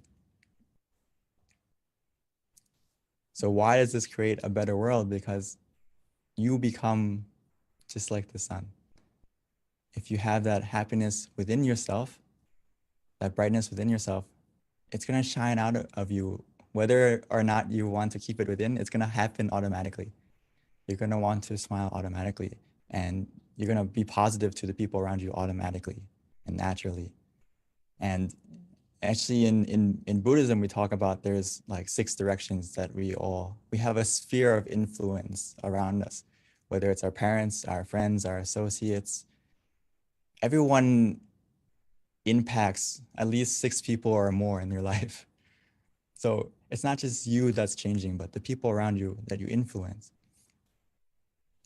So when your mind is clear and bright, you become that sun in many people's lives, spreading your warmth, spreading your growth, and helping other people develop around you as well, not just you. So when your brightness disappears, it doesn't only disappear for yourself, but also for the people around you. So I would like to have us keep that in mind, that you actually make a big difference, not just only to you, but also to the world. And the thing that we need to realize is that when we still the mind, every time we still the mind, every session that we practice, when we still the mind, it begins to change. It begins the change within us and also to the world. But for us, once we still the mind, what happens is we create a positive mind. We also have positive speech, positive action, positive habit. And through that positivity becoming a habit, it will create a positive destiny, not only for yourself, and help to make this world a better place. Because when you are positive, it's just like Paul would say, world peace through inner peace, which means all people in this world have a part to play. It's not just one country. It's not just one person in power. We all have a part to play. And if we all still the mind, it will begin that change. It's something that we all have the power to help to make happen. As we can say that if you have one, if you still the mind from within, it's gonna help to change yourself first, and that brightness will go to others. And bit by bit, that brightness will spread from one person, one family, and then to the community. And it'll keep growing as long as we all take responsibility for ourselves to maintain our mind to get rid of the greed, delusion, and anger and other negativities in our minds. Only then can we actually make true change to not only ourselves, the people around us, and the environment. So we need to take it easy and treat meditation just like we would do anything else in our life. Take a shower, clean our body, look after ourselves physically. Now we also have to look after ourselves mentally.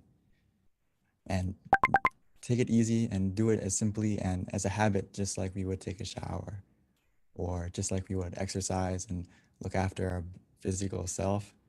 Now we need to take a step forward and also look after your mental health.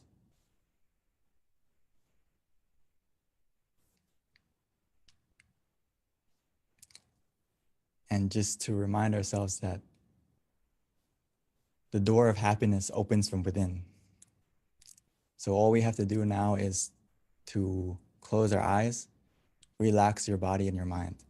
And by relaxing your body and your mind, our mind will calm down, it'll be still, and we will have the key to open the door from within, which is simply just to relax.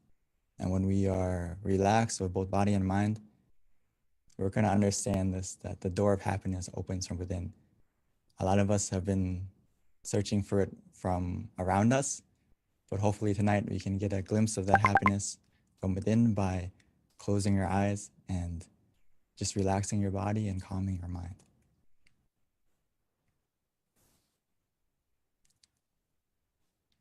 So we can go back and check ourselves right now if we have a low battery or not, or how is our happiness feeling right now? How is our happy meter? If it's not full, that's no problem. We can fill it together in just a moment. And also just to keep in mind for yourself going forward that try to be aware of how you're feeling throughout the day and make sure that you are a full battery. Just like our life, we don't really like to let our phone run out of battery or our technology run out of battery. But why do we allow ourselves, our mental health, our physical health to run out of battery? So right now, more than ever, we need to be more aware of our mental health, our inner brightness, our inner happiness, and keep it charged. And for right now, if we haven't kept it charged, no problem. Let's charge it together. Before we start, all we need to use right now is basically to take it easy, take it slow, and then feel the balance. We need to find the balance from within us. We can find that balance with just 2 words that we have to focus on right now is to be conscious, but with comfort. So that means whatever we do, whatever method we're using in just a moment after we relax our body, relax our mind, is make sure those 2 things are in balance, where we feel both conscious, but also we have comfort. This is actually key. And if you understand this finding this balance, you have mastered meditation to a certain degree already, because it's not just about being mindful, but it's also about being relaxed every step of the way in your meditation. These 2 things need to go together.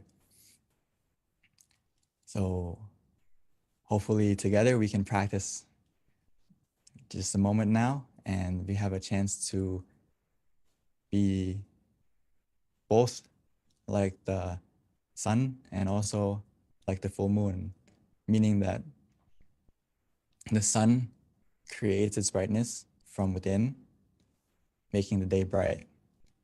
The moon receives that brightness and it shares it to the world, making the night bright as well.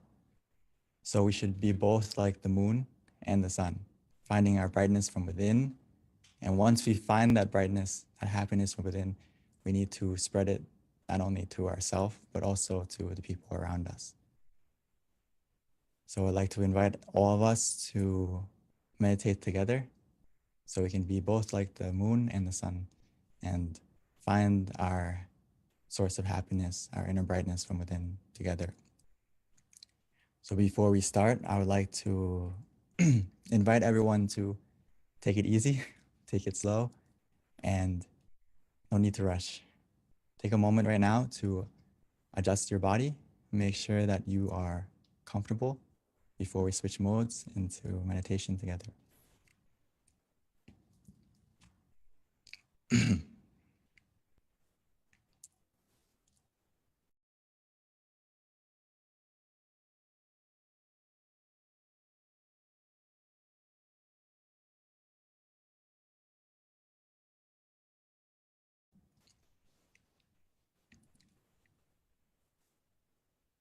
So let's take it easy. There's no need to rush.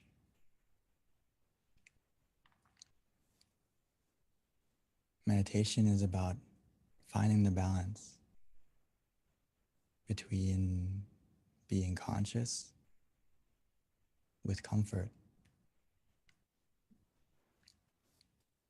So that starts from the moment we adjust the body right now. Being nice and gentle, taking the time to adjust our body first, making sure that we can find a comfortable position, whether we're sitting on the floor or in a chair. And once we found that comfortable position that works for us, the key word is it works for you. Every person, every session, it's different.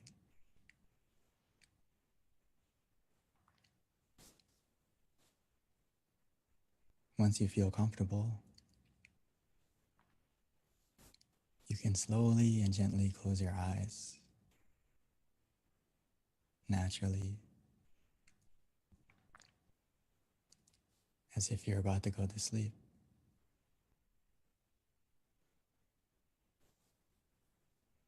Because right now is our opportunity to not only rest our body, but to truly rest our mind.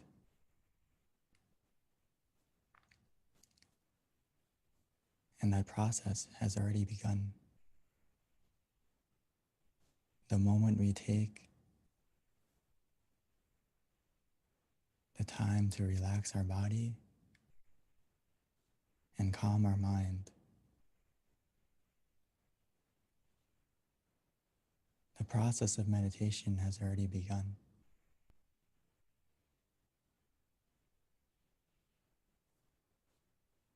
Our journey to find our source of happiness has already started.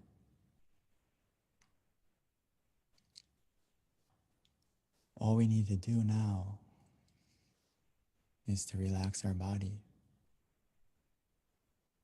making sure every single part, from our eyes, our face, all the way down to our feet, making sure every single part of our body is relaxed, is loose.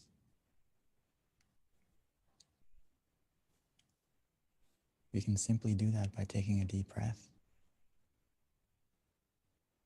breathing in deeply and exhaling slowly.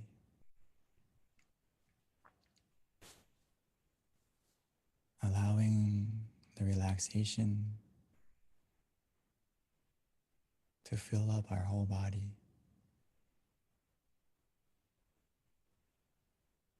Flowing down from our head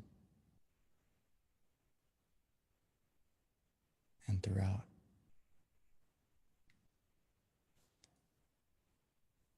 Breathing in deeply, exhaling slowly,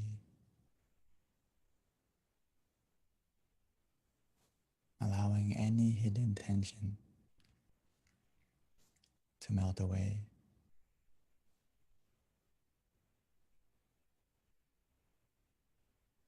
Allowing the relaxation to cover us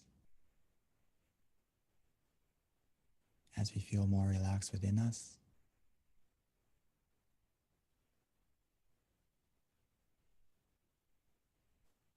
Even as we exhale, allowing that relaxation to surround us. The more we relax our body,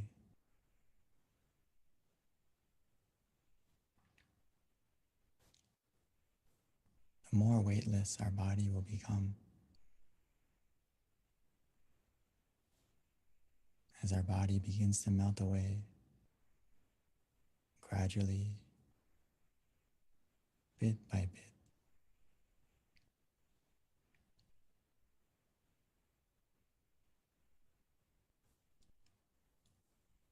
This is the power of simply relaxing.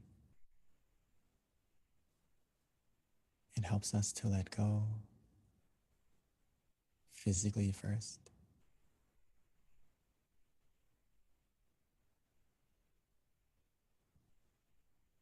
And as we continue with that feeling of relaxation, our mind will begin to let go as well.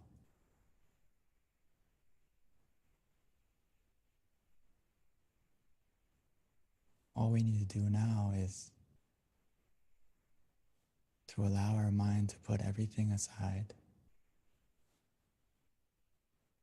Any thoughts, any responsibilities. Just put everything aside. We invest so much time. We have so much love to give to everything and everyone. But now allow yourself this time. Give some of that love to yourself.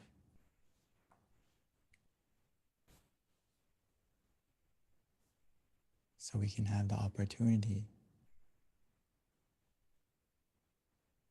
to find our happiness from within first.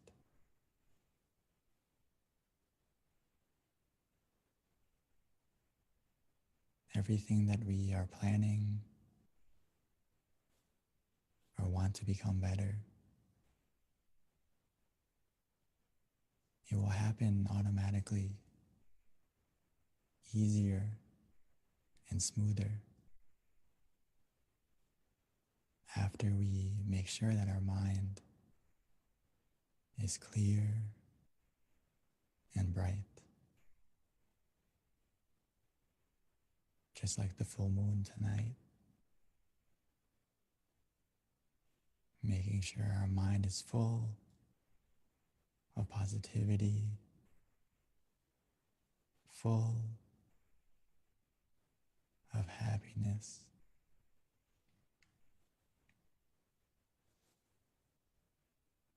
But to help us get to that source, we can start by using any method we like.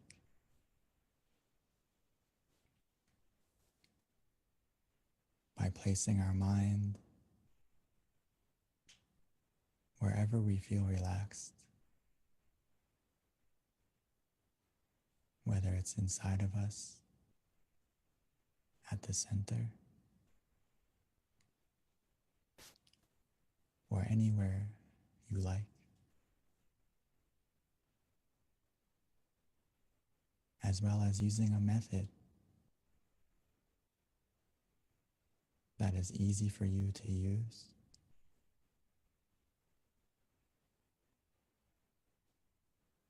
whether it's to visualize an image softly and gently,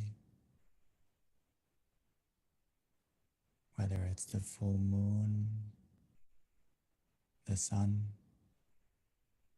a star. We can imagine it however we like, anywhere we like, as long as it helps us to feel conscious as well as comfortable. Don't worry about the clarity, as long as it helps us to stay relaxed.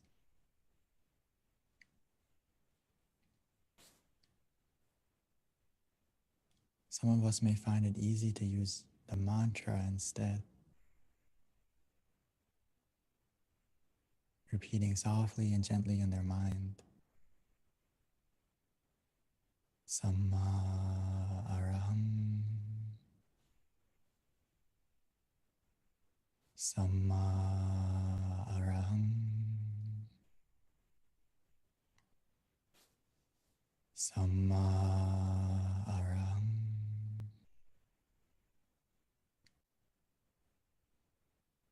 Samma means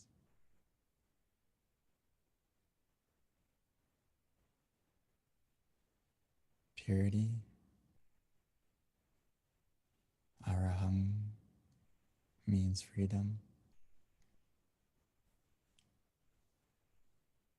So almost every time we can imagine, every time we repeat the mantra in our mind,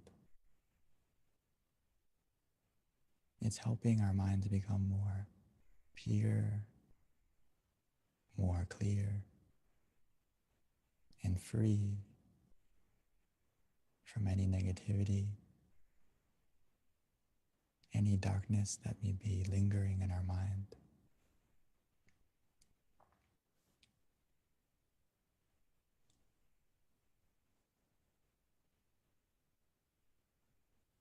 Or some of us may enjoy just letting go, relaxing, doing nothing. Actually, whether we use the visualization or the mantra, we will all get to this point. We'll get to a point of where the mantra or the visualization will disappear on its own. And that's because we've got to the point of where we feel for ourselves, where we feel that we just want to let go.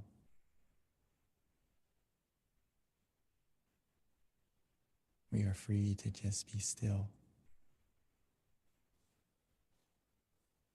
to let it be.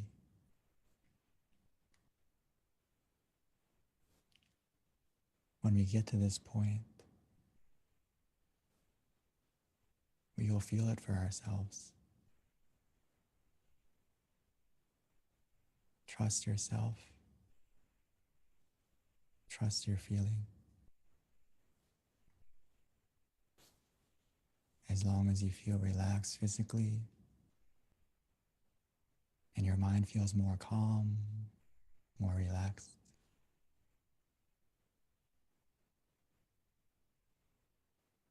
we are on the right path.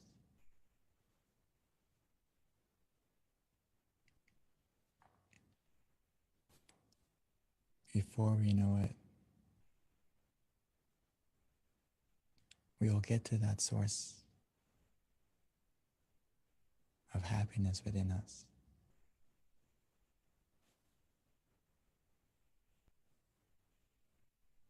That door of happiness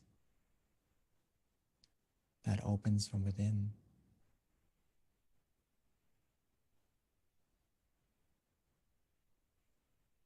We have the key the moment we close our eyes.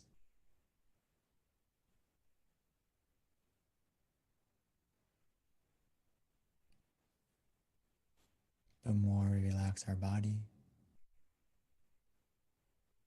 the more we calm our mind. Our mind will become still. Our mind will stop. And the moment our mind stops, our inner happiness will begin.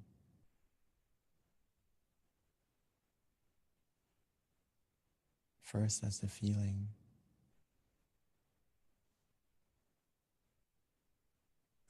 of calm, of contentment.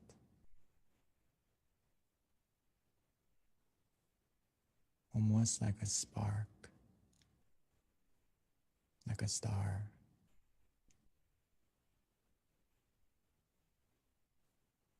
And as we continue to relax, take it easy, that feeling will grow and expand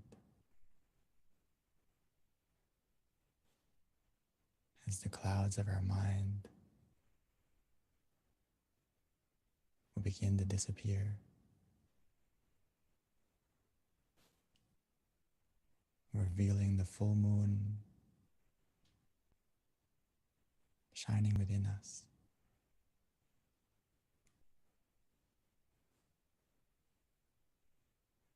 It starts from a feeling,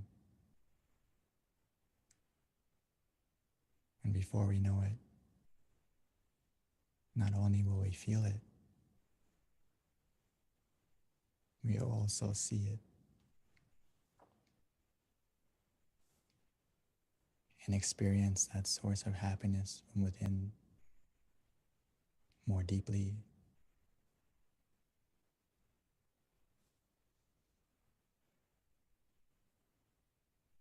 But for now, as long as you feel relaxed, we feel conscious and calm together.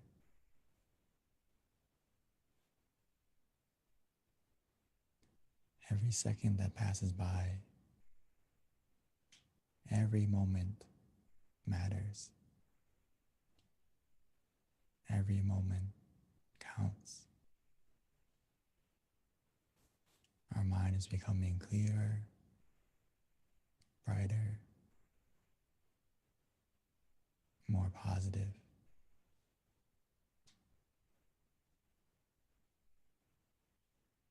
We have everything we need to succeed in our meditation.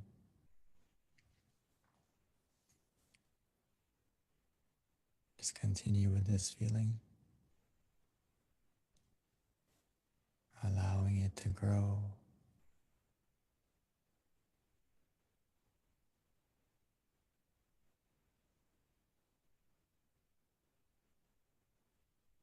Just enjoy this meditation together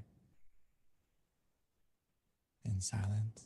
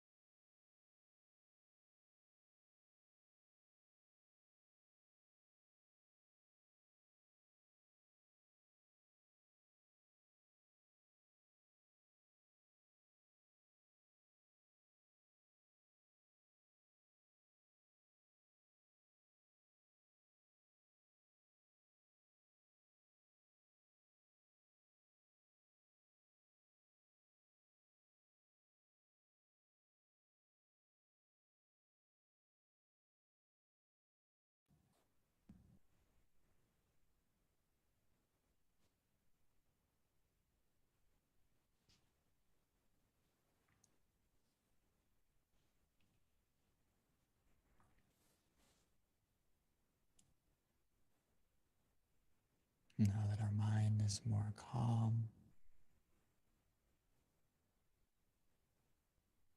now that our mind is more clear and bright, let's take a moment to light the candle. Light the candle in front of us, as now we found our light from within.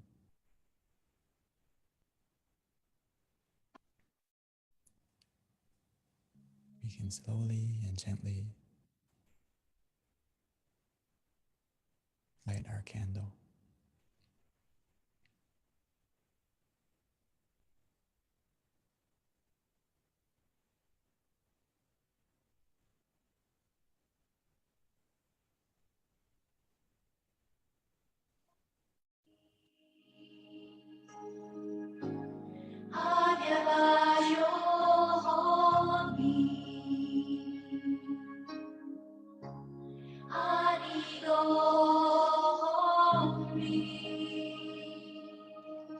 At this time, we invite everyone to turn on their camera, show us your pretty faces so that we can all see each other.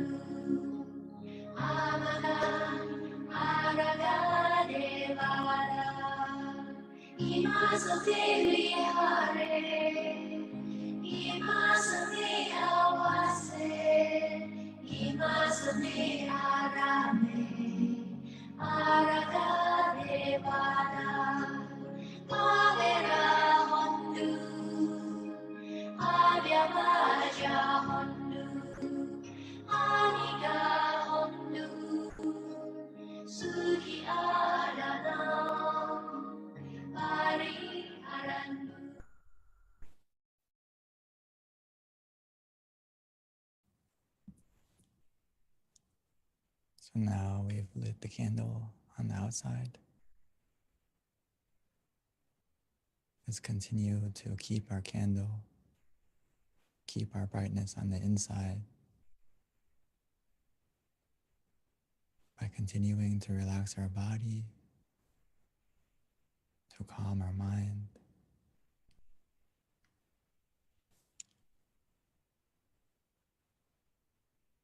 Now that we have found our source of brightness from within,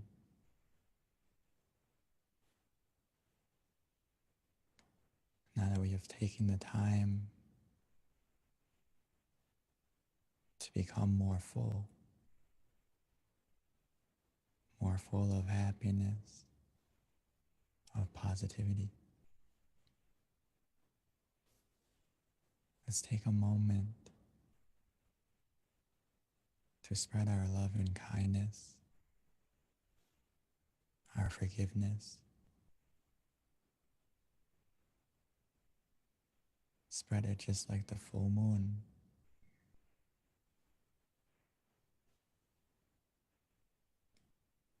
Allowing the darkness to disappear, lighting up the night.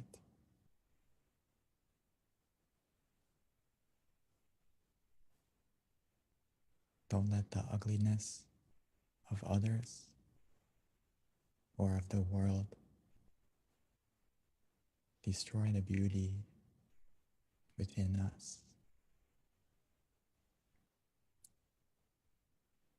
Now that we have found our inner smile, we should spread it to ourselves, smiling to yourself, and continuing to smile and spread your positivity. Spread your good intentions by wishing to your family, your loved ones, your friends,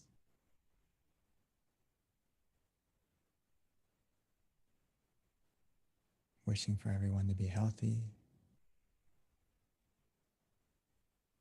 to be happy,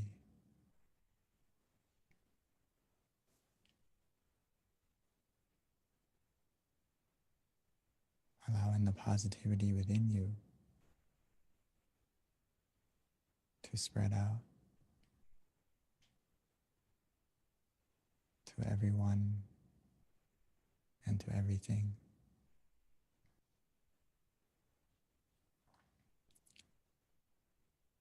We all have a part to play,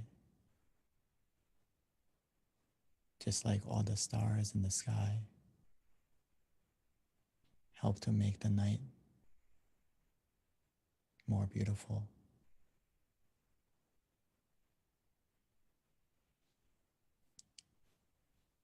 Every moment of peace within you right now, every moment that you share it, will help to light up and brighten this world, both in times of darkness and in times of brightness, to become even more and more bright.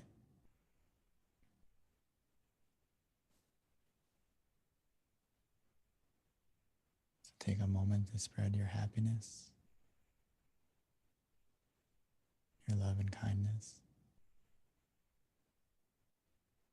to everything, to everyone.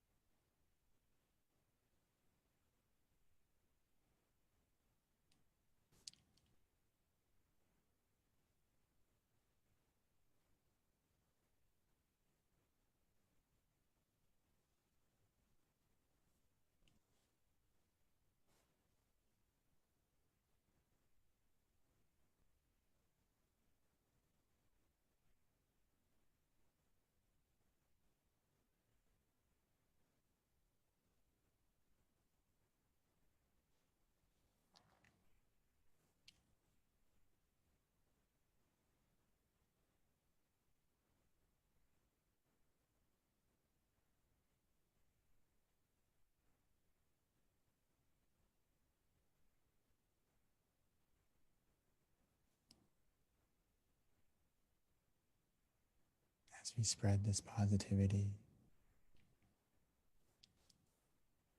we may not see the change right away,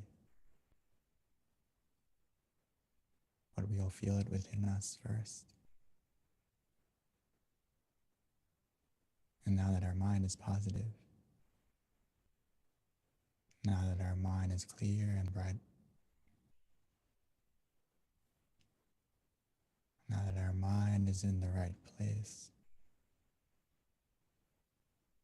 everything else in our life will fall into place more easily and more smoothly.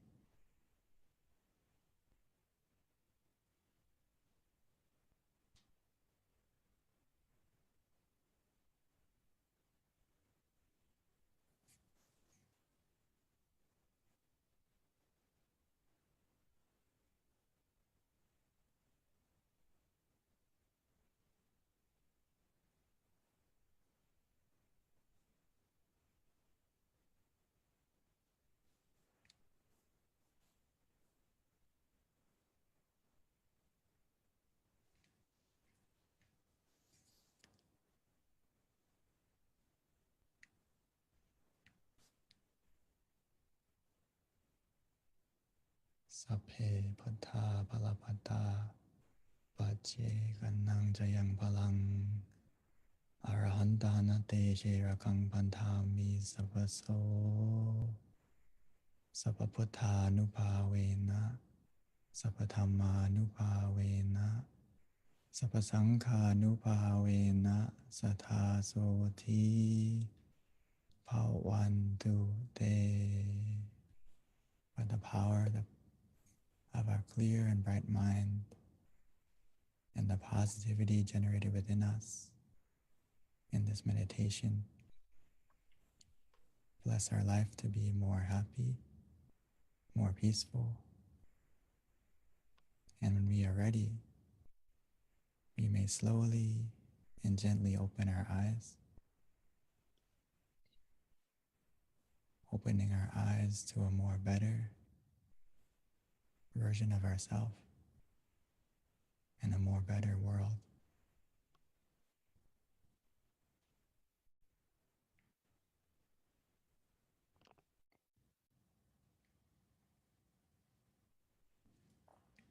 Thank you, Venerable Daniel. That was very, very peaceful and very calming and beautiful meditation, always. So before we transition over to the Q&A, Venerable, did you have something you want to say before I do announcements? Okay. Yeah, just before we continue, as you're also announcing, but as well as I would also like to check everyone, if you are at home or if you're available to, if you can check yourself, how do you feel? And please share it not only as a word form, but as an easy form, maybe 1 to 5 on a scale for yourself. How do you feel from the meditation? And please share it into the chat, as well as if you have any initial or any further comments or experiences, please also share. Thank you so much. And I would like to pass the mic back to Ms. B. Thank you, Venerable. Yeah, that's a very cute slide. I like that. Okay, so yeah, if you can share your experience for Monk Daniel there, and also we'll transition to Q&A shortly as well, if you want to talk about your experience or if you have any questions. So a couple of announcements, everyone, please mark your calendar. We've got a big announcement coming. April 22nd is Earth Day, and it is actually a recognized day around the world. It's also our Master Abbot Longpa Tamachayo's birthday, which falls on the same day, amazingly enough. So there are no such thing as coincidences. There you go, April 22nd. Please join us, as it is a very special day for all of us, not only appreciating the earth, but also for our community. It's a great way to give back to the world in our own way, or the earth, and also a way to show gratitude for our teacher who's given us this meditation practice. So we are hoping to have as many people on the call as possible, because, you know, it's really world peace through inner peace, and with all of us coming together in different parts of the world, it's even more power, and it's a great way of just thanking the earth. So please join us on April 22nd. And 2, you can always download our app as well, MindGem. which you can get on iOS or iPhone, and we send out notifications and reminders so that you're definitely up to date on all of our activities and our meditation events. So with that, another event that I want to go ahead and just share with everyone so that you have it way in advance is our next full moon meditation in May. I know that's a long time away, but time goes by so quickly. That's one thing that's for sure. And so we'll quickly be getting to May 16th, right around the corner. So that's going to be Monday, May 16th, again for Earth Day meditation and the May full moon meditation as well. It's the same time zone. We don't change it. So if you're in Pacific, it's going to be 6 o'clock. If you're in Mountain Time, it's 7, Central is 8, and Eastern is 9. So that's an easy way. We keep things consistent.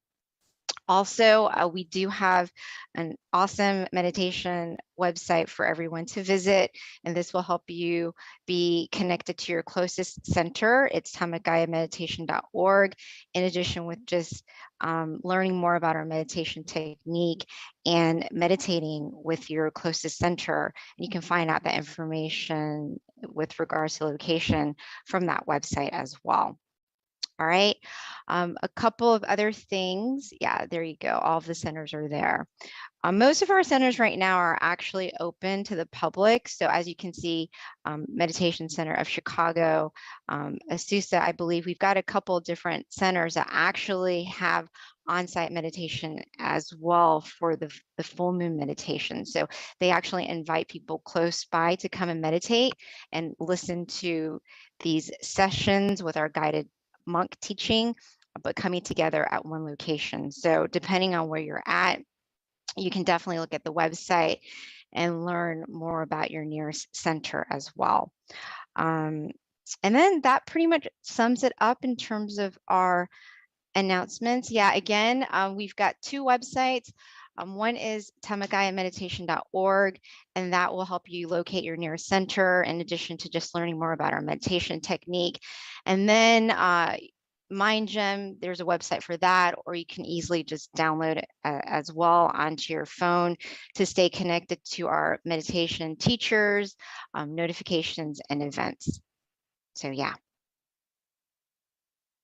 And then in addition to our upcoming events, everything can be found on our website and our app. All right. So with that, let's transition over to Q&A with Monk Daniels. We're going to ask him to come back on. And it looks like we might already have a question, which is awesome. So if you have any questions for our teaching monk, this is a great time to ask anything that has to do with your own experience that you want to share, maybe even how to better your own meditation experience. This is definitely a great opportunity to ask his advice. So with that, looks like we do have someone who raised their hand, Mr. Tom Wood. So if we can spotlight Mr. Wood so that he can ask his question, or you can also, oh yeah, can the admin please type out the link for one of our users asking Tamagaya Meditation I think it's .org and then mindgem.org. Okay, so is he still there? I think he disappeared. There we go. Thank you, Kunsit. Excellent. So yeah, feel free to either raise your hand and we'll spotlight you, or you can ask your question via chat as well. This is a great time to take advantage of our teaching monk who has a lot of inner experience and guidance for any question you might have.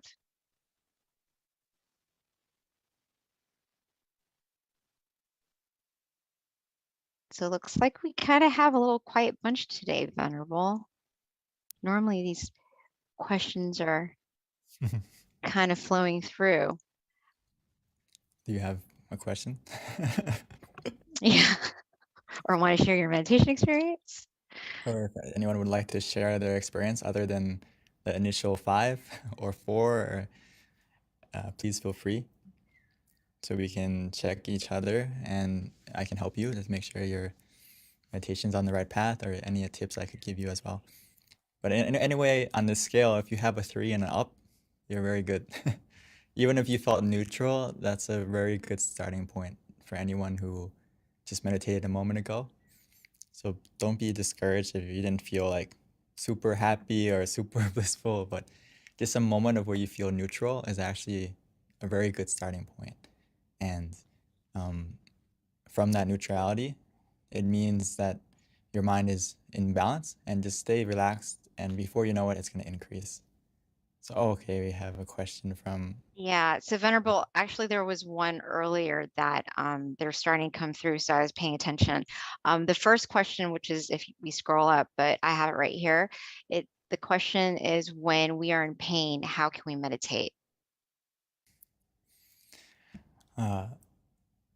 when we have pain, actually, myself included. Sometimes when I first ordained, I was 20 and I grew up in America. So sitting on the floor or sitting in meditation position, like the standard one, it could be painful for me. And also like physically more pain than that. I had some knee surgery. So I also had problems physically when I first started. So there's a couple ways to deal with it. So great question.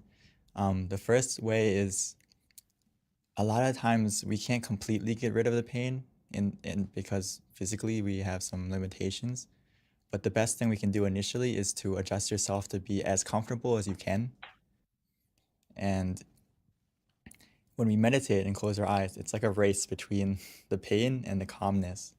So if we can get to the calmness first by using the mantra and using the visualization to kind of take our focus off, it can help us to win over that pain that we may feel like. It depends on the level of pain too, okay? And another thing is, if you feel pain throughout the meditation, like where it's distracting to us to a big degree, I would recommend you just to adjust your position. And sometimes if I felt like a really overwhelming pain when I'm sitting, sometimes I just get up and walk around and still meditate, but in a walking position or in a different position until you feel that pain kind of dissipate, and then you can continue again when that pain goes away.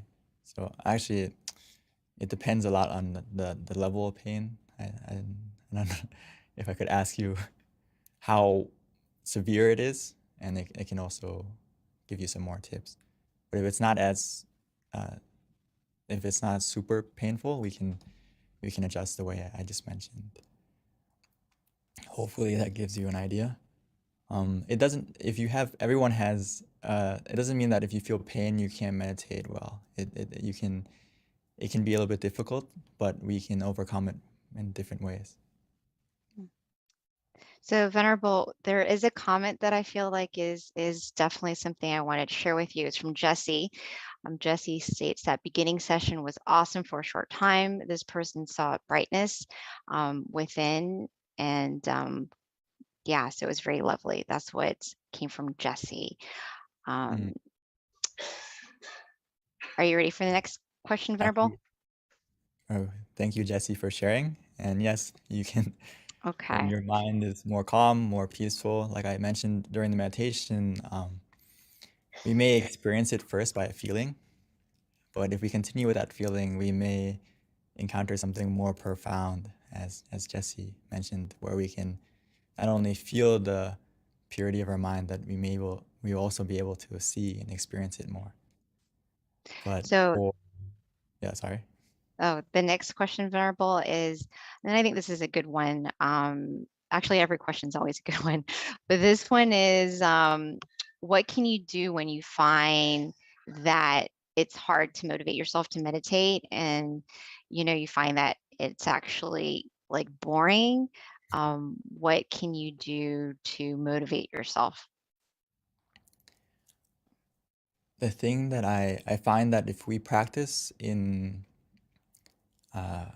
we practice in the right method, the word bored will disappear. So we have to be a little bit observant of ourselves, that are we practicing correctly, and just truly relaxing our body and relaxing our mind, and treat it like don't treat it as meditation, treat it as a time to rest your body and your mind. and you're gonna find that the boredom will disappear because we need to rest our body, rest our mind often. And if you don't feel motivated to meditate, I like to think of the benefits a lot to myself. To motivate me to meditate is to think of that, okay, if my mind is clear and bright, I can achieve and do everything more efficiently. So I use that to motivate myself sometimes when maybe I don't have the drive in the beginning, and I try to think of the benefits and how can that impact not only myself, but how can it also impact the people I care about and love. For example, one way I motivate myself is like, we've all made mistakes in the past. We've all hurt the people that we care about, right? And maybe we don't want to repeat those mistakes. And the best way we can do that is to look after our mind. So to motivate yourself to see the impact it doesn't have, not only does it have for yourself, but also the people around you. So that's one way to, for me to motivate myself as well.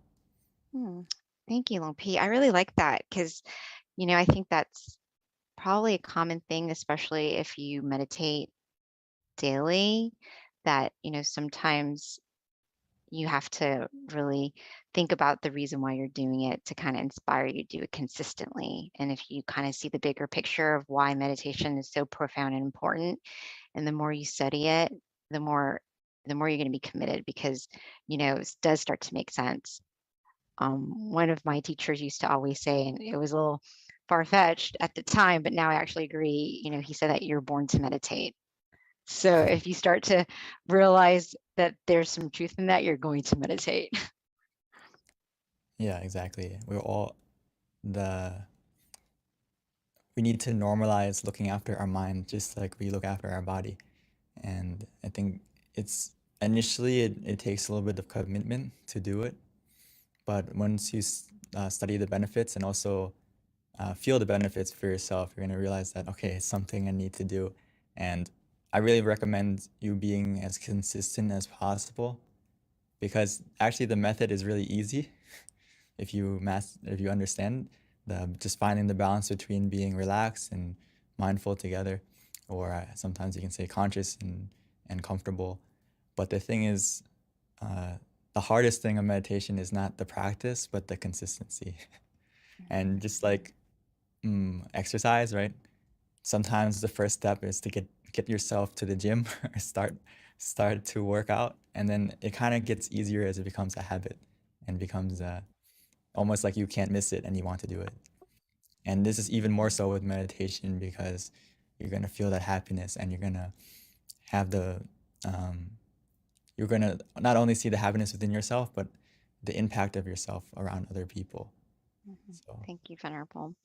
All right. And then the next question is, why do I always feel sleepy when I meditate? So maybe like how, this can be what this person can do to prevent the sleepiness. Great question. I'm sure everyone here has felt sleepy sometimes during meditation, myself included. So it's not something to be annoyed about.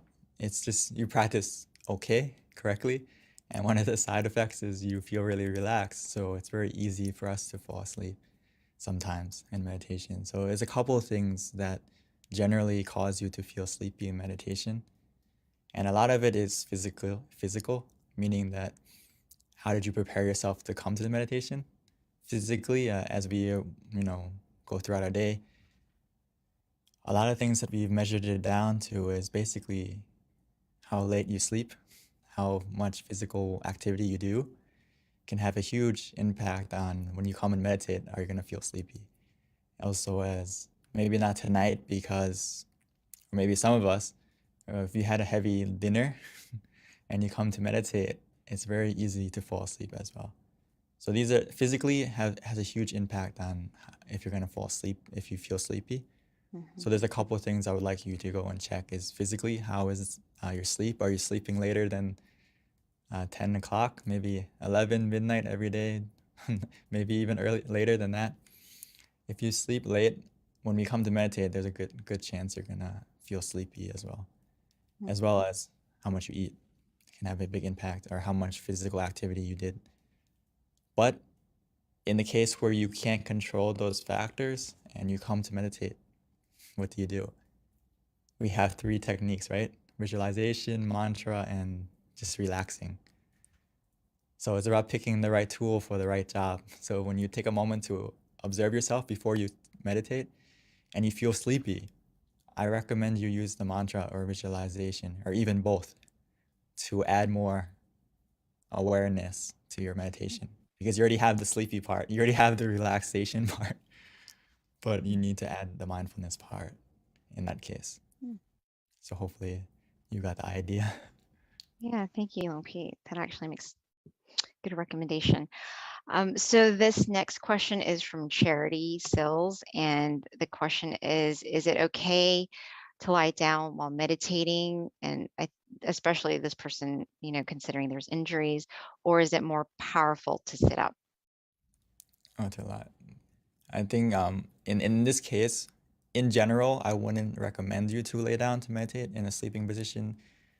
Only if, unless in this case, like you said, is if you have injuries or you're physically like unable to sit up, or to sit up. Because in this case, yes, it's okay to lie down, but if we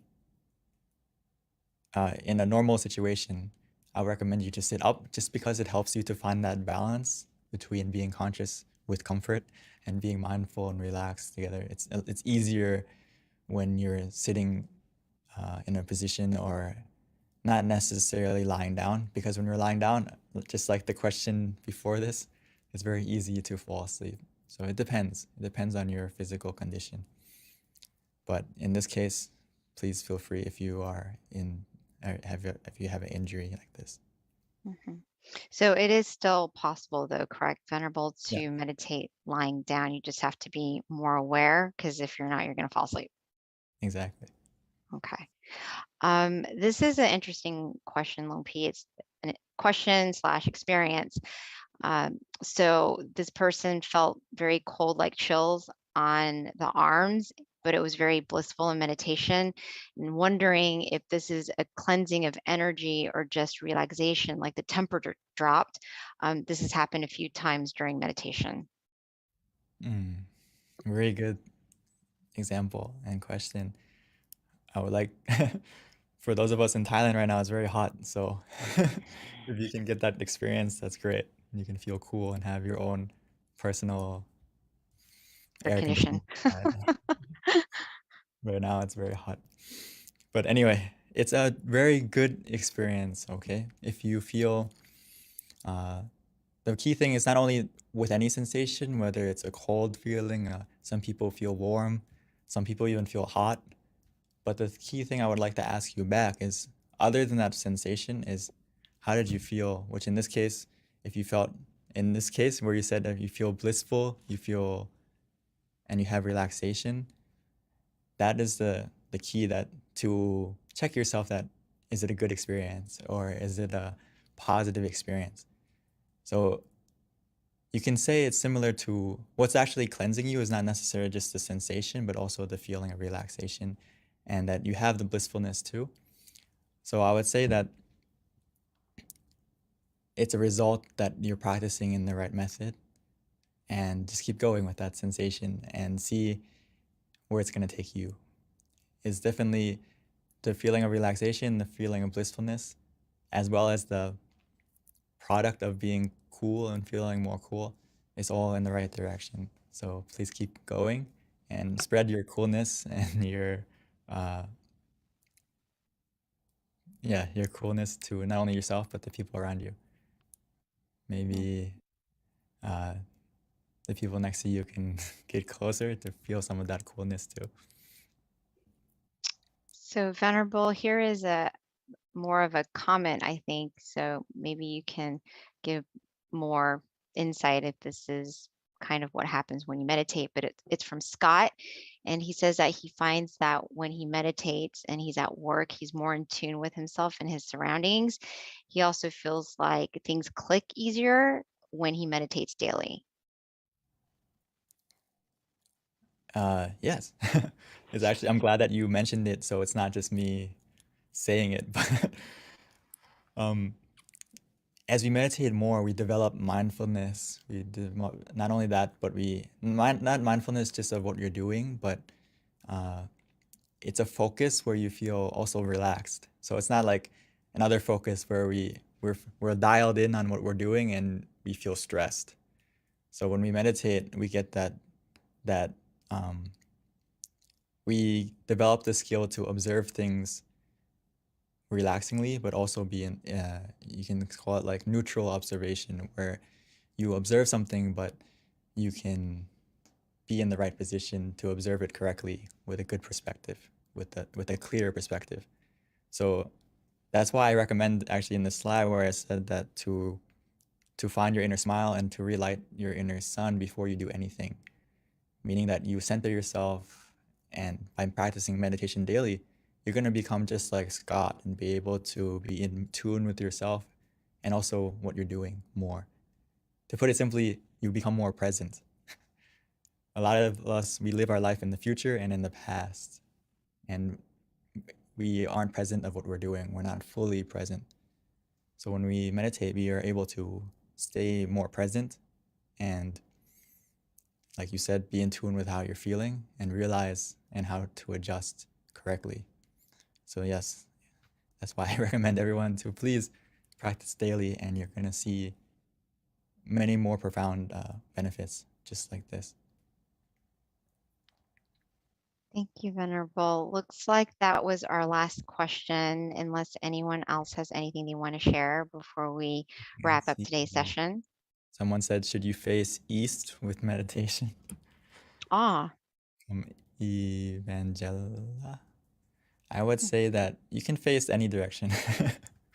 I mean, face this direction that you feel comfortable in, and it depends on where you are. Sometimes it depends on the feeling you have.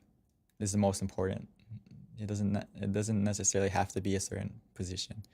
In, like, for example, when I am in the temple, there is a big jariya, or a big stupa, that we pay respect to. So sometimes I like to face in that direction because mentally I feel more comfortable, but it doesn't mean necessarily that I have to face that way, but it depends on you. It depends on you. And you can face in the direction. but Venerable, isn't there some benefit to sitting in the lotus position? I mean, ideally you want to be comfortable, but is there a benefit essentially to sitting in a lotus position versus like a chair? There's benefits, of course. It's a standard position for a reason. And if you can train yourself to be able to sit on the floor and sit in the lotus position, there's benefits, for example, increased awareness, and if you can really keep your back straight comfortably, it helps to reduce the stress on your back to almost be zero if you can stay in. But for a beginner, or perhaps when you first start out, it's always important just to find a position that works for you and gradually work towards that if you really want it to be a goal. Mhm. And yeah, like for Yeah, me, I couldn't sit on that way for a while, but it took a while to adjust. right.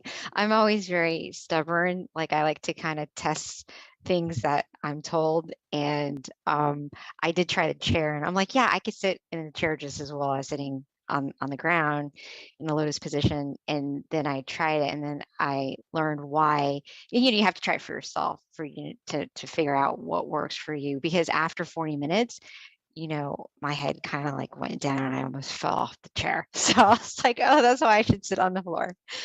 Okay, so Venerable, another question that just came through.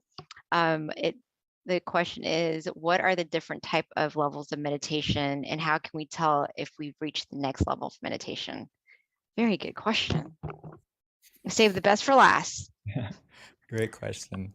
To put it simply, there is many levels of meditation that we can attain, but for now, I would treat meditation not necessarily are we there yet. It's not like a race to the destination. If we treat meditation that way, it's gonna feel we might feel bored or we might get dissatisfied with our experience. And what I've been practicing and what our master would tell us is that we will know for ourselves when we get to the end, right? So, but we shouldn't sit there waiting like, are we there yet? Are we there yet? Because if we sit like that, we're not gonna enjoy our meditation. So when we practice, treat meditation like harvesting happiness, meaning that your goal for meditation now and every session when you start should just be to relax so we can feel happiness from our meditation. And as we feel relaxed, we feel happiness, our mind is becoming more clear and bright and more purified. So the main goal to meditate is to purify your mind, to clear your mind and fill it with happiness and purity. So that to feel are you at the next level is just to measure that feeling of happiness, that feeling of purity, that every time you meditate, do you feel that level increasing? Because that's the foundation that is going to take you to the next higher level of meditation. If you speak it in Buddhist terms of attaining enlightenment or attaining a deeper, as we say, okay, enlightenment is the highest goal. The foundation to get to that is you have to have a clear mind, a pure mind, a happy mind. So let's focus on the feeling first and measure the feeling for yourself. Every time you meditate, do you feel that feeling increasing? If so, that means you're on the right path and you're getting, if you want to call it the next level of meditation, is that the feeling increased. And as the feeling increases, that purity increases, you're going to see and experience the levels of meditation for yourself. As I think Jessie mentioned earlier, she said she can feel and see the brightness within herself. So that's something that we have to experience for ourselves. And it's something that I also put to, like, I think like V just said, like, you're stubborn, right? And you want to test it for yourself. So that's the key of meditation, or of anything actually, is to test it for yourself. And you're gonna, if you just follow that feeling of relaxation and purity of happiness, you're gonna be able to test it for yourself and experience it for yourself. And that's the thing, Venerable, is it's great because you have the guidance, and because our teachers tell us all the same things. And then if you test it, then you're like, oh, that's why they say that. It just I- makes it more efficient when you have the proper guidance. But still, people are stubborn. They want to see for themselves. I would say just for now, your best guide is you can feel for yourself if you're on the right path. Listen to your body, listen to your feeling. If you're meditating correctly, your body is going to react a certain way. And how you feel, you're going to feel a certain way. So if you're meditating wrong, your body is going to tell you first, right? You're going to feel tension, you're going to feel stress, and also mentally you're going to feel that way too. So just pay more attention to yourself, and that can also be a guide, actually one of the best guides, Right. to Definitely. to be aware of how you're feeling. And if you feel that balance between being mindful and relaxed or being conscious with comfort, that means you're okay. Everything's okay. But again, one of the obstacles is doubt. Yeah. So that's why it's always good to come and meditate together. And if you have any questions, don't be scared to ask, because sometimes we have that doubt. Are we practicing correctly? And my job is to reassure you, and also the monks that practice, to reassure you that, okay, you're on the right path. Right.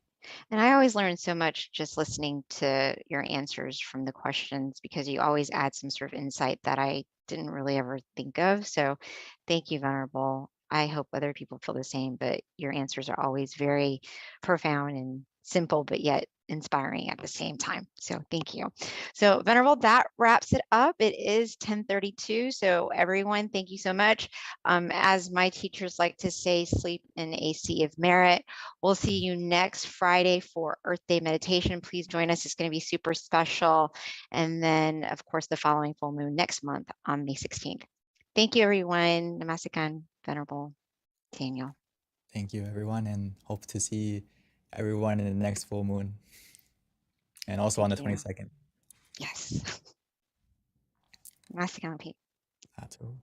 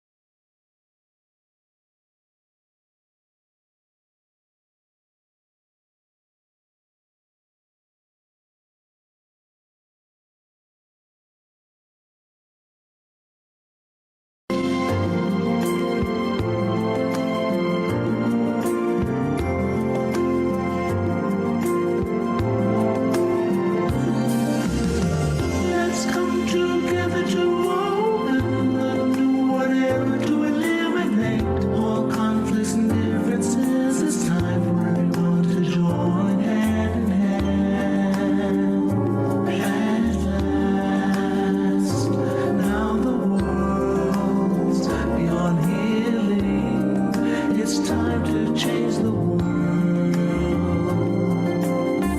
As the one who knew in the past,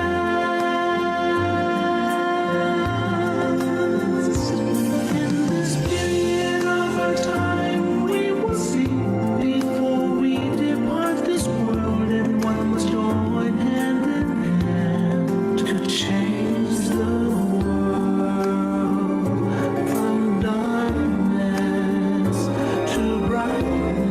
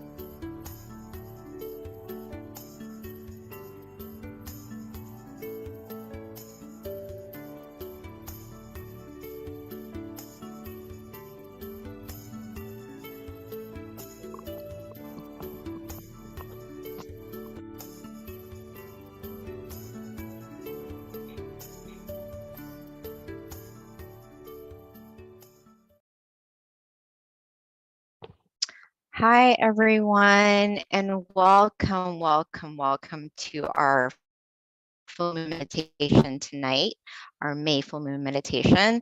The theme today is Wesak Day, which is a day of inner peace. So I found a quote that I felt was very appropriate, not only to honor the Buddha being our ultimate teacher, but all of our teachers, because this definitely is a representation of all good teachers. And the quote is, "A good teacher is like a candle. It consumes itself to light the way for others." So I feel like that's very appropriate, and that's definitely in honor of all of our teachers. So that's a quote of the day. With regards to today's schedule, we're going to have a short wisdom talk followed by our meditation and then candlelight, along with loving kindness and then Q&A at the end. So please stay. Our Q&A is actually one of my favorite with regards to our full moon meditation. I learned so much. A little bit about our teaching monk Jackie. He ordained in 2014. And after graduating, that's when he ordained. He got his BBA. Once he ordained to life, and so he found his goal and his passion, which is to practice his passion, which is meditation, not only cultivating it, but sharing it to others as well. So that's a little bit about Venerable Jackie, Monk Jackie. Before we start, we would like to ask everyone to please share on the chat, just so that we know where people are from, the state that they're at, their city, and their country, because we do have people from all around the world. So it's definitely very interesting to know where you're from. So if you can put that in the chat, that would be very helpful. Thank you, everyone. All right, so at this time, I would like to invite Monk Jackie to start our session for us. Good morning. Namaskar, Monk Good Pete. evening. Good evening to everyone. It's morning time here, so Depending on where you are in the world. yes. So I'm thinking maybe other people from other places around the world are joining also. So good morning, good afternoon, and good evening to everyone, right? Welcome everyone to our full moon meditation tonight. Okay. Hopefully you all have had good meditation sessions from our past full moon events also. And hopefully this one will be a great one for you all as well. Okay. It is Vesak Day tonight, right? And we would have a little information to share to you about that. But before we go into that and to our meditation, there's something I'd like to share. Okay.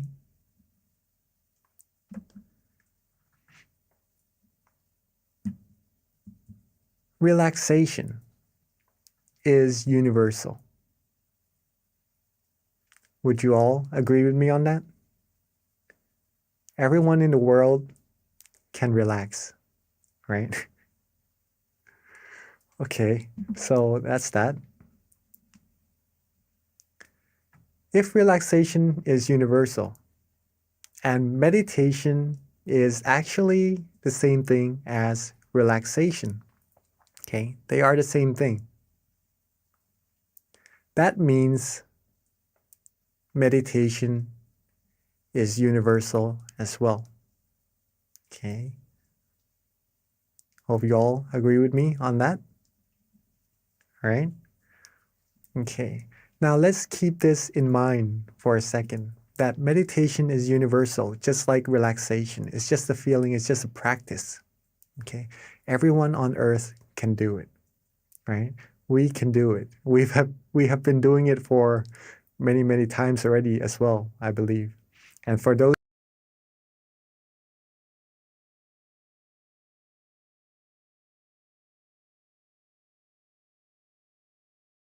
already as well, I believe. And for those who are new, meditation is relaxation. It is very easy to do. But the result is more and more profound once you practice it more and more. Okay? Now, meditation is universal, right? Meditation also leads us to happiness. Okay? Not just any happiness, though. It leads us to true happiness. What is true happiness? True happiness is a type of happiness where you could always have. It doesn't go away. It doesn't depart from you.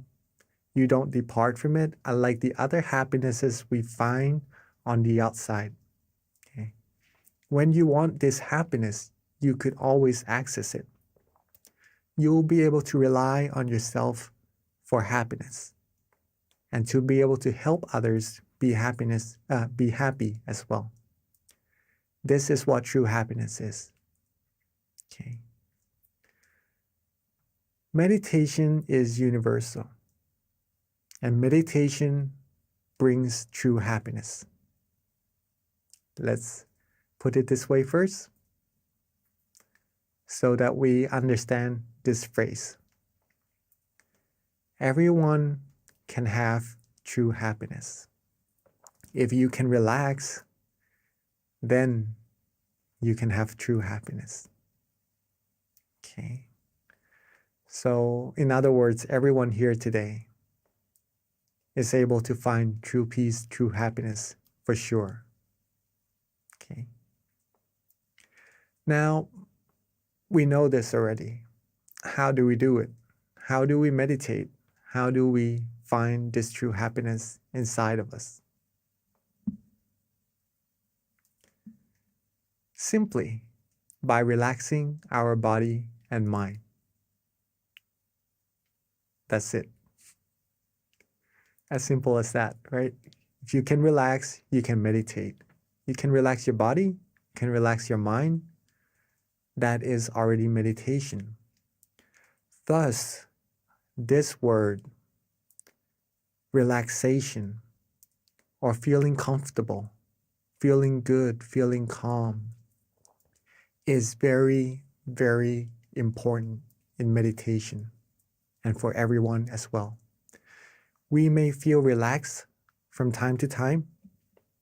We may feel good when we are sitting in a comfortable chair before we go to bed. After coming out of the shower, we feel good, we feel relaxed. But sometimes we are used to it, that we overlook it, of how important it actually is, this feeling of relaxation. This is the feeling that will bring you deeper and deeper into more and more happiness inside of yourself. Okay, so let's take a look at how it does that a little bit more. So if you're able to relax your body, relax your mind. Okay. I don't know if you can see this, but there's a little word, relaxation, on the bottom right here, right? On the left of the screen. We might start off with a good amount of relaxation, right? That we feel, okay, this is our relaxation right now. I'm feeling good. I'm feeling calm. That's good. If we keep that feeling going, if we keep being relaxed more and more, be with that relaxation, it will grow. It will become a little bit bigger.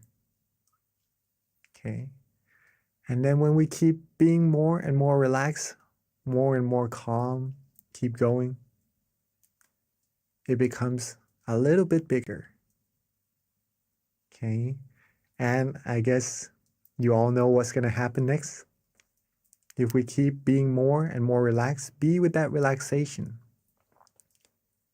is going to get even bigger and becomes even bigger until it becomes very, very big. I literally expanded the word relaxation so that the white part is all that we can see right now. So it eliminates all the other undesirable feelings away. And all there is left inside of our mind would be the feeling of relaxation. Okay? It becomes so big that this relaxation becomes peace. It becomes serenity in our mind. Nothing else can come in. No negative feelings, no negative energy could penetrate. It becomes true happiness. Okay? This is the power of relaxation. This is the power of meditation. Okay? Now we know how to meditate, right? Not that difficult. And if we practice together more and more, we would find true peace little by little until reaching the very utmost of it. Nothing can penetrate, and that's the ultimate goal of meditation. Okay? Now, this was discovered. This technique was discovered a long, long time ago. It doesn't just happen. It didn't just happen recently. Okay? It was discovered actually on a full moon day. The same type of day, the same type of night that we are meditating together right now. Interesting enough, it is on the 6th lunar month also, which is tonight, right? The 6th lunar month. This full moon day, over 2,600 years ago, actually, was when it was discovered, this knowledge. It is a day called Vesak Day. Vesak Day. Okay. On this day, just for information for all of us also, when true happiness was discovered, when a person like us, right? A person was able to discover true happiness inside. It is actually on the same day that this person was born, discovered this true peace, true happiness inside, and passed away, right? It's on the same day, but on a different year, just so you know. Okay. And this person, we all know who this person is already, actually, from seeing the picture, right? Is the Lord Buddha. On this Vesak Day, over 2,600 years ago, he sat down and vowed that if he doesn't attain true happiness or the knowledge to eliminate all negativities from the mind, right? If his flesh or blood were to vanish, if his flesh and blood were to vanish and all there's left is his skin, his tendons, and his bones, he would not quit until he reaches true happiness, until he was able to eliminate all negativities from the mind. And so he did. So he did. And he passed the knowledge down to many, many people, and so they did also. Okay. Until generations after generations, reaching us here in the present day. We too can find this true happiness by just relaxing, by just meditating. Now, along his years of teaching, there is this one phrase that he said, Nati Santi Parang Sukham. It is in Bali, right? An old language. It means there is no happiness greater than the peace of mind. So for everyone here, if you are seeking happiness, are you all looking for happiness? Do you all want to be happy? All beings do seek happiness, and that's pretty much what we aim for, what our goals in life will bring us. It brings us success, and that success, it's what will fulfill us, give us happiness, right? So all of us seek happiness. I'm sure no one would want to be sad or to feel bad or anything, right? We all want happiness. And if we want the greatest of happiness, it is where the peace of mind is. Okay.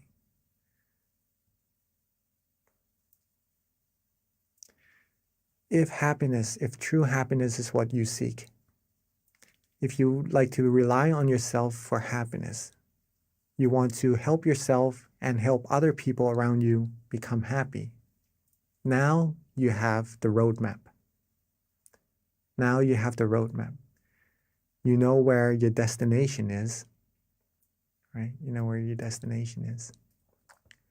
You have the compass, you have the tools, which is meditation. And how to get there is just to be relaxed. Keep being relaxed more and more until we reach our destination.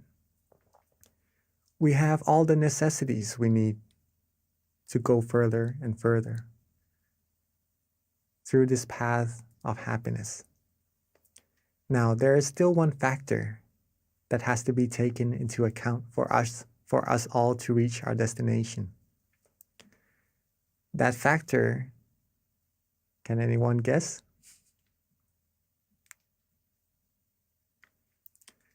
That factor is you. It is all of us. Meditation is not something one person can do for another. It is like eating. If I eat, then I will be full. If you eat, you will be full. Okay? If I eat and you don't, then I'm the only person who will be full. Right? Same as meditation. If you meditate, you're going to be the person who finds true happiness. If you have the knowledge, if you know how to do it, you have the destination, the roadmap, and everything. Well, if we take into account, right, if we take that into practice, we will sure reach our destination. And I'm sure all of us would be keen, right, to reach that destination altogether. If we can be truly happy inside, if we can find that true happiness inside of all of us, then we could be the role model to other people around us. Remember, at that point of true happiness, no negativities will be able to penetrate. If we could get to that point, more and more of us, no negativities will be able to come in, okay? Not just into our mind, but into our community, to our society. The more we expand this true happiness to the outside, the more we would be closer to world peace, okay? We are simply just being relaxed and just being still, meditating. But the result that arises from this is really profound. Okay. If we can do it first, we could be happy first, then we can share the light with all the other people around us, having everyone be happy and having this world be a world of true peace together.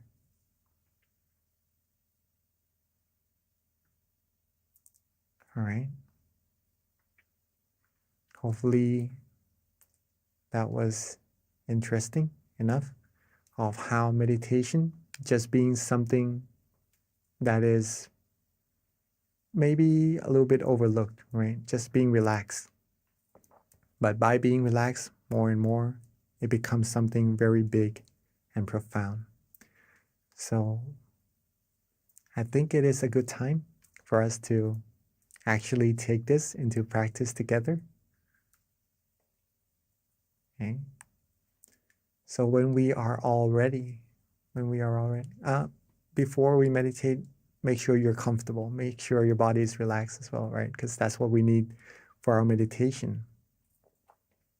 So let's get ourselves adjusted, our body adjusted, so that we feel good in our meditation together for a few moments.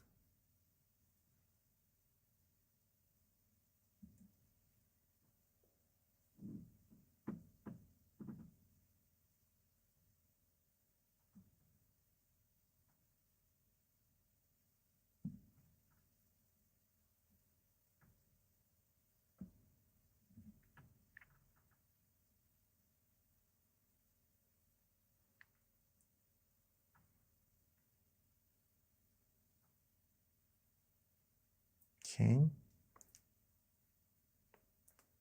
So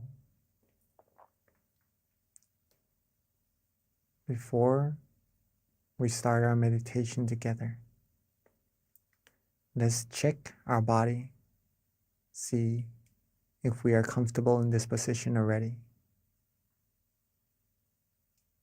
And when we are ready, let's softly and gently close our eyes.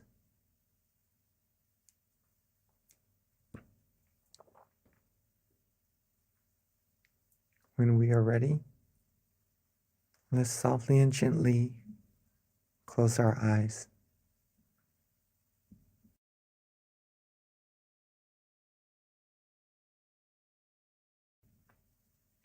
Take our time. There's no need to rush at all.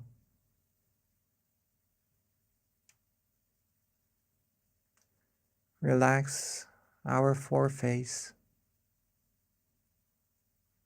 Relax our eyebrows, our cheeks, our chin, our jaws. Relax our neck, our shoulders, our waist, our thighs, our legs, all the way down to the tips of our toes.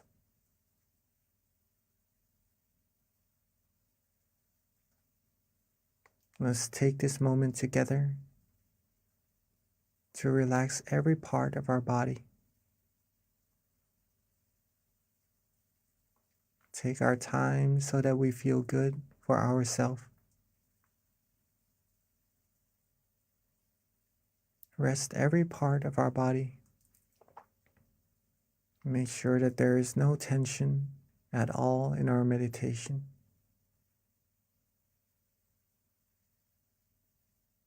If we feel good, if we feel relaxed, then we are on the right path.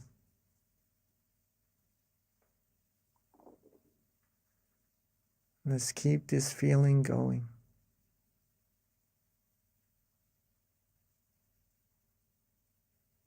Keep ourselves calm. Keep ourselves relaxed. And let's let everything go. Let all our worries go. Let all our responsibilities rest just for now, so that we can have time to find true peace and true happiness all together.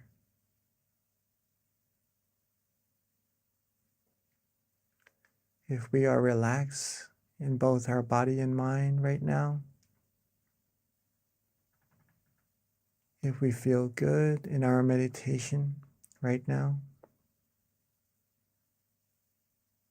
Keep that feeling. Keep that feeling flowing. Keep that feeling alive. Just like our heart that is beating.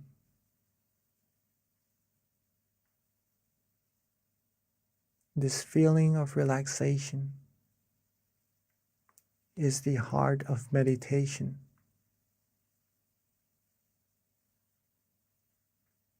So as long as we feel good, as long as we feel calm, as long as we feel relaxed in our meditation, then the heart of our meditation is beating. And we are being alive on the outside and on the inside. We are walking, are traveling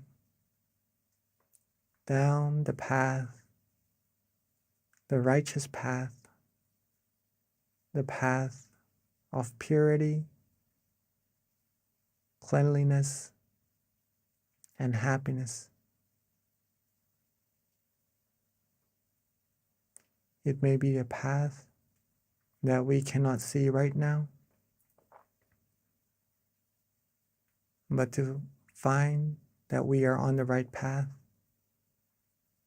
there's a way to travel, which is to feel.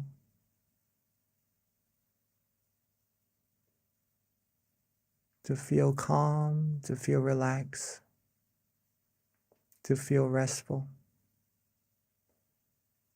And that's how we know we are traveling on the right path, in the right direction, getting closer, closer to the utmost of happiness, the greatest of happiness. But it is like a tree as well, where we cannot rush for it to grow, where we cannot rush for it to bear fruit.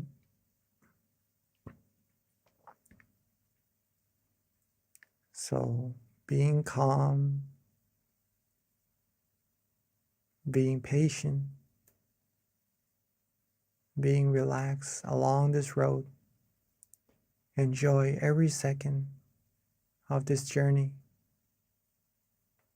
is what will take us to our destination.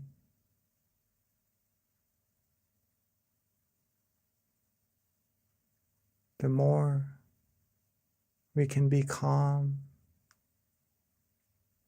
the more we can wait, the more we accumulate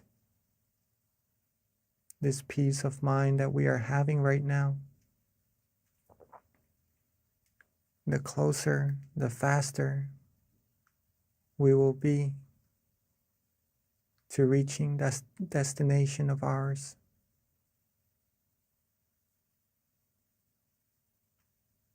So let's keep ourselves calm. Let's keep our body relaxed. Let's keep our mind relaxed.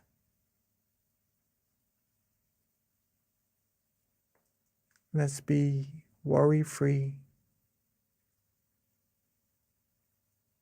Enjoy this very moment, almost as if this is the most precious feeling we have right now that will take us to reaching life's most valuable treasure.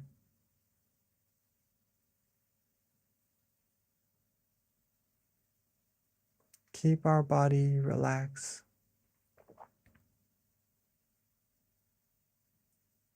Keep our mind relaxed.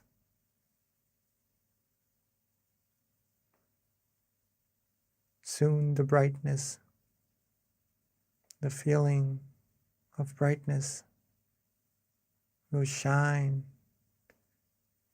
We will find that from closing our eyes and all that we can see is darkness, it will start to slowly dissipate, and gradually we will feel lighter, brighter.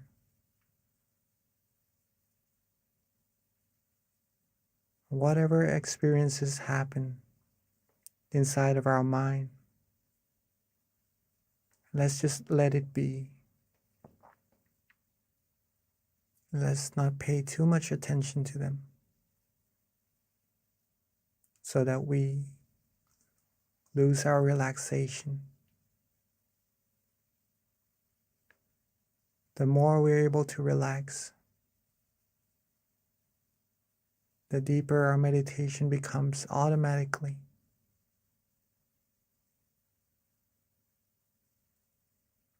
This is our vehicle. This is our tool. At any moment that we find ourselves maybe wandering off, thinking of other things and losing our concentration with our relaxation inside, feel free to reset. We could always let those wandering thoughts go and restart our meditation. Come back to feeling relaxed again in our body and our mind. We'll be right on the road once more, going deeper and deeper into our meditation.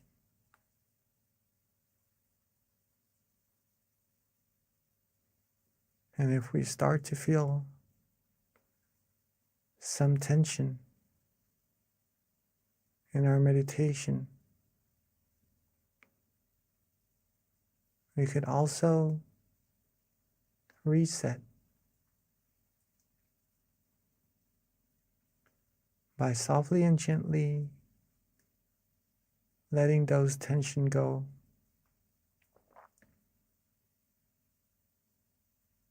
Relax our body. Relax our mind once again, so that we could come back right onto the road that leads us to further and further relaxation.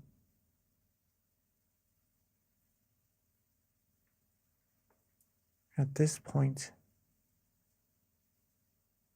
if you're feeling calm, you're feeling relaxed, then you are already accumulating a good amount of positive energy inside of your minds. All there's left to do is just to be neutral. Let these positive energy keep accumulating more and more automatically.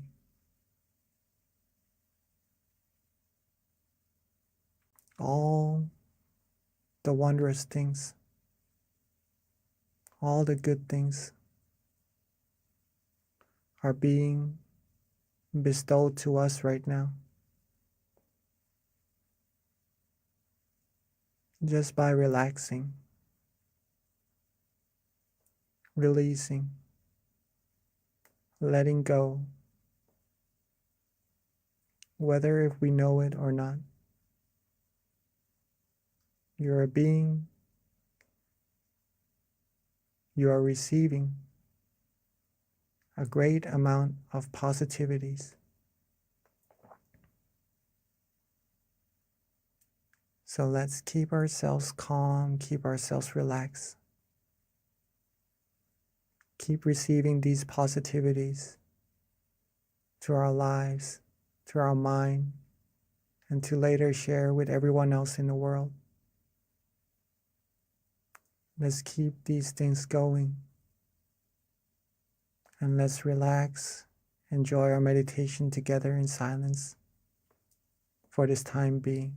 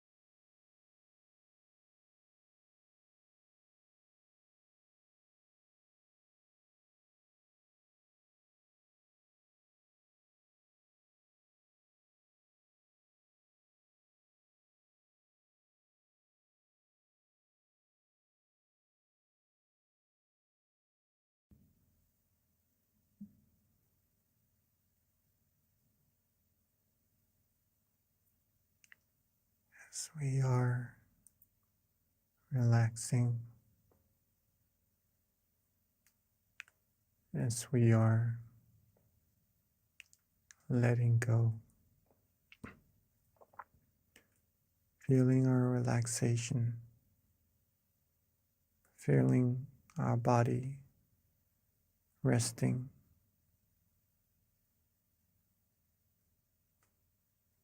letting everything go, feeling calm, feeling restful. We may start to feel the flow of energy inside of ourselves. Some may start to have different meditation experiences. Some may feel calm, relaxed, bright, light. All there is to be done right now is to just be neutral. Don't worry about what is happening inside of our meditation. Don't worry about what's going to come into our meditation. Don't worry about what is passing in our meditation. As a matter of fact, there is no need to worry about anything at all. Just to be with this moment, with this feeling of relaxation, is what is all that we have to do.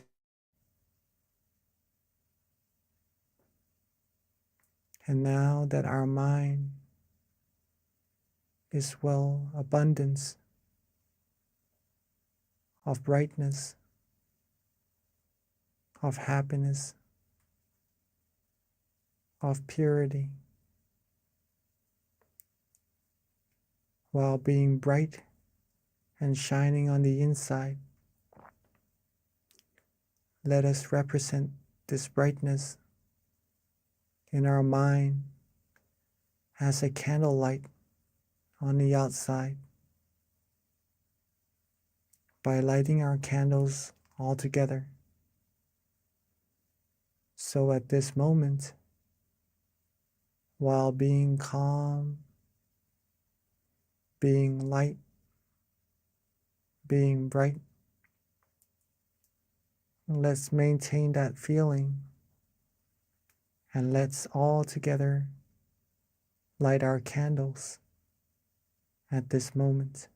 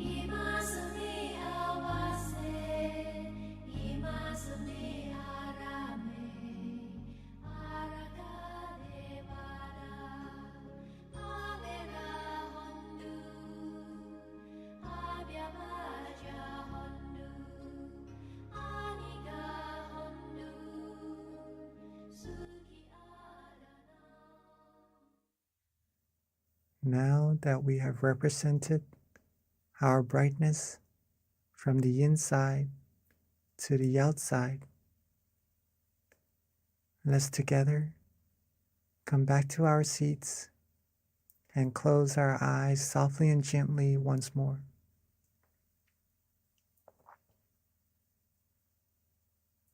Let's relax our eyes, our body, every part of our body, from the top of our head down to the bottoms of our feet. Let's take our time. There's no need to rush. Get back into that feeling of relaxation we had earlier. That feeling of brightness. That light feeling. That calm and comfortable feeling we have inside of us.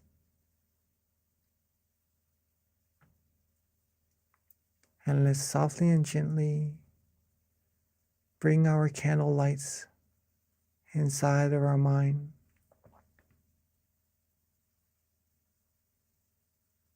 Let's softly and gently bring our candle lights inside of our mind where we feel calm and comfortable.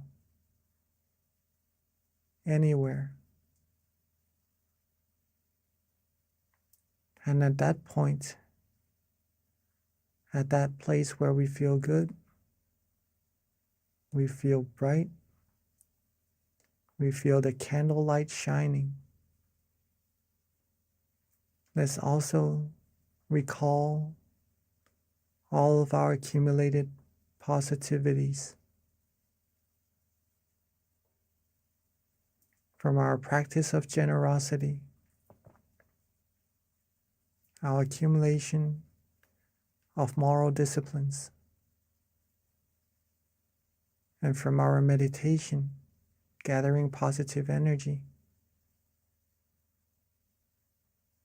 Let all of these good energy come together along with the brightness of the candlelight into a clean, clear crystal sphere, bright and shining.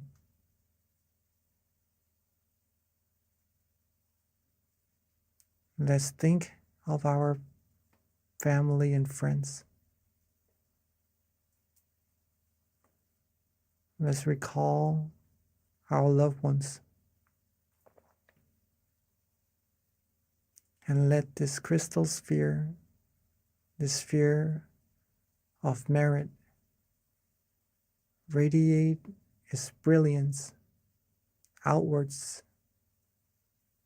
reaching our family and friends, sharing with them all the positivities we have. Wishing for our family and friends to always be happy, be safe, be successful in all their wholesome goals, be protected from all dangers, harms, diseases, be free from all negativities, be able to find true happiness, true peace quickly and easily, and reach the utmost of happiness as quickly and as easily as possible.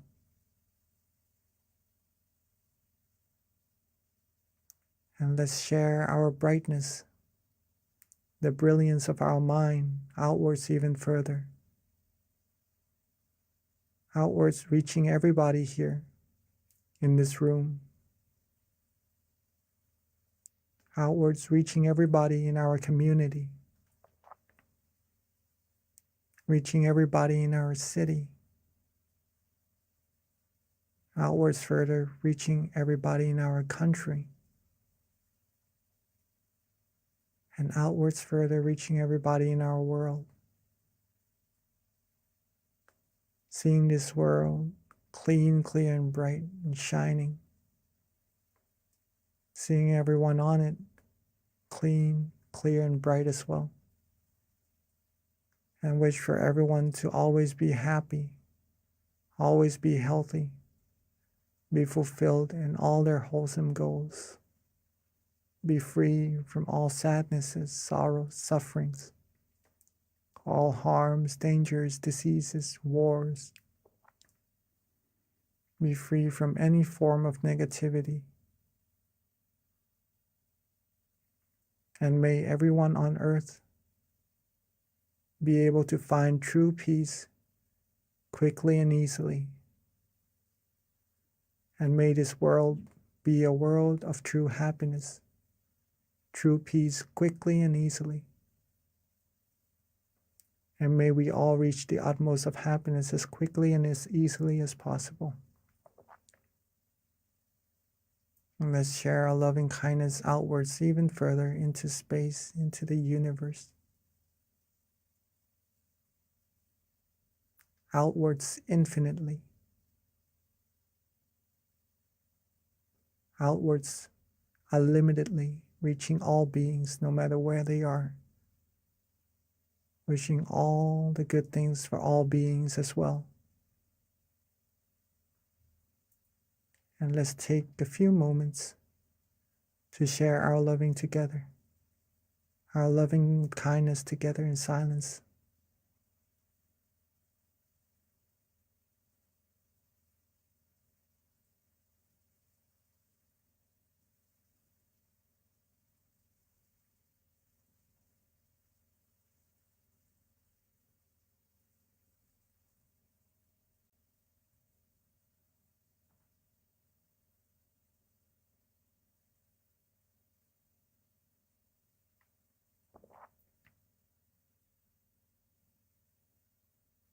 Now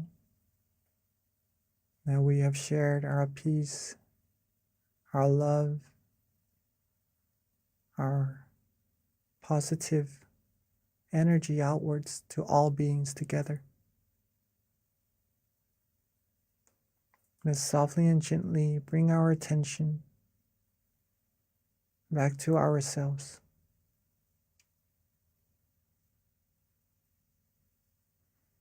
Let's softly and gently bring our attention back to ourselves, to where we feel calm, to where we feel good, feel comfortable. And at that point, with all our accumulated merit, let's wish for ourselves to always be happy, to always be healthy, always be happy, always be wealthy, free from diseases, harms, dangers, free from all worries, all negativities, free from anything that will be able to harm us. And when we meditate, may we be able to still our mind quickly and easily. May we reach true happiness quickly and easily. May we be able to be happy and share our happiness with everyone around us, having our loved ones and all the people in the world be happy as well.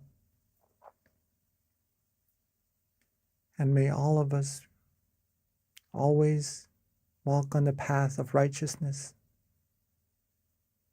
and reach the utmost of happiness as quickly and as easily as possible. Let's take a few moments to wish for ourselves for all the good things we need.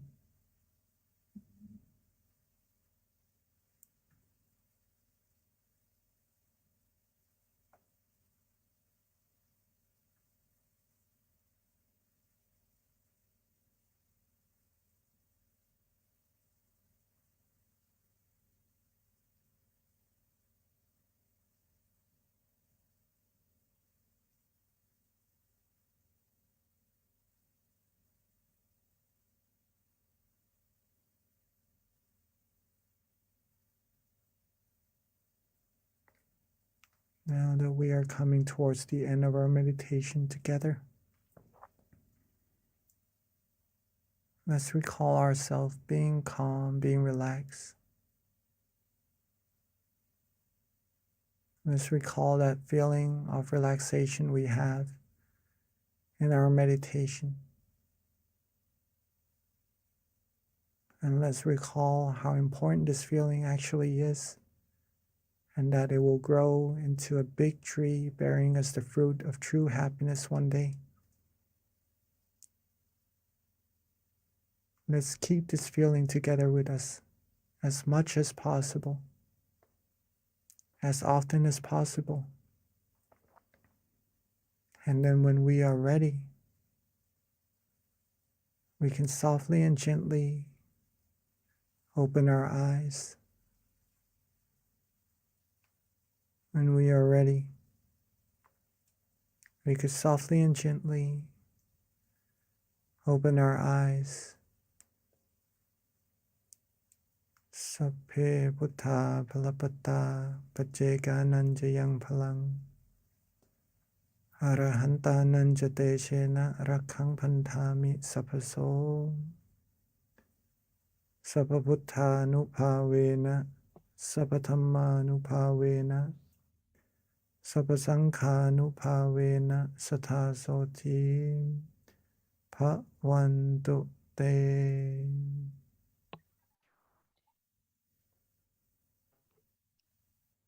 Thank you, Venerable Jackie, for that lovely guided meditation.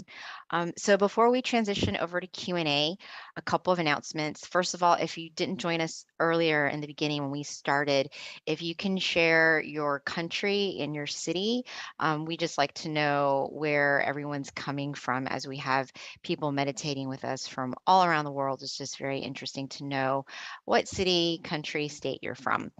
Okay, with regards to a couple of announcements that we have, please jot down the next full moon meditation is going to be on Tuesday, June 14th, next month. A couple of other announcements. If you haven't already visited this website, please be sure to check it out, tammagayameditation.org. This is where you can learn of the various centers that we have in the US, the closest center to you that you can go and visit even.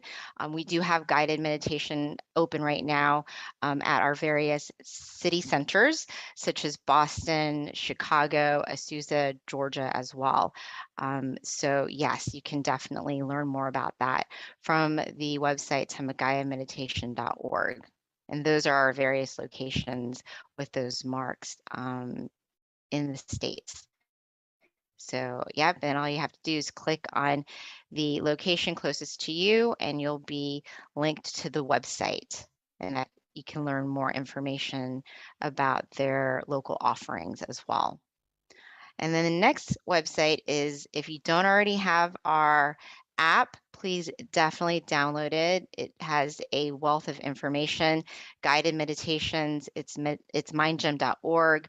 That's the website. You can link to connect with us and download the app from the Play Store or the App Store. This is also a great way to stay connected to our notifications, any announcements that we have. Every month when we've got our full moon meditation, there's a notification that comes out through the app to remind you. So it's definitely a great way to stay in touch with us and keep up to date on our announcements. And then lastly, we've got something interesting going on. It is, first of all, we want to invite everyone to upload a picture of themselves in meditation. It's going to be part of the Guinness World Record, where we're going to try to have as many different entries as possible. And then it's open until August 6th. So there's a QR code right there. All you need to do is just upload a picture of yourself in meditation. We're trying to make the most people meditating online, which we have actually broken many different Guinness World Records before. So this is just another cool one that we've got going on. So everyone on this call, please be sure to send a picture of yourself in meditation on the QR code right there. All right, and that wraps it up for our announcements. So at this time, we're going to transition back over to Monk Jackie and then have our Q&A session. So please, if you've got time, stay with us, but we do understand for those who need to hop off. But this is definitely a great time to have your questions answered, further understanding about meditation, or any questions you might have with regards to your practice, how to improve it. Looks like we have a question right now, Mung Jackie, from Shrirat. Yep. So if we can get the spotlight on Shrirat, please. And then anybody else, if you've got a question, you can either raise your hand or just put it on chat as well. Yes, I think Shirat can open your microphone, and all right. Or you can always put it on chat too, whichever is Yes. easiest.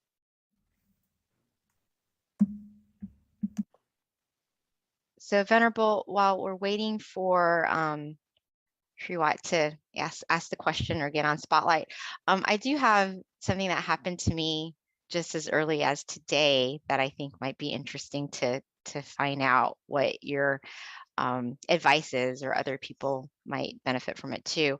But yesterday in meditation, I meditate every day, and when I was meditating, I felt very calm and peaceful, and like I was floating, which was really cool because I hear that this is kind of a typical experience in meditation.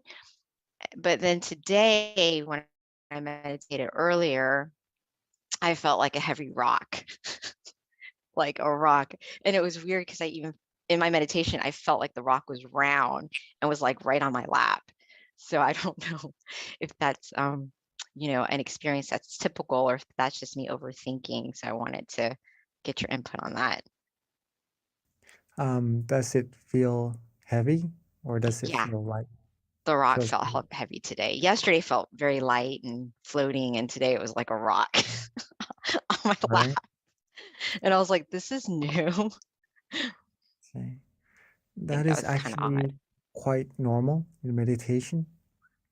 Oh, Okay, first of all, very beautiful that you are meditating every day. That is actually what is needed to progress in meditation. No matter what meditation experiences we have, right? Sometimes good, sometimes we feel not as good as the day before. If we keep meditating, we are progressing no matter what. The only way we're not progressing in meditation is that we do not meditate. Okay. Now, sometimes when we have good meditation experiences one time, right?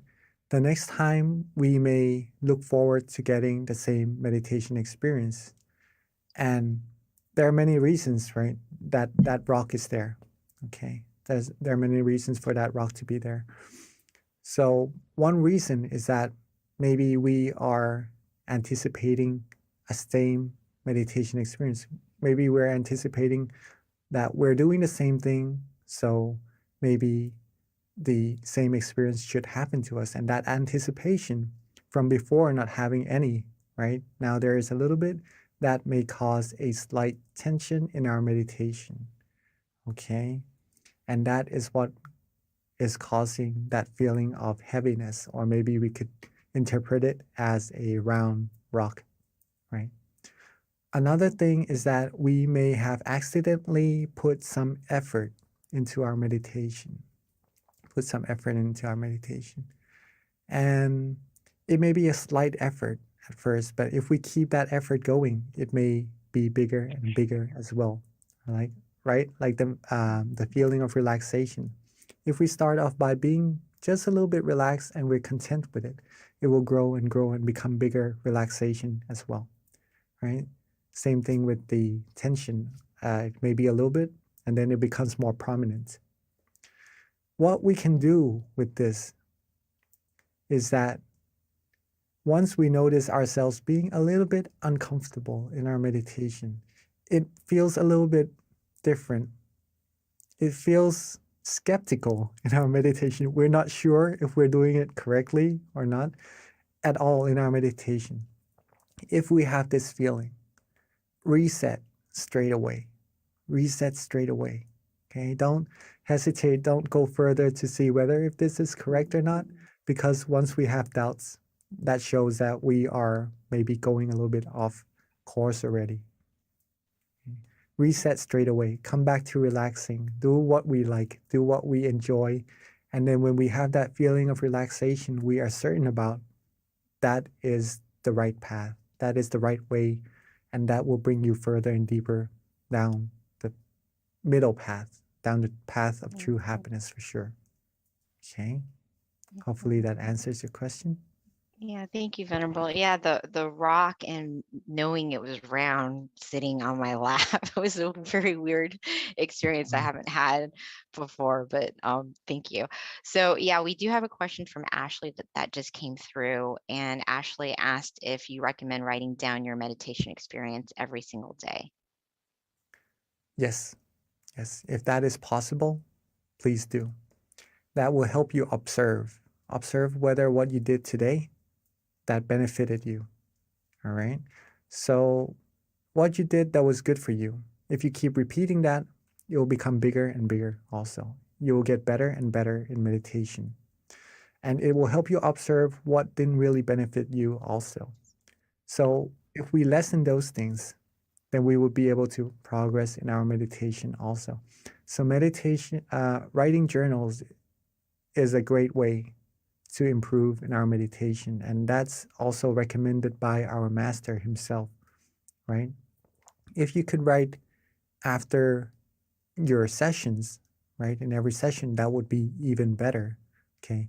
But see what works for you, what helps you observe yourself better, and then do that, then we could improve our meditation from there.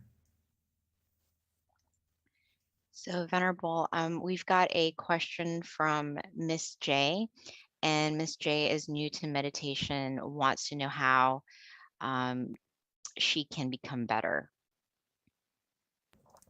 To become better in meditation is very easy, but it takes consistency, pretty much that.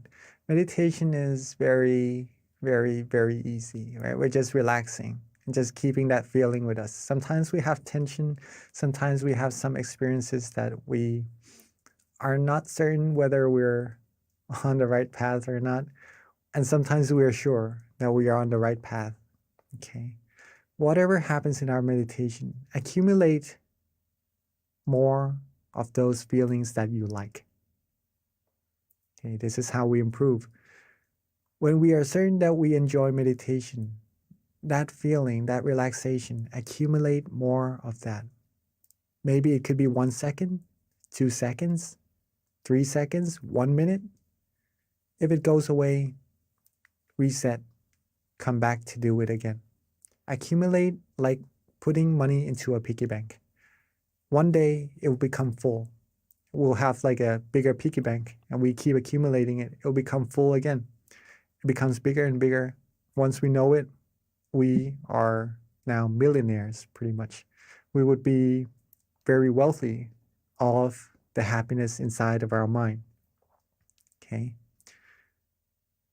Consistency, repetition, be relaxed often. That's how you're gonna improve in your meditation. Thank you, Venerable. So we've got a question from Deb, and her question is, first of all, she had a beautiful meditation experience and it felt very peaceful, but she wants to know how she can do this as a daily activity where she's able to keep calm and have that peaceful feeling consistently. I actually have something that I can share with you about this. Let me just try to find it. All right, so to be able to have this feeling with you more often until it becomes part of you. Same thing with what Ashley asked, right? Or Miss J, Similar, right? Miss J yeah. asked, how to improve meditation. Oh, just a second. I'm on airplane mode right now. Uh-oh. Okay. So it's pretty much almost the same thing. But just for you to see as well. Just a second. Right? We have the 3 things for us to improve now, which is consistency, repetition, sorry. So we have consistency, repetition, and be relaxed often, right? Now, what would happen to our meditation is this. At first, the first sentence, right? When we start practicing meditation, we would have the question of what is relaxation, or we aren't certain what relaxation is. But the more we practice, the more we will be certain that this feeling in our meditation is truly relaxation. Okay? And the more we practice, the more repetition we put into meditation, the more times we become relaxed. Then we become familiar with that feeling of relaxation inside of us, right? It keeps growing and growing. And then at one point in your meditation, instead of trying to be relaxed, practicing relaxation, it will become so easy that it automatically wants to be with you. Right? Your mind wants to be relaxed automatically. When you eat, when you sleep, you just want to be with that feeling without trying to want to be there. It becomes automatic, it becomes natural. It becomes like breathing, right? You don't have to try to breathe. You just breathe normally. It becomes like that. And the way for this to happen is that we have time to meditate in our days. We have to schedule time for it. There is a set of chanting in monkhood, right? There's a set of chanting that is really, really long, the longest set of chanting that we have. And people who are able to do that must pay a lot of attention to memorize this thick amount of chanting, this thick book, right? And there was this one monk who I met, and he was able to do this, okay? He told me, I still remember it, it's a really good saying from him. He told me that if you have passion, then you will have time, okay? If you have passion for something, you'll make time for it for sure. Okay? So if you like meditation, if you want to improve on meditation, you will definitely have time for it. And a good way to have time for it is to actually prioritize it and make time for it in your day. Maybe Miss B, she meditates every day, right? She would probably be a good role model to how we can meditate every day and incorporate meditation sessions into our daily practices as well. Yes. So that's how we do that. So that's how we do that, and how we improve our meditation until meditation becomes part of our life and becomes like breathing. Mhm. Thank you, Venerable. Yeah, one of the things I feel is very key, and you hear this from every single teaching monk, so there's some truth in it. And not only that, you experience it for yourself, so it's always nice to have monks confirm what you're already doing, but it's definitely little by little. So, the recommendation of meditating initially 5 minutes a day, don't overdo yourself, and then increase it with time to 10 minutes. And before you know it, little by little, at some point you get to an hour, and that's, but you accumulate it slowly. So it's just something that I've heard many times from different monks in terms of your own self-development as well. So Venerable, we've had several questions kind of trickle in. The next question is from Casey, and she wants to know if it's normal that your body feels cold after you meditate for a while. Usually we will feel calm and comfortable. Unless the room is cold, then you maybe feel a little bit cold after the meditation, right? If you have come from a hot place and you meditate, and you feel cooler, right? Then that the physical part of meditation pretty much deals with the outside factors, right? But if you feel cool in your meditation from inside, that is part of the meditation experiences that we would have when we are able to relax ourselves, right? So if you feel cool from the inside from meditation, that shows that you are practicing correctly already, right? It is a coolness that doesn't make you feel cold, right? It is a different kind of coolness on the outside. This type of coolness is like a warm feeling at the same time as well. You feel secure, you feel good, you feel fresh, like a good fresh air that we breathe in the morning, right? It's that type of coolness. So if you feel that, then you are practicing very well. But maybe the coolness from the outside, the physical body, it could be due to the outside factors, if that is so. Got it. So Venerable, next question is from Charlene David. And the question is it okay to meditate lying down as opposed to sitting? Yes, we can meditate actually in every position, right? It's just relaxing. But when we lie down, we usually tend to be more relaxed, right? And then we usually fall asleep after. So we do need some awareness in our meditation with our relaxation as well. That's why we sit, right? Because sitting is a good way to relax and also have awareness at the same time. If we lay down and we could be aware and relax, then you are meditating. But if you're starting to lose some relaxation, then we are, when you're starting to lose some awareness, then all we have left is just relaxation.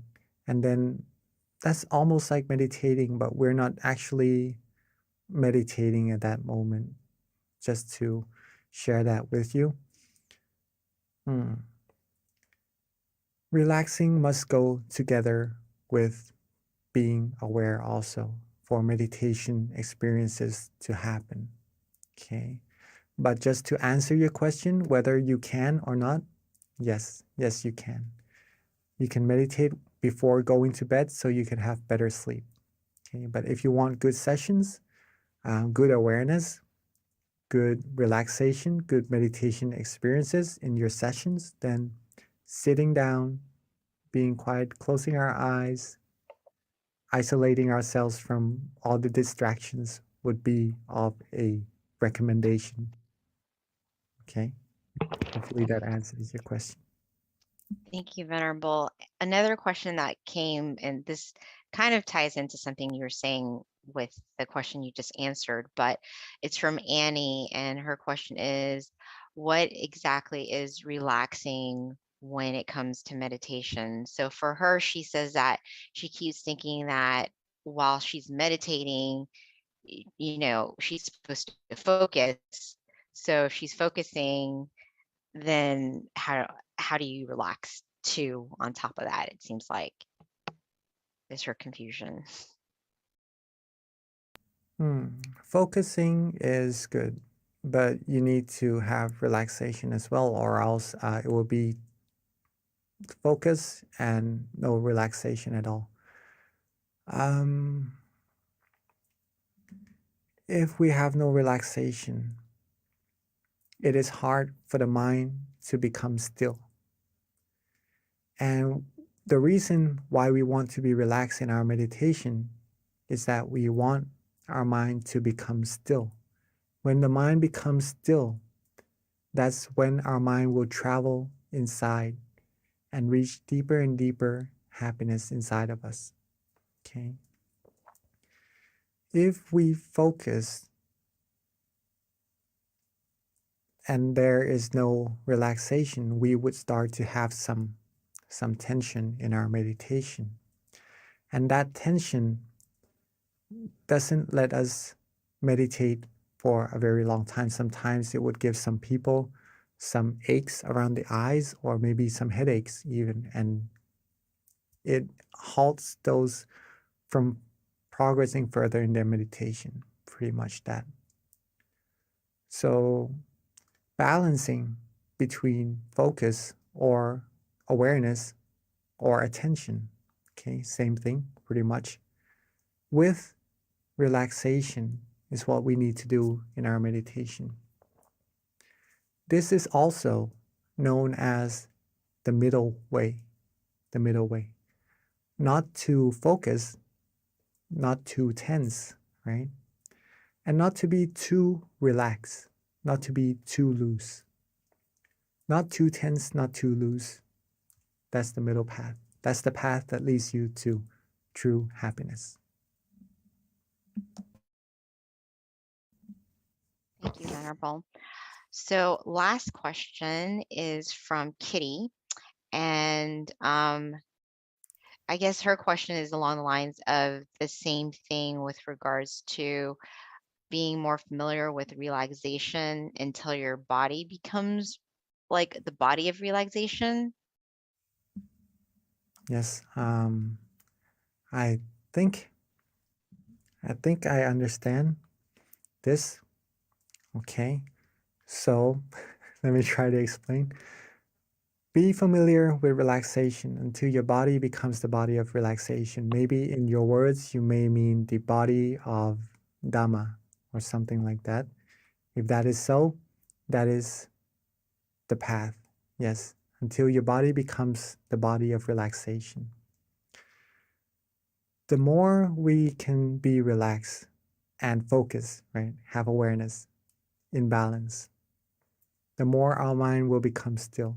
When we are more used to that, the less our mind will want to travel from this point of relaxation.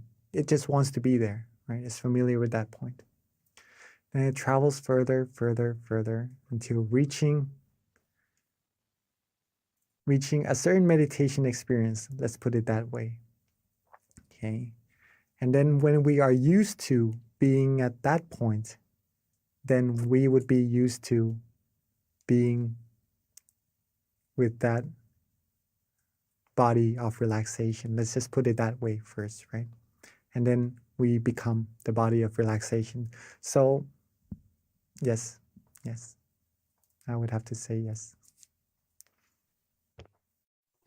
Okay, thank you, Venerable. So it is a little past 10:30. So at this time, there are no other further questions. So let us all pay respect to our teaching monk by just putting our hands together as he gives us a blessing. And don't forget our next month full moon meditation, Tuesday, June 14th. Thank you. Namaste Kalompi.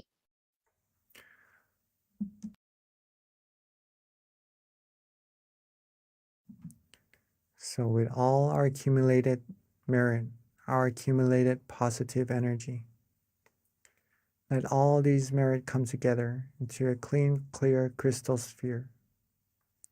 And let this merit bestow to us, bless us with the utmost of happiness, the utmost of health, wealth, success. And may we all be fulfilled with all our wholesome wishes. When we meditate, may we all be able to attain true happiness quickly and easily, and reach the utmost of happiness as quickly and as easily as possible.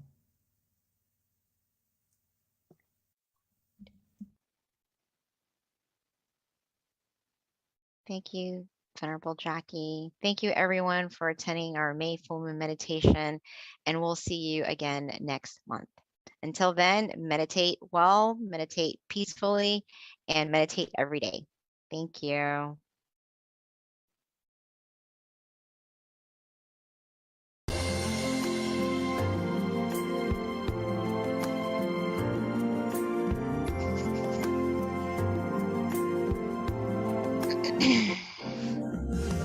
Let's come together to open the new whatever to eliminate all conflicts and differences. It's time for everyone to join hand in hand.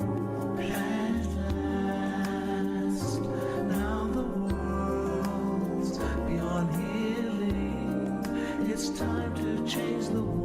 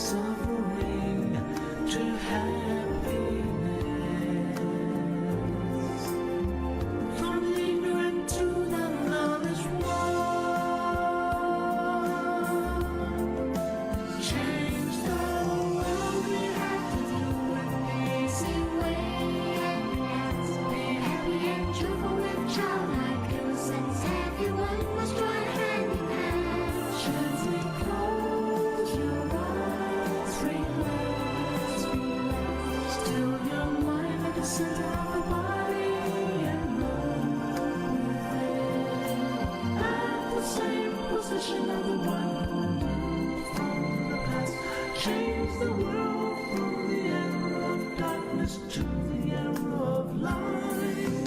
From the old era to this new era, the world will be like heaven on earth. No classes in societies, everyone will be evenly happy. We speak the same heavenly language. We come as one with smiles of love. We'll be kind, the world will change. The world will change. Let's come together to change the world. Let's come together to change the world. Let's come together to change the world. Let's change the world. We have to do it the easy way and relax each other with childlike innocence. Everyone must join hand in hand. Gently close your eyes and relax. Still your mind at the center of the body and look clearly. As the one who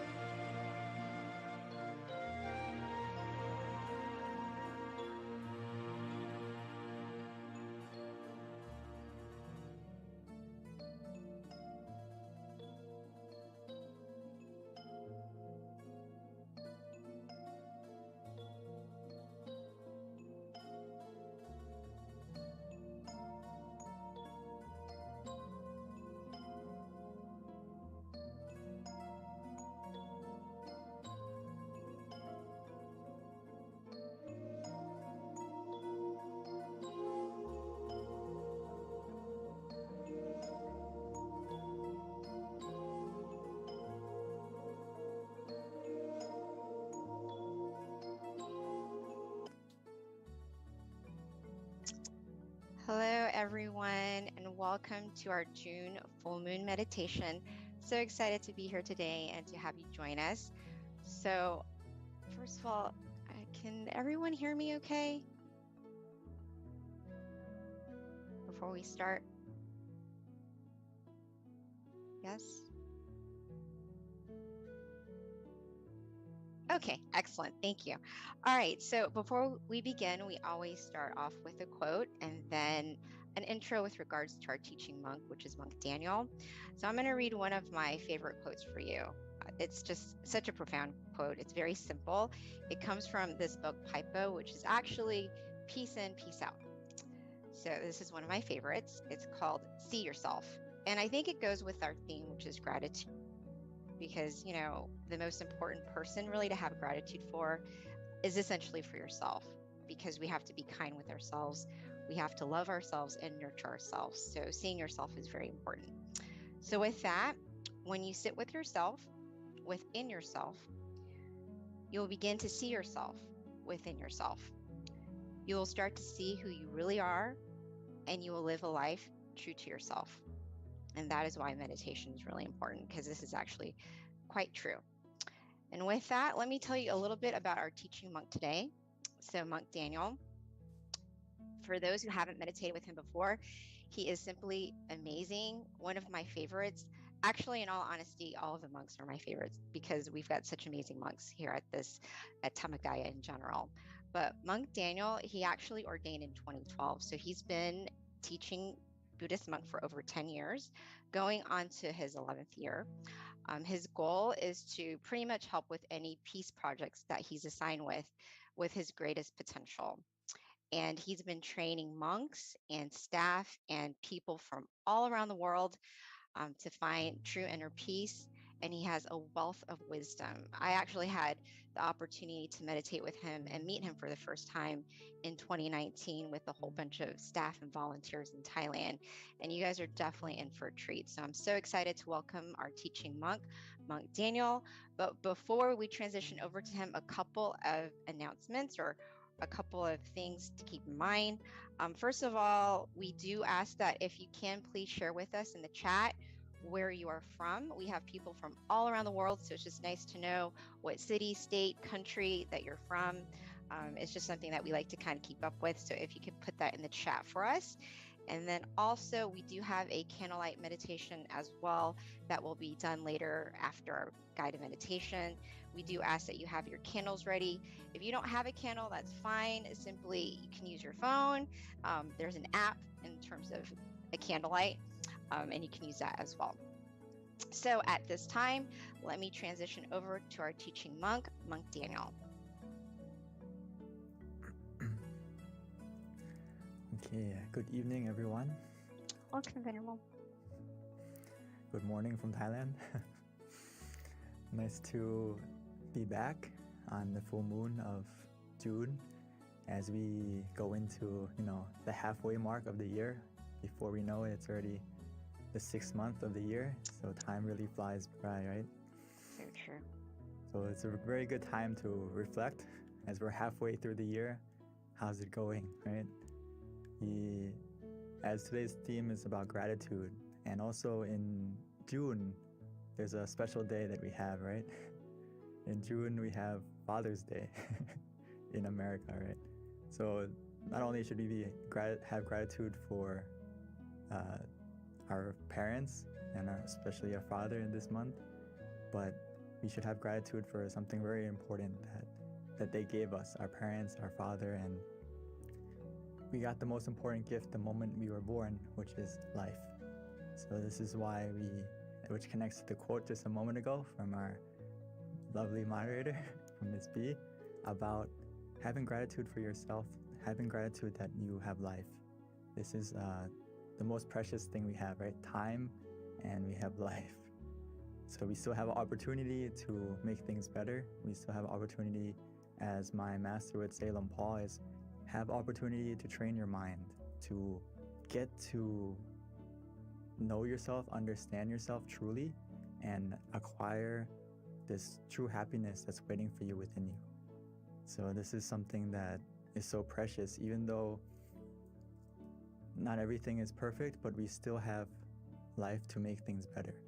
So this is something that we should be so grateful for, that even though then it's something that we practice as a homework from Lampal, is like when you wake up in the morning, the first thing you should do is reflect and meditate for a moment and just appreciate that I have another day, I have another morning. You know, every morning we're born again, we have another chance to keep doing good and another chance to cultivate our mind, to unlock that hidden potential within you. So I'm very happy that everyone's here tonight on full moon, because we can be just like the full moon and shine. Even though we're surrounded by darkness, we can be the full moon and shine to illuminate that night, make it, you know, such a beautiful and auspicious time.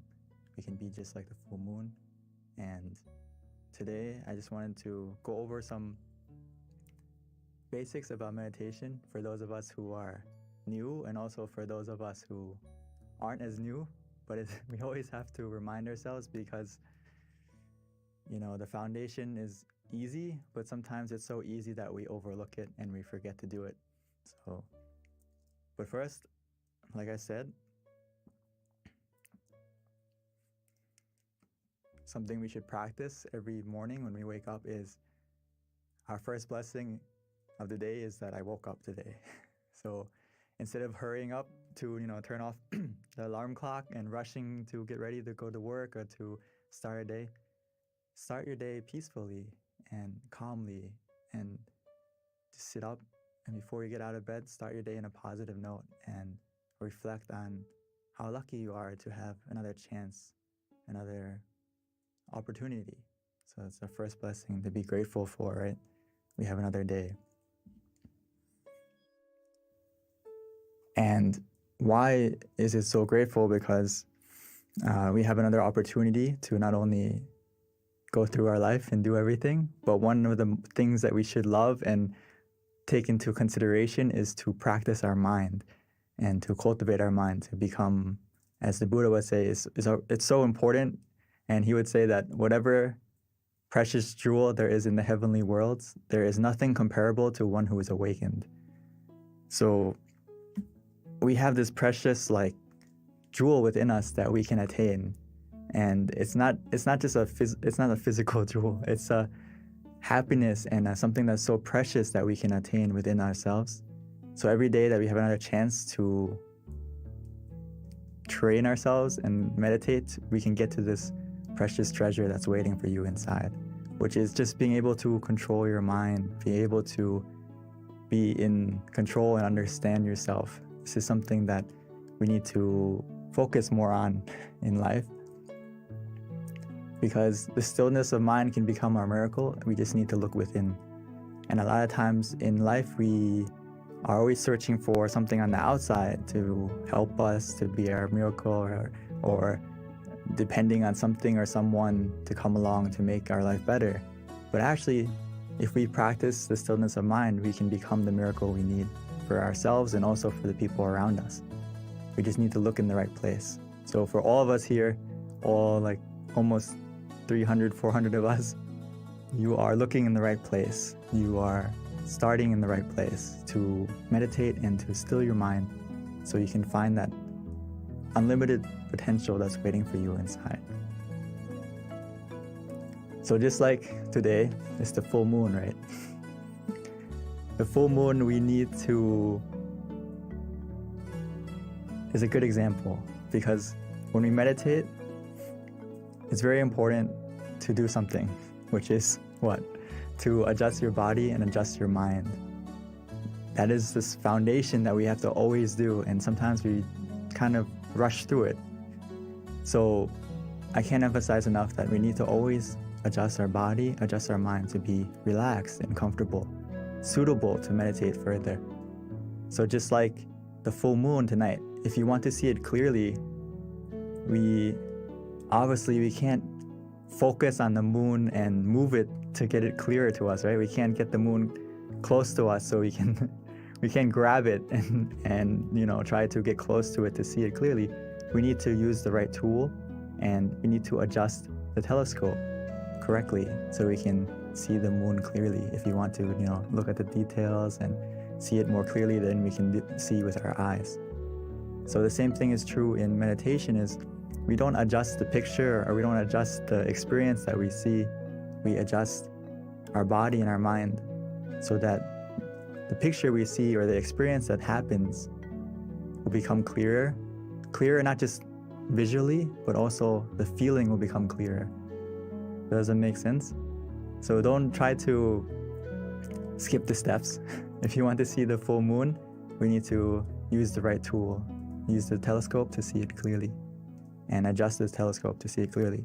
So every time we meditate, it's the same. We need to adjust our body and adjust our mind. Not skip that step.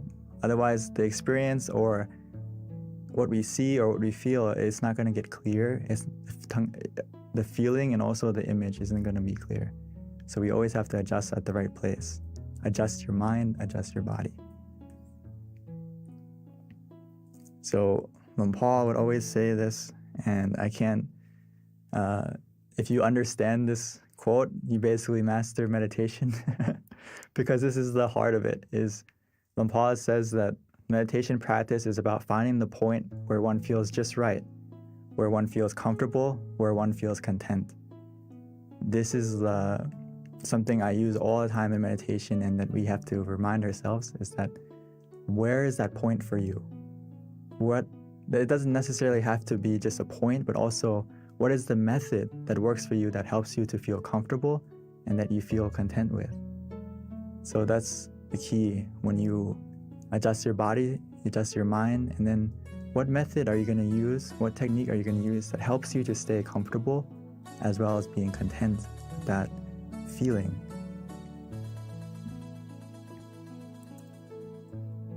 So as we find that point of where we feel comfortable, where we feel relaxed, where we feel physically and mentally comfortable, and we stay at that point contently, what's going to happen is your mind is going to slowly declutter itself. It's going to slowly delete all the clutter in your mind. And it's going to take some time, but as long as we stay there contently, calmly, patiently, and just enjoying the feeling of relaxation, every second that passes by, it's deleting the bad files. It's deleting the negative emotions in our mind, bit by bit. So just stay at that point calmly and contently, and your mind is actually healing itself every second that you stay at that point. It's actually doing two things at once. It's deleting the bad, removing the clutter, and also it's uninstalling all the bad emotions, all the negativity within us, the greed, the anger, the delusion, and also everything that is negative. It's going to slowly get deleted, as well as at the same time it's downloading a happiness within you and making your mind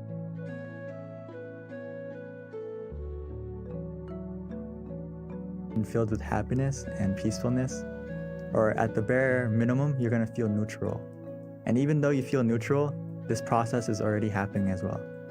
As long as we stay content, stay patient, and embrace the meditation at that moment, and just trust that your mind is healing itself as long as you feel calm, you feel comfortable, you feel relaxed. So like I said, we always need to check. We always need to check our body and our mind. What makes us ready to meditate? Always have to check every time you meditate. And how we do that is physically, we always have to make sure that we feel calm, relaxed, and comfortable. As you can see in the picture, she's sitting very nicely with the back straight, but this is the standard position. But if you don't feel comfortable in that position, it's okay. Start from what position works for you, and we can always adjust according to how you feel and just go with your own flow, go with how you feel. If you feel relaxed, you feel comfortable, you need to adjust, feel free, because it's the foundation of making your mind calm and relaxed as well. So physically, if you're not comfortable during the meditation, you can adjust, you can move, okay? Always go back to making sure physically you're as comfortable as you can be. And your mind, how can you adjust your mind? When you go, after you adjusted your body, we also have to adjust our mind by just changing our mindset and switching modes, like we would do with our phone. If you turn on airplane mode, there's no Bluetooth, there's no connection anymore, right? You turn everything off and no one can call you, no one can contact you if you have this on. So we should kind of get the same feeling when we meditate, is put your mind on airplane mode. It's not time to think, it's not time to plan, it's not time to do anything but connect with yourself. Disconnect from everything so you can connect with yourself, recharge yourself, recharge your mind.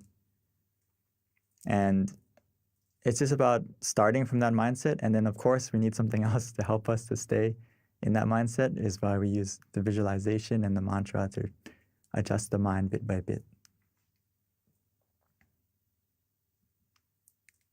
And I always love to use this example about adjusting the body because it's really important.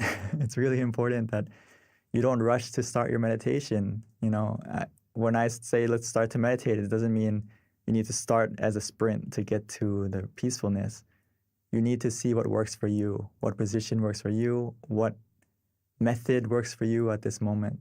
So the crab and the shrimp, they have their own specialty. You know, the crab runs side to side, the shrimp goes backwards. So it needs to adjust itself in the right position so it can go in the right direction. Our meditation is the same. When you adjust your body, adjust your mind, it's about looking at yourself, reflecting on yourself, what method, what technique, what position works for you that helps you to feel comfortable this session. It's not always the same. It's not always a fixed 1 + 1. It's sometimes you have to find the position that works today. And it's not always the same. And the method is the same. Sometimes we use the mantra, sometimes we use visualization. Sometimes we just relax and do nothing. It depends on you. It depends on how you're feeling now. That's the key thing. So just a small checklist to check when you're meditating is, and when you start, is what's easy. If it's easy, it's going to be the next bullet point. It's going to be calm and relaxing. So do what's easy for you and helps you to stay calm and relaxed. And if you do these two things, it's obviously going to make you feel like the time passes quickly because it's easy, it's relaxing. And what happens? You feel happy, you feel content. So just like anything in life, if you have fun with it, if you're enjoying it, time is going to pass quickly. And you're going to feel eager to continue to meditate. You're not going to be like, oh, when is it going to stop? When are we going to get to the end? You're going to be feeling these 4 things. So this is the only thing we need to observe is, do you feel easy? Does it feel calm and relaxing? And then just allow the time to pass. But at any moment, if you feel that it doesn't feel easy, it doesn't feel relaxing, it's just like driving. It's like you're about to go off the road. You're off the middle way. If you fall off track, we just simply restart. If you feel that balance is off, you don't feel comfortable, you don't feel relaxed, physically or mentally, always be ready to restart. Restart in this sense doesn't mean going back to zero. It means just coming back on the road, coming back on the path so you can continue going in the right direction. But if you don't reset, if you don't readjust, you're still meditating, but you're still sitting, but you're not actually meditating. You're going in the wrong direction and yes, you're sitting, but your progress isn't going anywhere if you don't come back to the right path where you feel in balance, like Paul said, where you feel content, where you feel comfortable again. So the sooner you readjust, the sooner you restart, the better.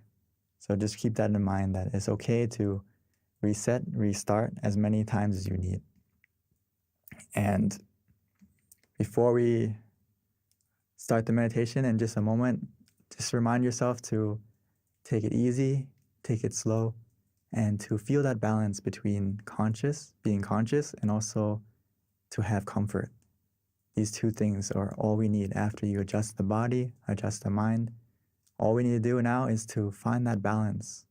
Feel that balance for yourself, where you feel conscious of your comfort. Does that make sense?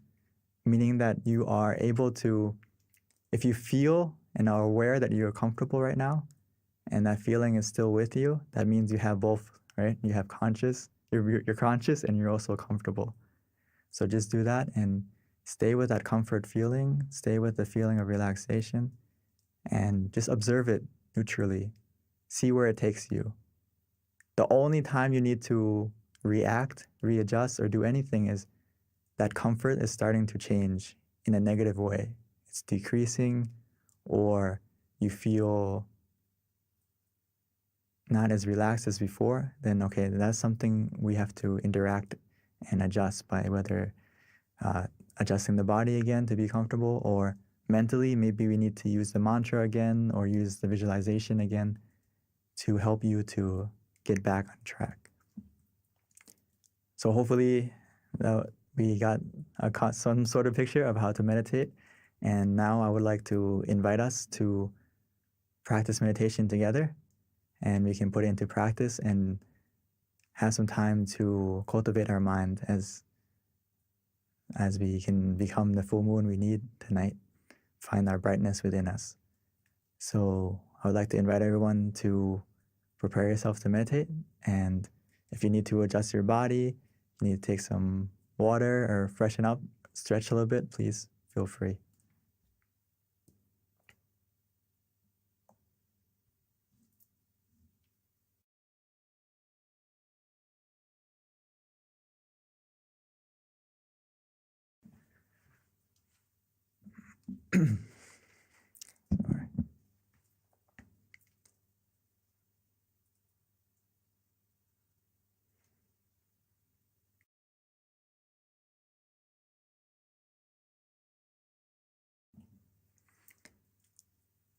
So let's take some time to switch modes. Now it's time for us to meditate. Time for us to find the miracle waiting inside. All we need to do now is to look within, easily and simply.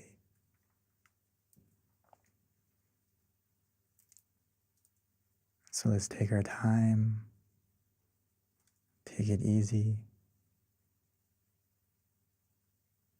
No need to rush. As we softly and gently, naturally close our eyes, the same way we would when we go to sleep.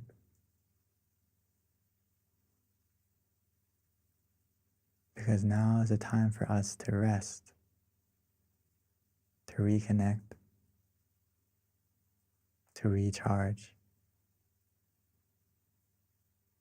to rest our body, and to truly rest our mind.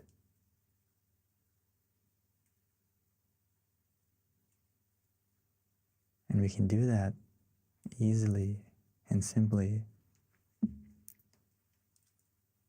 by first taking the time to adjust our body, making sure that our body is completely relaxed, comfortable, by finding the position that works for you. Whether you're sitting on the floor, in a chair, wherever you may be, take a moment to check yourself.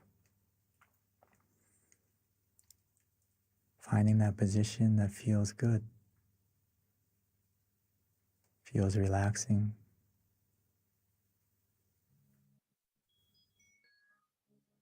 As you continue to relax and release every single part of your body,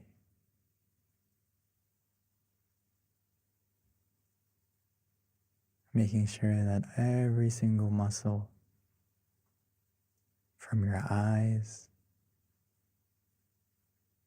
your face, your shoulders,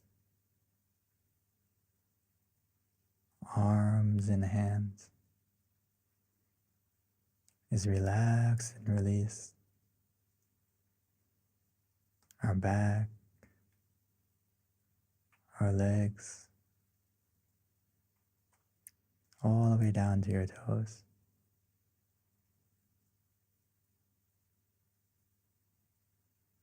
Relaxing and releasing.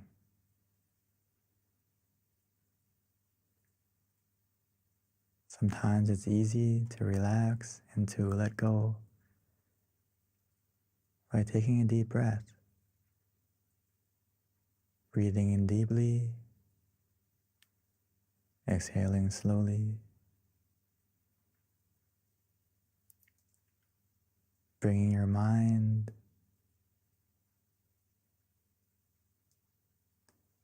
to the attention of your breath, feeling the relaxation, the coolness as it enters your body, filling up your lungs and spreading to every corner, every part of your body.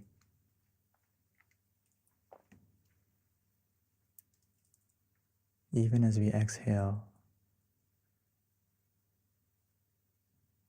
allow all the tension, all the tightness to leave, to melt away, to fade, leaving only relaxation and comfort within you, around you,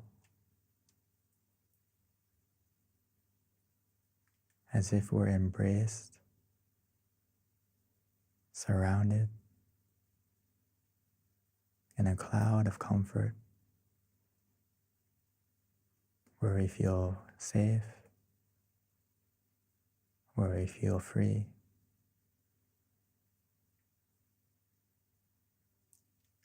And just continue to relax, to release. And gradually our body will begin to fade away, almost as if it's not there.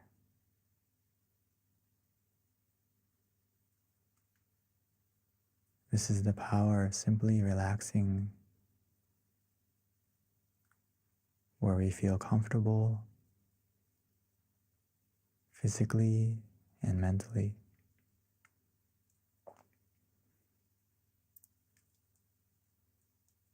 Now that our body is more relaxed and comfortable, we just need to continue with this feeling, allowing our mind to also let go, to relax, to release. Allow your mind to let go. Put everything aside, whether it's from the past, because it's the only time that we can truly control. It's not time to do anything. It's just time for us to relax, to release,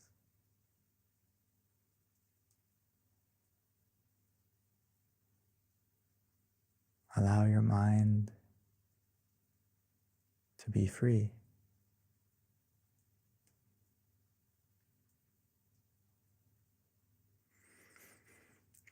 To help your mind to be free and to slowly let go, to stay in the present,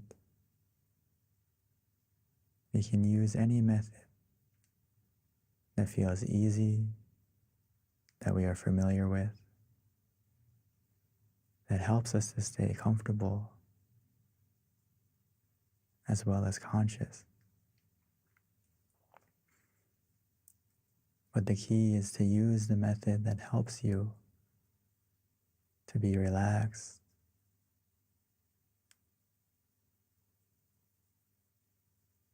so whether we use the mantra Samma Arahang,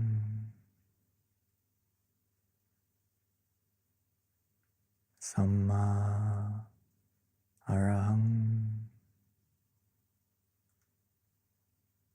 Samma meaning purity, Arahang meaning freedom. So every time we repeat that mantra, allow it to resonate, allow it to help our mind to become more clear, more free from any distractions, as it helps our mind to be calm, comfortable, present.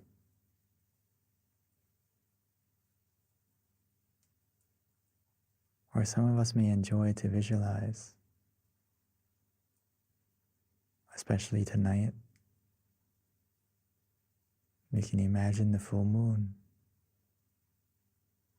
however small, however big. We can imagine the moon shining, even though it's not clear, as long as it helps you to be calm and comfortable. It's not about the clarity of the image that we imagine. It's about the feeling. We can imagine it anywhere, any way, as long as it feels easy, feels relaxing.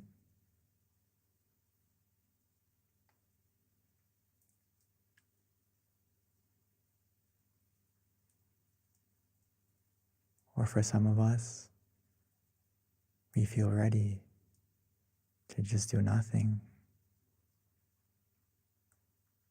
just to relax, allowing that relaxation to take us inside, as if the relaxation and comfort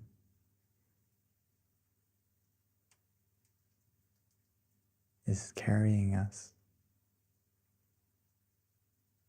like a wave, like a current, pulling us softly and gently to the point of peace within us.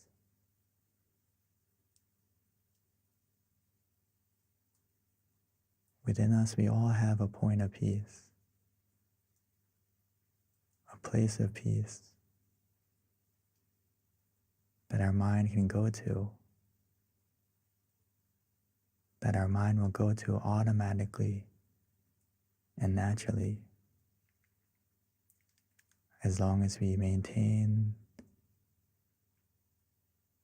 the feeling of relaxation of both body and mind. Our mind will go to the center of the body, the place of peace within us that we all have, that we can all connect to.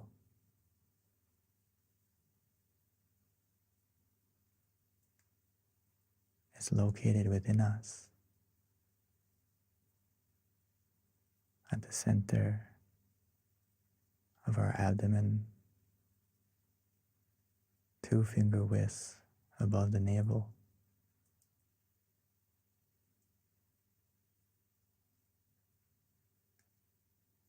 But we can connect to that point just by following the relaxation we feel.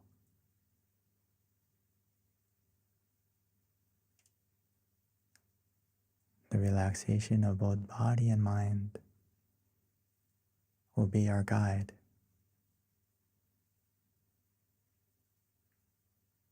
So just trust in your feeling,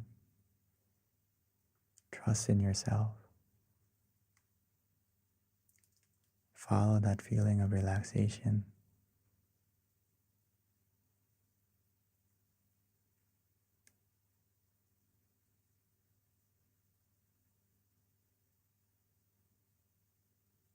As long as we stay in balance, where we feel calm and content, comfortable and relaxed, our mind is becoming clearer. Our mind is becoming brighter. As bit by bit, gradually and naturally, our mind will heal itself. The negativity, the darkness of our mind, the clouds, they will begin to fade and disappear, leaving our mind full of happiness, full of brightness, full of positivity, as we'll be able to find our own full moon shining within us. It's always been there, waiting for you to look within, calmly, comfortably, relaxingly.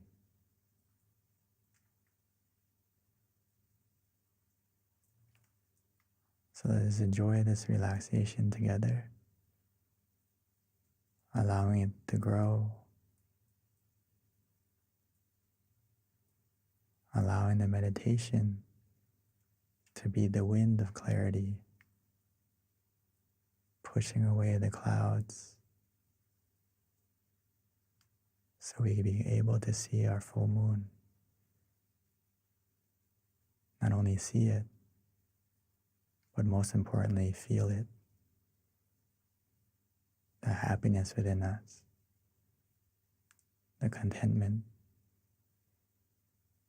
that can only come from a mind that is still.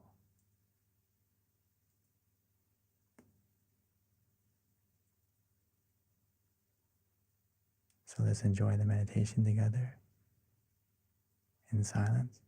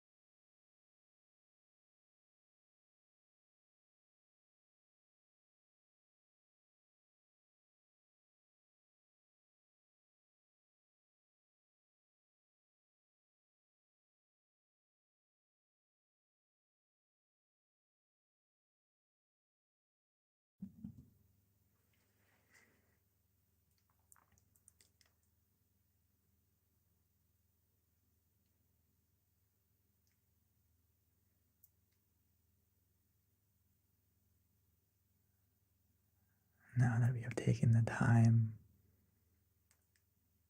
to illuminate our mind, to brighten our mind with relaxation, with comfort, now that our mind is bright, clear, let's take a moment to light our candle.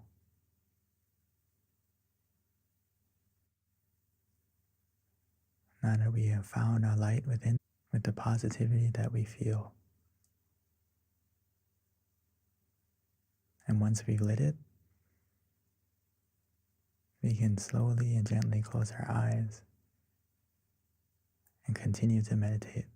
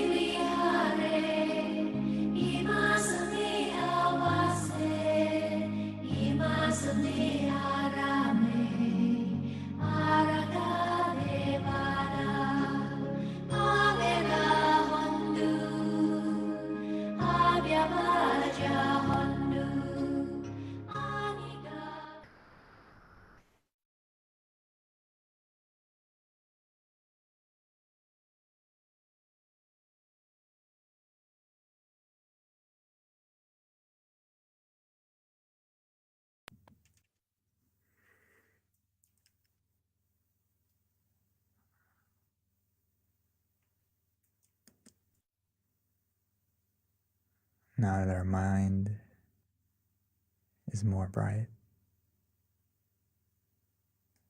now that we lit the candle on the outside as well on the inside, every moment that we feel calm, we feel relaxed, our mind becomes more pure, more positive. We have taken the time to fill our mind with the brightness of peace, of relaxation, of positivity. Every moment that our mind is still, it creates a brightness, a positivity within us.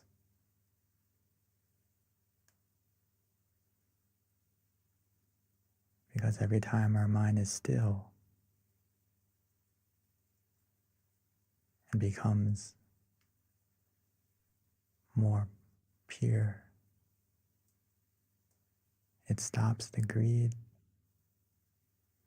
it stops the anger, it stops the delusion. So now that we have taken the time to fill our mind with positivity, with brightness, let's take a moment to share it,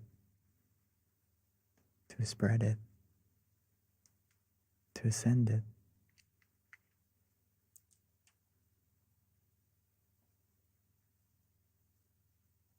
We can imagine our mind is shining like the candle we lit. And we can spread our positivity, our love and kindness, our good intentions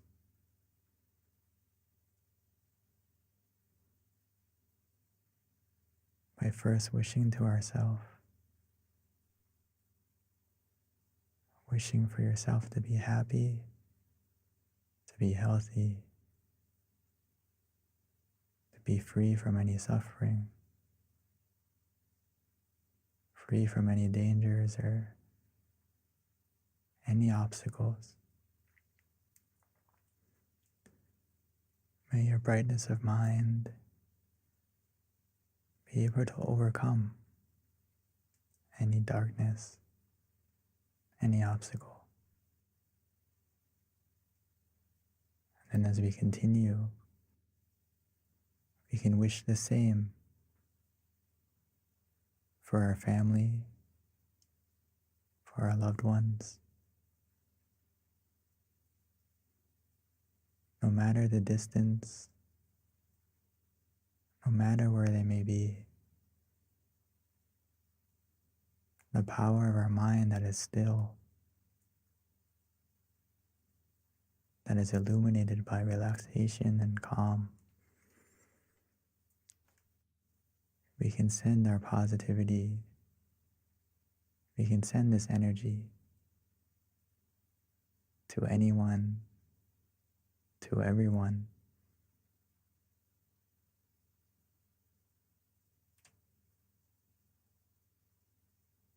So take a moment to wish, to spread your love and kindness. Like the full moon shines the brightness to everything, to everyone.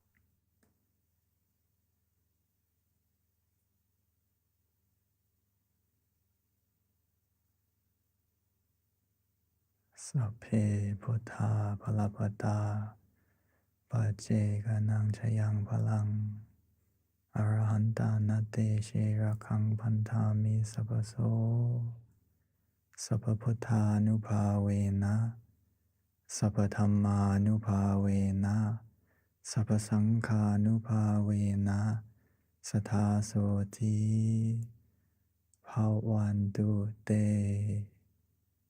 By the power of the positivity generated within us from our meditation and from all the good things we have done that we can remember, that we can recall, or that we can't recall. May all that positivity bless our life to be more bright, to be more positive in every way. And when we are ready, we can slowly and gently open our eyes.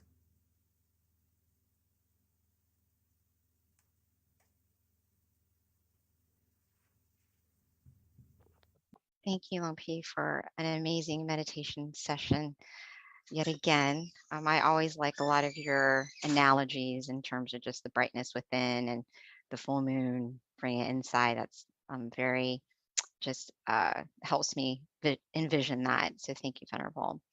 So before we transition to Q&A, a couple of announcements. Our next full moon meditation is going to be on July 13th, which is a Wednesday of next month. So please mark that on your calendar. Again, the next full moon meditation is going to be on the 13th of next month. Please invite your friends and family to join us. Please definitely check it out online, tamagayameditation.org. This is where you can find out about our other centers, various online meditation classes that we offer, which is in person. We've got a couple of centers. Actually, all of our centers are open at this time. So definitely visit your local center. You can just look at the locations to find out the center nearest you. Azusa has a couple of events going on as well. So check out their website, peacepointmeditation.com. Chicago has online courses, and so does Georgia. We have classes every Wednesdays from 7 to 8:30 and Sundays at 12:15. One other thing, MindGem, if you haven't downloaded it yet, please do so. We are available on iOS and Android. This is a great way to stay in touch with us and get notifications on our upcoming Zoom sessions, on our upcoming full moon sessions. We also have Zoom sessions as well on the calendar that you can check out on our website. In addition, it's really nice to have the app because you do have a selection of some of our amazing teachers. We have over 100 audio tracks as well that you can listen to in terms of guided meditation at the convenience of your home. So please download it if you haven't already, MindGem on iOS and Android. And then one other thing, we have something that we're doing that's going to get us exposure. We're trying to get into the Guinness Book of World Records with the most amount of people meditating online. So if you can, please upload a picture and send it to meditationphoto.com. And that's the flyer right there.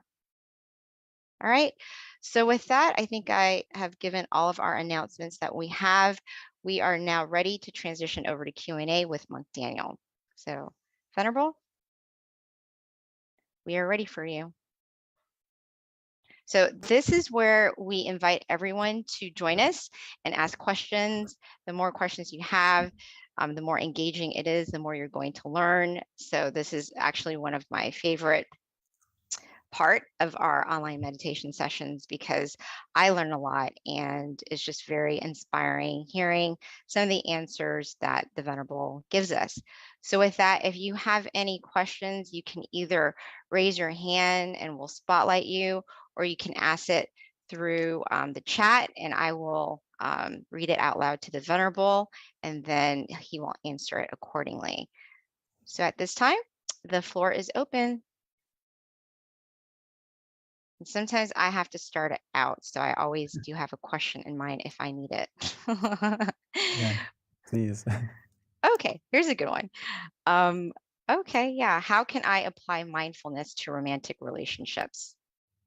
And that was from John Upshaw. Okay, thank you, John. Very good question. How can I be mindful or apply mindfulness to my relationship, right? Romantic one. The most important thing is through practicing meditation, we take the time to love ourselves and take care of our mind.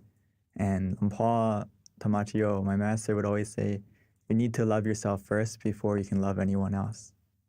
So if you can find and not only that is that all our positivity, our true love, is the source of it comes from within you, right? So if you meditate and apply mindfulness to find that happiness and positivity within you, it fills your heart, fills your mind with compassion and understanding, and you will be more present as well in your relationship. So by meditating, it's going to help everything, whether it's your romantic relationship, it's going to help you to be more peaceful, loving, and caring, and most importantly, understanding, which you need a lot of, right, in a relationship. And also, more than that is you're going to be more present, right? A lot of times when we don't practice meditation, we're not present and we, as often as we want. And sometimes when we're not present, we miss the important things or even the small things, right? So if you practice meditation, practice mindfulness, it's going to help you. And how you can apply it is basically just meditate more often. And from meditation, it's going to automatically change the way you think, the way you act, and it's going to come out into your relationship automatically. So hopefully that you get some kind of idea how you can apply it. I think it will be applied naturally as from your practice of meditation, you're going to be more mindful. So hopefully that helps.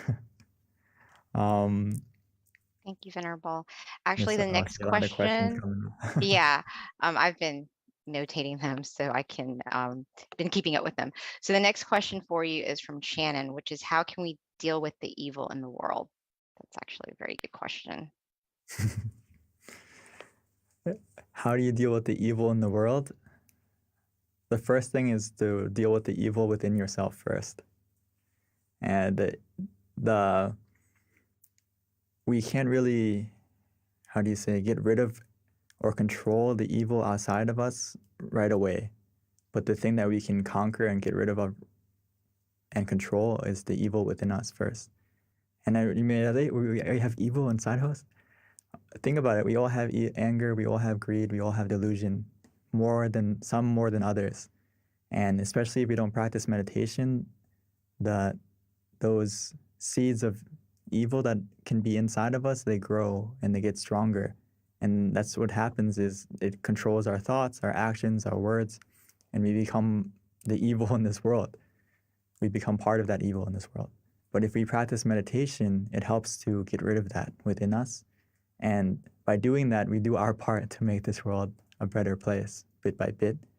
And how we're going to deal with the evil now is that once you have that purity within yourself, you have that positive mind, your brightness of mind can overcome and help to be that barrier or filter to deal with the evil in the world. And also, the positivity that as we generate collectively, as we come meditate here, it helps we're all putting our effort in to make ourselves more bright, more positive within us. So right now, we are doing exactly what that is. We're helping to deal with the evil in this world by starting from within us, getting it out of us. And you will be that beacon of peace, that light of peace that can shine to other people and make this world a more bright place. Just like the sky right now, tonight, if there was no stars in the sky, right, it wouldn't be as bright and beautiful. But everyone here is like a star that is practicing your meditation, practicing your peacefulness. You're helping to make the darkness a brighter place. And it only takes a little bit of brightness to make the room bright, right? So keep that in mind. You're doing it right now. How do you overcome the evil? Thank you, Venerable. So the next question is, how does one overcome fear?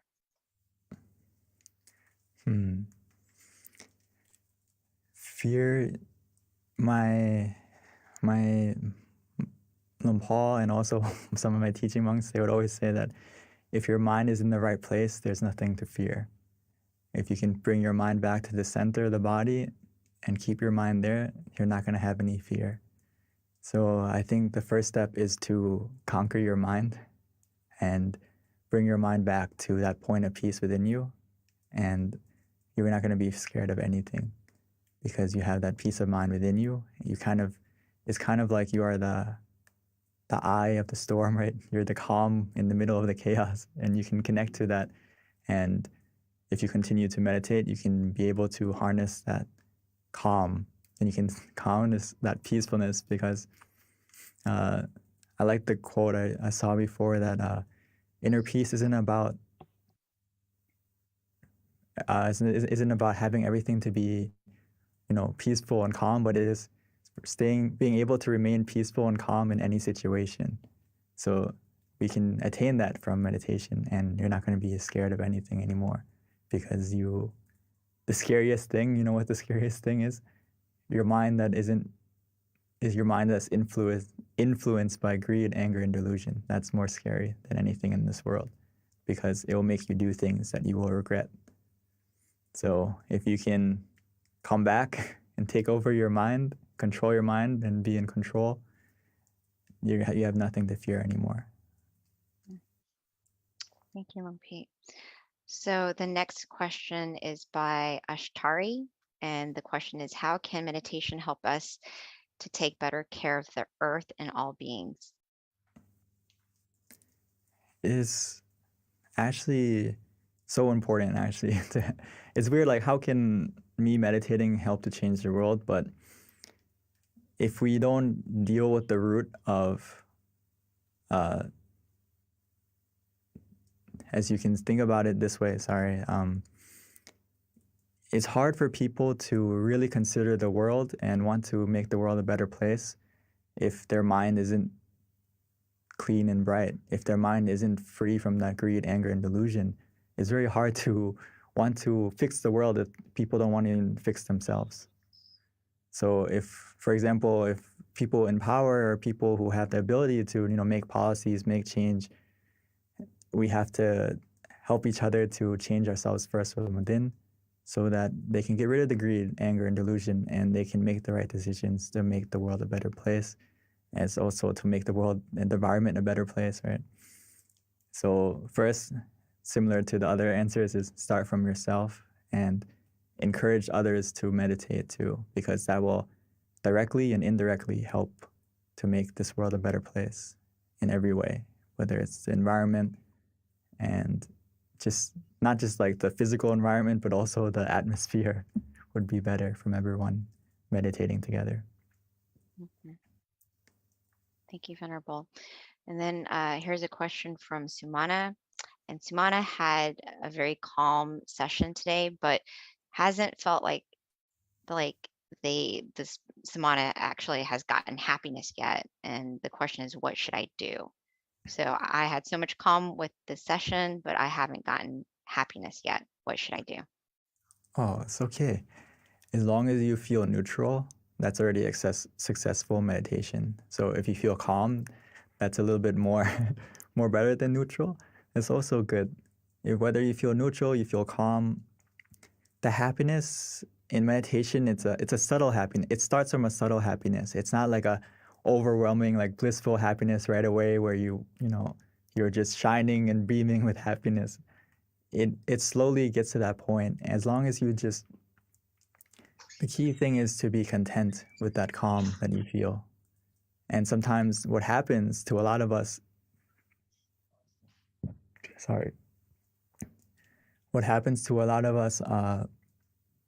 when we feel calm and we feel neutral, sometimes we have an expectation, or our mind isn't in the present, to put it simply.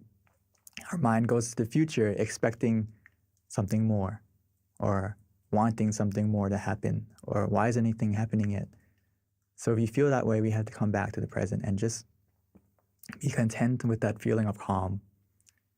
And if you can stay content, that calm is going to slowly bring the happiness. It's going to come automatically. So you don't need to go searching for the happiness. When is it going to come? it will come as long as you stay content. And just ask yourself, are you truly in the present, or are you thinking of, why am I not there yet? Where is the happiness? If you're thinking that way, that means your mind is in the present. So you just have to come back, and to help you to stay content or to help you get off those thoughts, you can use the mantra, or you can visualize to keep your mind present. And the calm will change to the happiness slowly. Actually, it'll be quickly if you can stay content truly. If the key is about being content with what you have and not worried about what's missing. So sometimes we fall into that trap where we're like, hey, I am calm, but I kind of wish, like deep down inside, that it was more calm than this.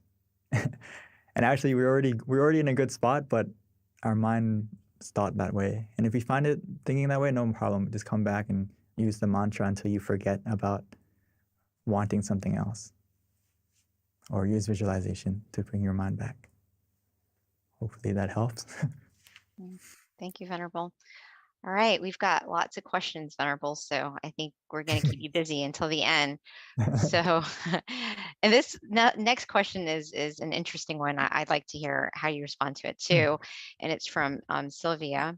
And the question is, when we are born, we do have a destiny already, correct? Can we change any actions or events in this destiny through meditation, and how? This is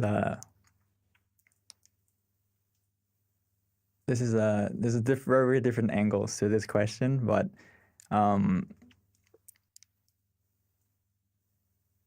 we can change. There are certain things that we have a destiny to have happen because of the things we've done in the past that we can remember or not. And in the sense of Buddhism, if you talk about past lives, that has impact on our life now. But if you just think about this life, we have control of our destiny in the sense of we can't undo the things that we did in the past, but we can make the future, we can decide the steps we're going to take now by the present. So if you meditate, it's going to help you to make the right steps in the right direction because you become present. And when you meditate and make your mind clear and bright, it's obviously going to help you to make the right steps. You're going to know for yourself what's the right thing to do from the clarity of your mind. But a lot of times when we don't meditate, we don't have that clarity. We don't have the wisdom within us to do the right thing, because a lot of times we are clouded or we are cluttered or we're distracted by our mind is scattered. Our mind isn't still. So if you want your destiny to get better, we can change it by what we do now. And the first thing to do is to make sure that your mind is clear and bright, so that can help you to make the decision now, to make yourself better, or to do the right decision now. And that's why Paul would always say, if you make your mind clear and bright from what you do now. And yeah, hopefully, I think that's basically the main sense of it. I don't want to go into much super detail, but I think you can control your destiny, and I know you can control your destiny and change it from what you do now, from your purity of mind. Thank you, Luang Pi. That's always, I can see how that can be a complicated answer, but I really like your input on that. Okay, we've got plenty of questions. So are you ready for the next one, Venerable? Yeah. Okay. All right. So the next question is, we've got a person who's planning on becoming a monk. So the question is, I'm planning to become a monk. Do monks have evil in them too? When you are a monk and hopefully you have no evil in you, then how do you deal with the evil in the world? Can meditation stop this evil? I think I kind of talked about it a second ago, is that do we have evil inside of us? I would say everyone has evil inside of us. And it's a thing that's kind of like it's buried in our mind. It's imprinted in our mind, and that's why we have to cultivate our mind and look after our mind by meditation, so we can get rid of that evil and eliminate it from your mind, which can only be done through meditation. So I like the quote from Lompa Tata. He said that being a monk or being this robe doesn't make you holy. Your actions make you holy. So, and also Lompa would say that only through meditation can you purify your mind. And it's a good thing, and I rejoice in your decision to become a monk, even for a short time or a long time or however long you are, because you have more time to meditate. You have more time to cultivate your mind, to get rid of the evil in your mind and eliminate it, which it's a ongoing, ongoing battle that you have to deal with. Just like everyone in this world, we have to maintain our mind and look after our mind as deeply as we can. And as we meditate more deeply, it's gonna bit by bit uproot that evil from within you until it's gone. But as long as we haven't reached the full state of, enlightenment, as we say in Buddhism, it's always there. But we can always keep it at bay by meditating. And eventually it will go away and it won't be in control of you anymore. So yes, by meditating, you fight the evil within yourself and also help to fight the evil in this world. And there's no way you can fight the evil in this world if you haven't conquered it within yourself first. So I think you're making the right steps to become a monk so you can help in this battle, not only for yourself, but also for everyone in the world. And you can, once you get it, you can share the knowledge to meditate. So you can, what we're doing right now, everyone here is helping to fight that evil. Yeah. Venerable, that is like so powerful when, you put it that way in terms of we have to conquer ourselves first in terms of the evil. And then, that's how we can help the world. And that's why it's like, it just makes, when I've had my teachers in the past mention that we are born to meditate, and it's a little extreme, but, when you start meditating more and more, you understand why that's the case and how powerful meditation can be, and how if we really want to help the world, truly, it's through like peace of mind, because that's where all the problems is within human mind. And that's why, we've been doing this every month, because we're trying to like get that and spread that inner brightness to everyone. So, this is only a natural plug on July 14th to definitely try to invite friends and family to learn about meditation or be more committed, because, if we really care about the world and humanity, this is how we do it. I think it connects to Kunyai, our great master Anand. She would say that you have to look at yourself, whether you have enough positive energy, or in Thai we say bun, right? We have enough positive energy within us to help someone else. And a lot of times it's about helping yourself first so you can help others. And it's something that is a good thing, like to have the idea you want to help everyone, but if you haven't helped yourself first, you haven't conquered the greed and delusion in your mind first, it's very hard to go helping someone else. It's like if someone is drowning and you can't swim, or you didn't jump in to help them, now it's two people drowning. Or in that case, if you see someone drowning and you can't swim, you need to find someone that can swim to help them, or find something to throw in the water to help them that, stay afloat or something like that. So you have to know yourself and be ready to help someone first. So that's why for the person who wants to be a monk, that's great that you want to train yourself and cultivate yourself first before you can help others. So thank you, Venerable. So we do have a couple more questions. Let's get to it. The next question is from Marcelo, and the question is, do you think children get anything from meditation practices, and have you seen any success stories, or do you think that there is a threshold age where meditation is best introduced? I think this is a great question, and I wish I could pull up a picture.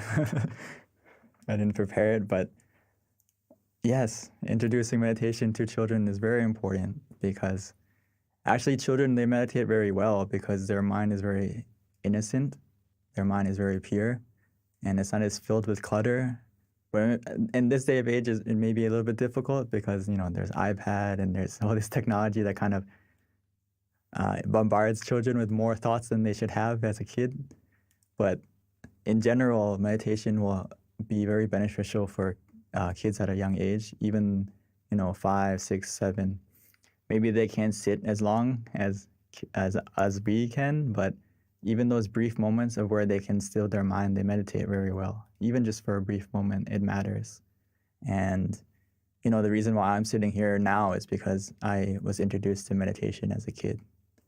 And actually, a lot of people in this room, as well as one of the monks, a lot of the monks here, I've met before as a kid, and I'm here because before they introduced me to meditation, some of them before they were a monk, they were a lay person, and they invited me when I was 7 to come and meditate. And I never thought it would lead me to here, but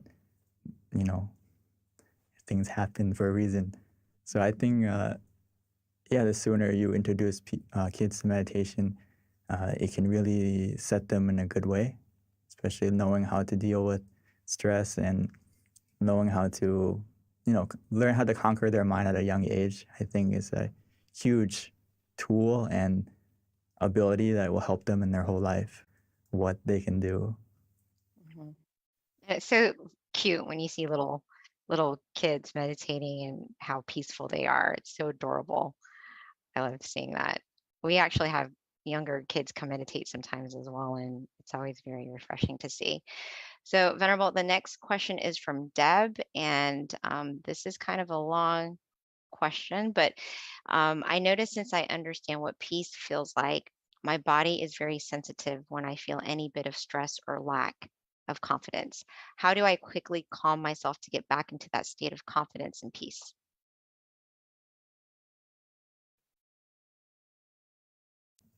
I think it's just, it's usually a side effect of when we start practicing meditation more and more that now that we're more present, we're kind of more aware of how we feel, more in tune with how we feel than before. So sometimes it can be like that where you're more aware that, okay, now I feel uncomfortable, now I feel stressed out, but you can use it as a benefit that, okay, now that you feel that way, you need to kind of, that you need to reconnect and recharge to where you feel comfortable again. So throughout the day or throughout the activity, if you start to feel stress, you start to feel that lack of confidence, you're just more aware of it than before. Before you just let it happen, and now you're aware that it's happening. So now you can put the effort in to make it change by connecting to the center again, or just taking a deep breath and using the mantra again to calm yourself down, to recenter yourself. So it's a good thing that you're more aware of how you're feeling, and now just apply the meditation into it.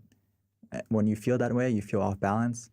Just like in meditation, when we say that you don't feel comfortable, you don't feel relaxed anymore, we tell you to open your eyes or to readjust. In your life, we can do it the opposite. If you feel uncomfortable, you feel lack of confidence, you feel stressed, you can reset by coming back to the present, taking a deep breath, or closing your eyes if you can, and just try to meditate for a brief moment, just to center yourself. And you'll find that confidence and that stress the confidence coming back and the stress going away. Mm-hmm. Thank you, Venerable. So, Venerable, it is 10:30, and we do have a couple of questions left. So I think what we can do is just save them for next time, other than maybe we can take one more. And if we don't get to your question today, I promise we will ask that question next full moon meditation. Especially, there's a really good question from Margaret that I think would be really nice to have answered as well. But the one that came before, this is one that they were looking forward to hearing your answer on this. So the question is, may I please ask, how do we deal with anger?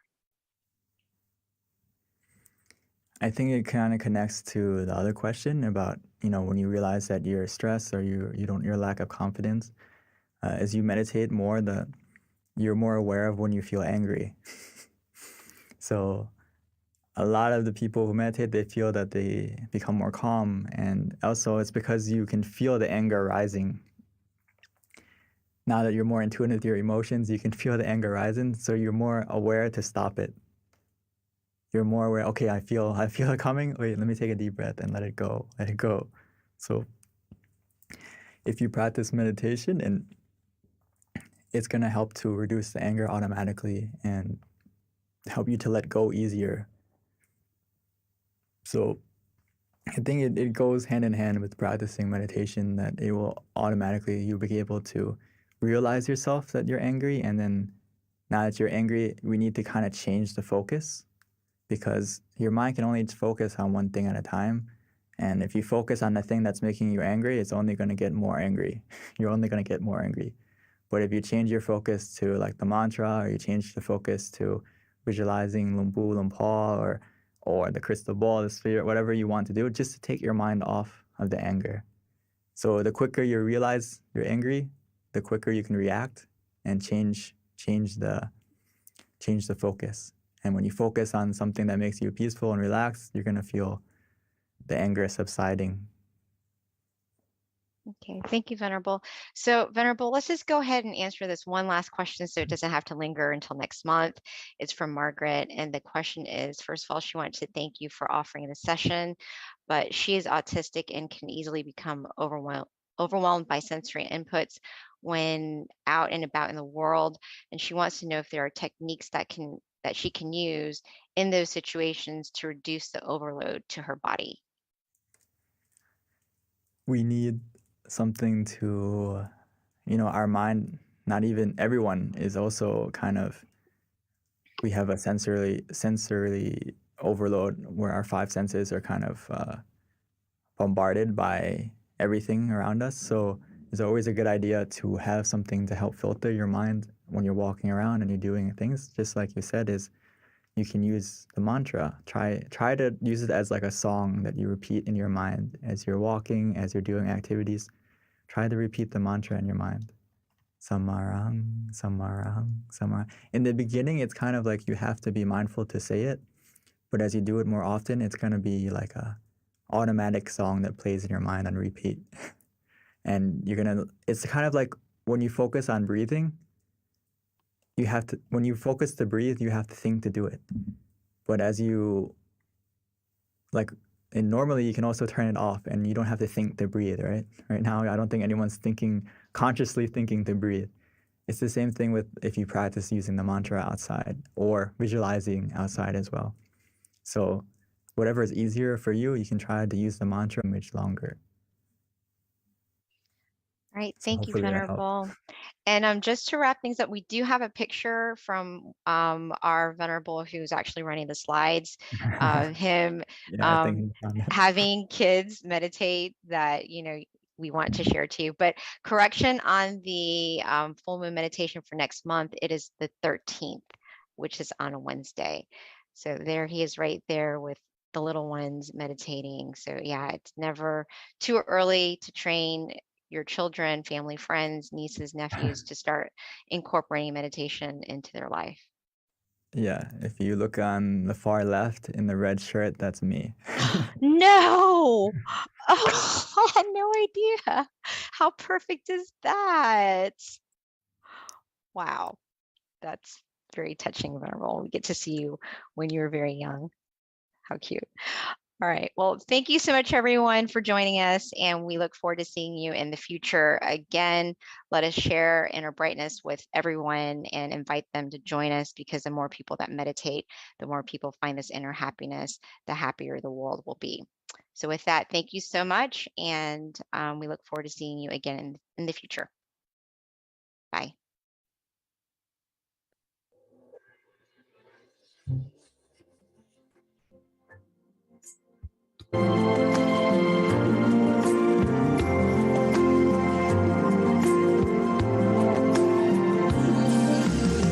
Let's come together tomorrow and do whatever to it's time for everyone to join hand in hand. At last, now the world's beyond healing. It's time to change the world. As the one who knew in the past, in this period of our time, we will see before we depart this world. Everyone must join hand in hand to change the world from darkness to brightness, from suffering to happiness, from ignorant to the knowledge one. Change the world. We have to do an amazing way.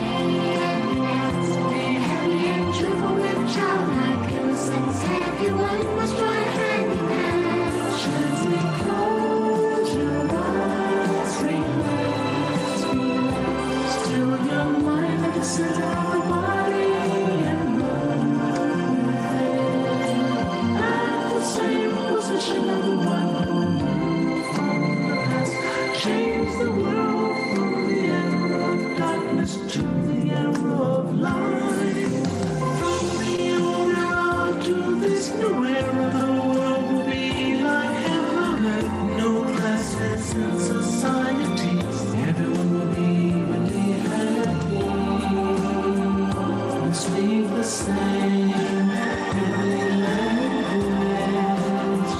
Become as one with smiles of love.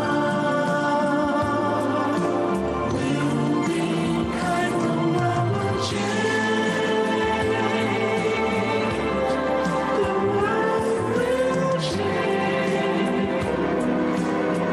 Let's come together to change the world. Let's come together to change the world.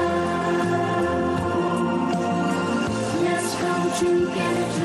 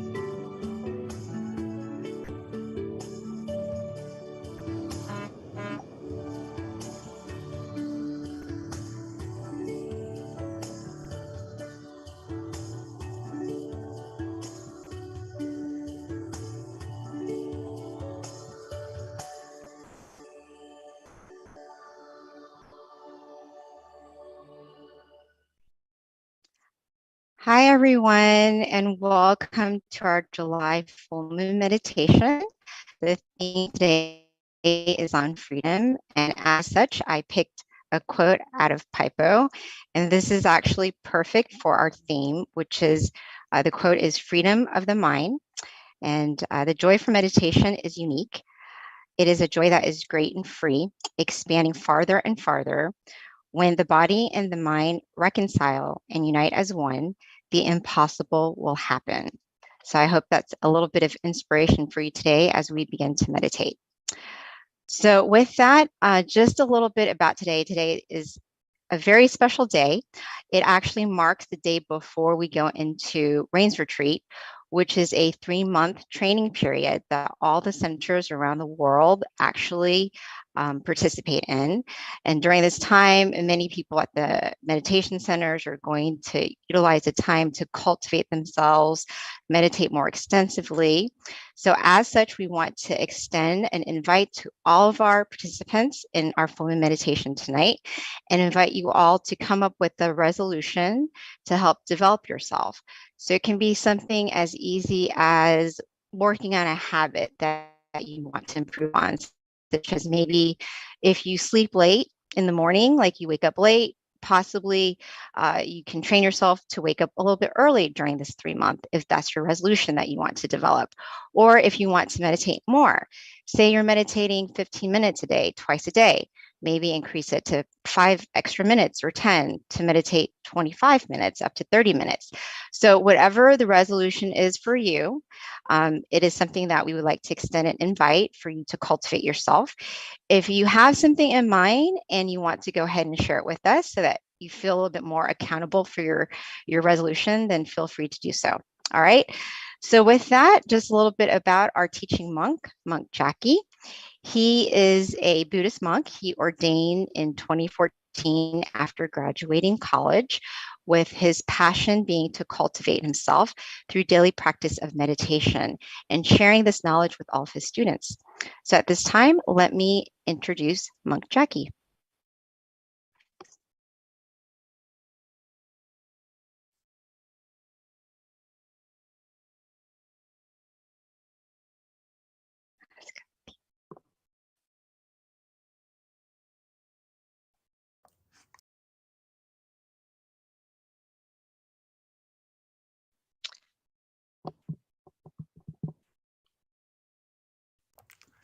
Okay, good morning, good afternoon, and good evening to everyone. Hopefully everyone is all right, staying happy, staying healthy, both your body and your mind. Okay. It's been a couple of months since we last met, but last month you did meet with another teaching monk, right, Lumpy Daniel.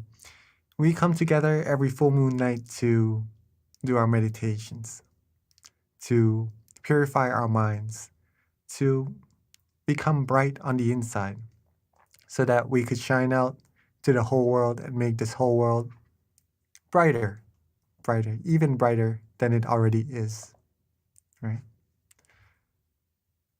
Today is another full moon day, a full moon night over there in the US. But this month is related to Independence Day, right? The 4th of July in America. So why not let us talk a little bit about freedom? Okay.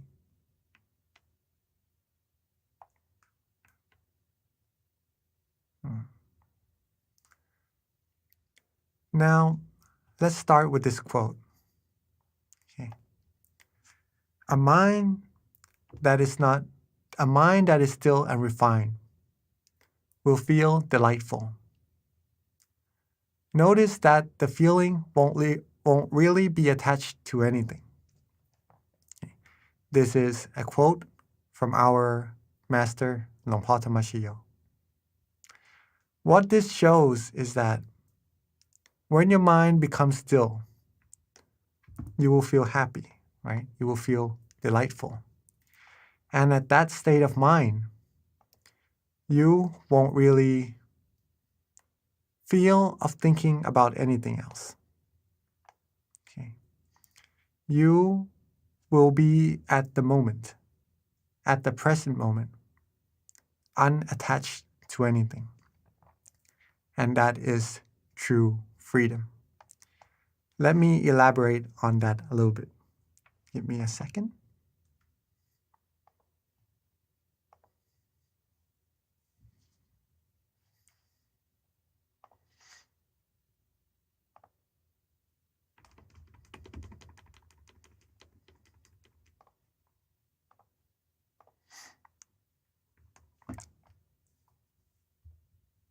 Okay. Sorry about that. Now, when we're talking about freedom, why do we usually want to be free? Okay. Most people around the world, I'm sure most of us, or maybe all of us, would agree that we all like to have freedom. Okay. Maybe some people around the world may not like freedom, I'm not sure, but I'm sure most of us around the world likes to be free. What's the reason for that? Well, it is because freedom brings us happiness. Is that right? We would be able to do whatever we want, do whatever we feel we like, and that would bring us happiness. We would be able to be our own selves, right? This was once what I thought about freedom before I found out the true freedom, okay, just to share with all of us. One of my goals in life when I was studying in university was to have my own freedom, stay at home, to do my own things, to not have to rely on people around me, so that I would be happy, so that I basically could do what I like, right? And that's, I'm sure everyone here likes to do whatever they like. but that happiness is a type of happiness that comes and stays for a while, and then it goes away. Okay. We may have the sense of freedom. We may have the sense of freedom, but it is a freedom that relies us on other things around us, right? If we do not have them, if we cannot do them, maybe we won't feel the happiness we long for. Now, this true sense of freedom that I have found, instead of just being free, doing whatever we want, we simply walk a path. There's a path for this freedom. That means that there's some things that we have to do, have to follow, in order for us to reach that true freedom. Okay.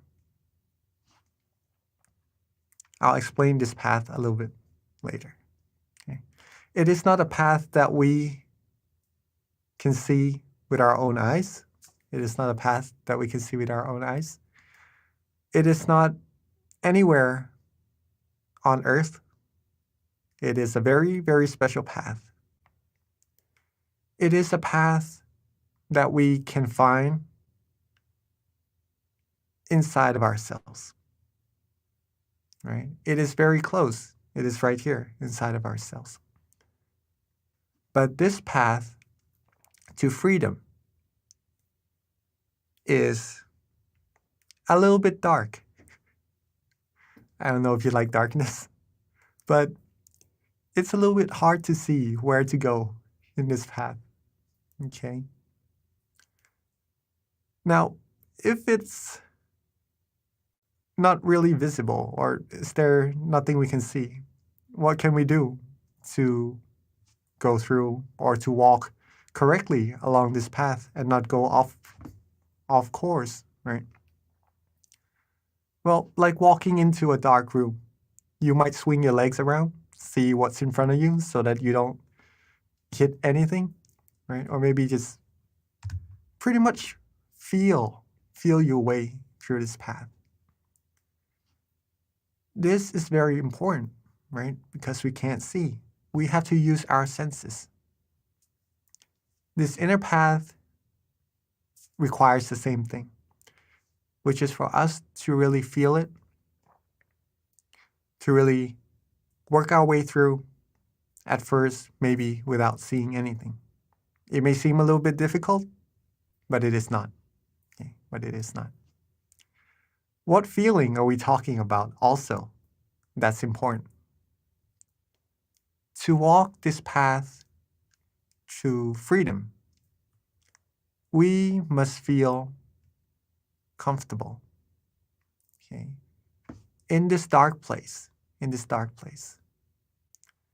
if you feel relaxed and comfortable, that is the feeling that is showing that you are on the correct path, the path to freedom. This path, this method, these feeling around in the darkness is actually what we are about to do together. Okay? It is meditation. The path could be found when we close our eyes softly and gently. We relax our body and mind, only darkness, right, at first. Now, if we feel comfortable, if we feel relaxed, then what we are actually doing inside of our mind is we're actually walking further and further. Okay? At first, we may just feel nice, feel good. But as we build that feeling up more and more, you may start to feel other sensations that lets you know even further that you are walking the path of freedom, of true happiness. Let me elaborate it a little bit further. This path of freedom requires the feeling of comfort. Bear that in mind. Now, this feeling of comfort, you should feel it in both your body and your mind. Okay? The body should be relaxed, feel good, feel comfortable. Your sitting position, anything that makes you feel comfortable, that's good. All right? For the mind to be relaxed and comfortable is a mind that lets everything go, that is not attached to anything whatsoever. Right? You heard the word not attached, right? That's a signal of the fundamental level of freedom already. Okay. As you can see, there is a heart behind the word comfortable as well. It has a meaning to it, though. It's not just there for no reason. It's because this feeling, comfort, when you close your eyes, you relax, and you find this feeling. This feeling is the heart of meditation, the heart of meditation. If you're walking in the dark room, right, you gotta use your senses to work your way around. This is the same. If you feel comfortable, then you know you're walking correctly. So if you want to walk further, we must keep the heart of meditation beating. Okay, to be comfortable, to know we are walking correctly, to go further and further.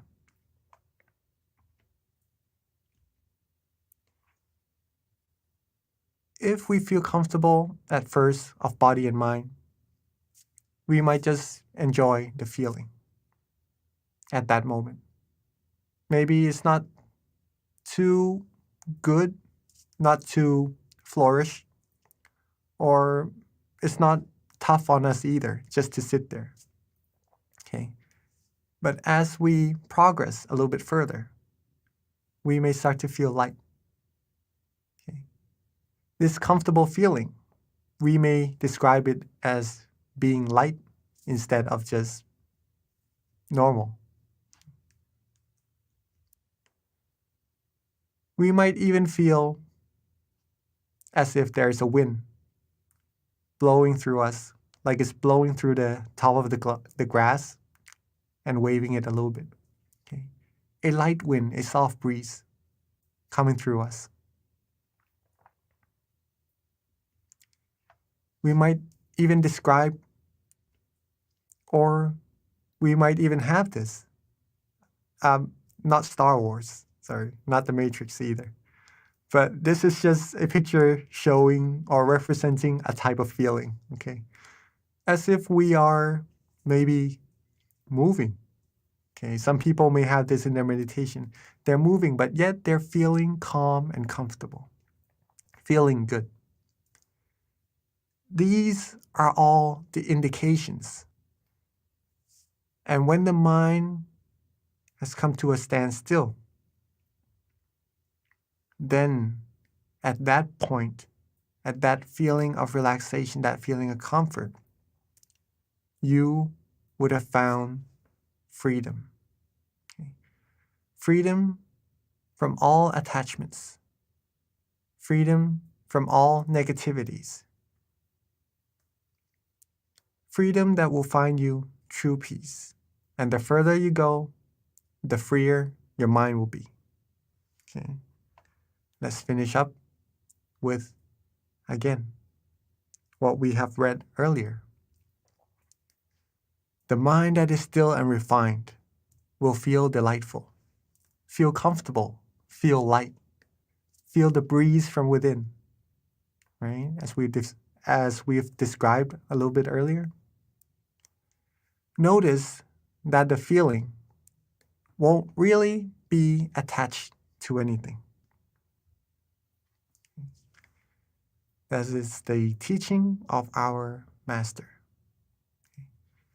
If you have been meditating for a while now, you may start to have this sense of comfort, of relaxation, of feeling really good in your meditation. Try noticing yourself at that point. Whether you want to do anything else, whether you think of anything else, whether anything else seems more significant to you at that moment, or do you like to just be with that feeling, to feel relaxed, to feel the flourishness from within? It is likely that the mind would just like to be there inside. We like to be where we are comfortable. Same as our mind. When it has that place of comfort inside, it just wants to stay there. And then it becomes still automatically. And you will receive the true freedom. The mind will keep traveling further and further along this path that we are talking about until finally reaching its destination. Okay. Tonight is a very special night also. It is the night that the first teaching of this freedom was talked about. Okay. It was taught to a group of people, and one was able to go inside and find freedom for himself. All right. Tomorrow morning in America, as our moderator Kunbi has just said, right, is the first day of the Buddhist rain retreat. So the monks would be staying in their temples, and they won't really go elsewhere to spend the night. They would have to stay in the parameters of their temple for the whole 3 months. And we have a tradition here at our temple from our great master. When we are about to enter a rain retreat, our great master would ask each individual of what resolutions they would have for this rain retreat to better themselves. Okay, because it's the whole 3 months. So you can train yourself to be more virtuous, to have more good things that you would like to do to improve yourself, right? each monk would have something that they feel they need to improve. Maybe better meditation, right? Better practices of themselves, better moral disciplines that they could do. Now, it is a period of time where we could actually stay and focus on ourselves. As Kunbi has just said as well, if any of us here joining the full moon meditation would be joyful to join with the resolution for yourselves, you don't have to come to the temple to spend the night or to not leave the temple the same as the monks, but within your own parameters, within your own work area, your home, you can also, within this 3 months, right, find something that you'd like to improve for yourself, if there is any. Okay. And then try working on that. See what would happen within these 3 months. Would we be able to improve ourselves even better? If so, that would be amazing. Okay. We've just done a whole bunch of knowledge sharing right now. Hopefully, you all are ready to join that path of freedom inside. So, before we get ready to clean our mind and to find true happiness inside, remember that the heart of meditation is to be comfortable in both body and mind. Okay. So, let's get our body relaxed and comfortable. Find your most comfortable sittings, right? Get your body right. Maybe drink some water even. Move around a little bit if you need. And then we'll start our meditation shortly.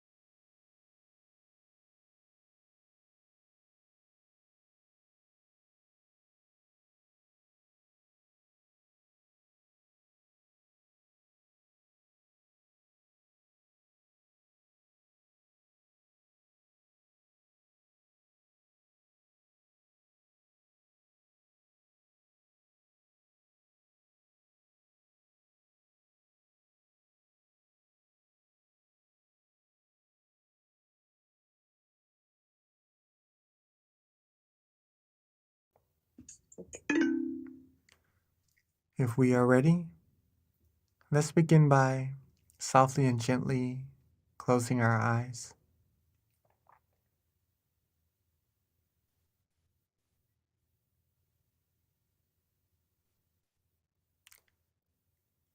Softly and gently rest our eyes,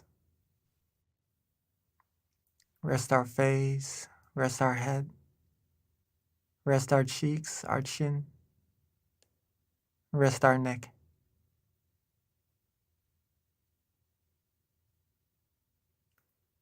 Rest our shoulders, rest our body, rest our legs all the way down to the tips of our toes.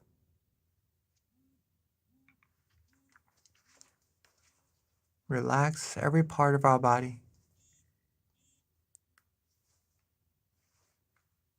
Make sure there's no tension whatsoever in any part of our body at all.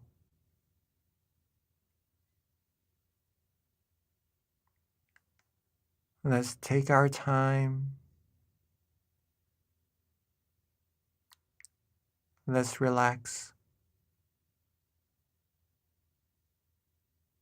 And let go.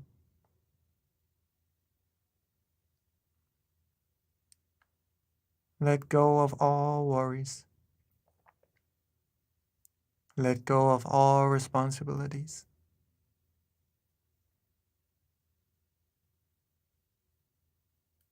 feel that relaxation from within. Make sure our eyes are closed properly.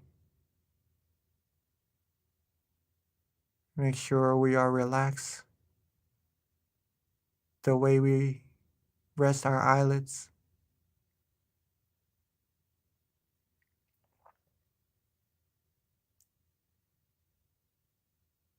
And just let everything go.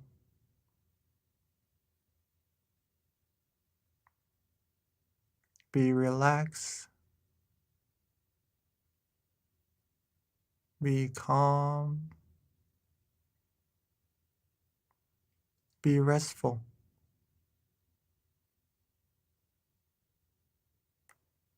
Now, as we've talked about earlier, this path inside could be a little bit dark at first. But as long as you feel good, you feel relaxed, you are good. You are walking the path correctly. You are becoming free from all things, from all attachments, from all worries, all burdens, and from things that one day, but we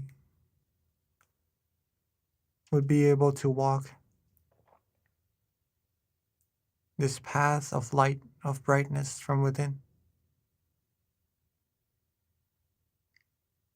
Relaxing ourselves, letting go with no worries whatsoever.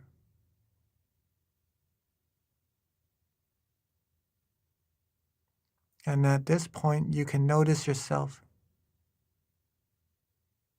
if your mind likes this feeling or not. Does your mind enjoy this relaxation or not? And whether or not you are thinking of other things. If you feel good, you feel right, you feel relaxed, you like this feeling,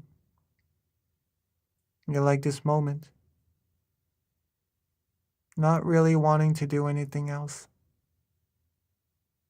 And that shows that you have found a sense of true happiness already.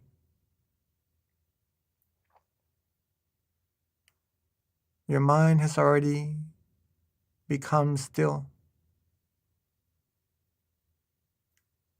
Your mind has already been free from things that could take the happiness away from us.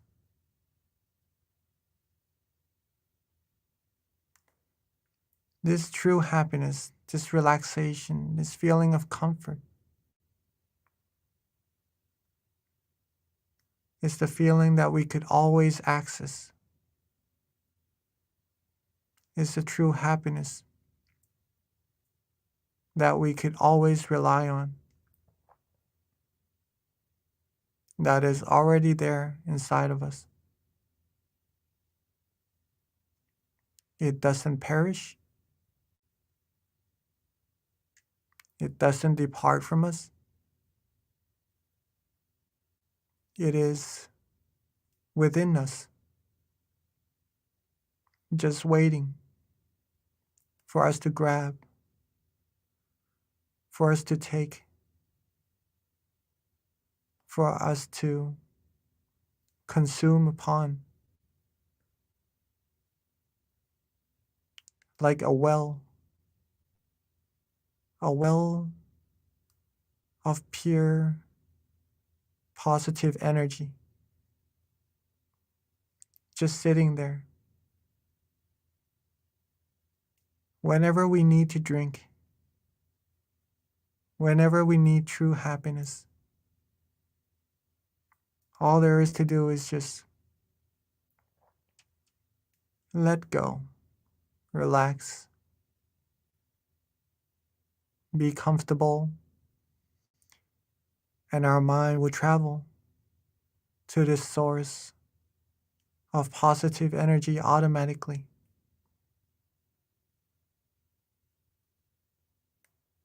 We will find that it is very refreshing, this energy.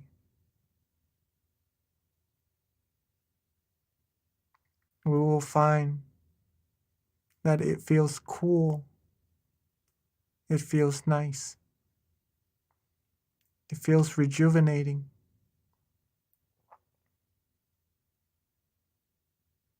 And the more we stop, the more we still our mind, the more we'll be able to receive from this source. And not just that, the more we stop, the more we still our mind, the more the happiness would arise as well. As if the taste of this positive energy has gotten better and better, capturing our mind stronger and stronger towards it, taking us deep, feels even more flourish and rejuvenating as time goes by.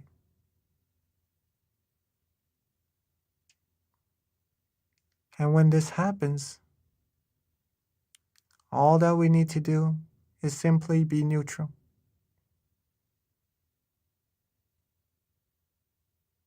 There's no need to do anything at all. Be relaxed. Be calm. Whatever happens, let it be.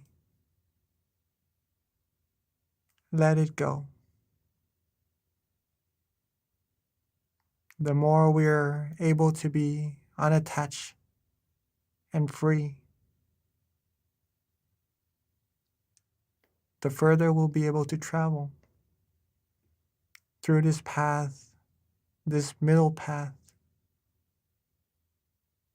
further inside until reaching the source of true happiness that we are sensing right now.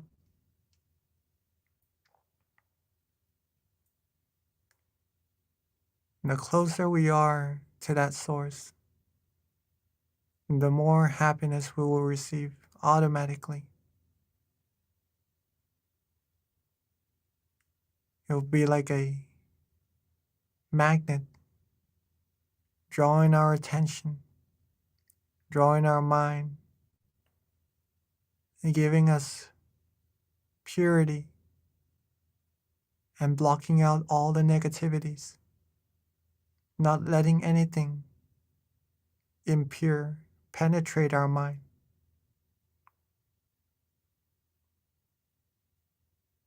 So let's relax. Let's be calm. Let's let go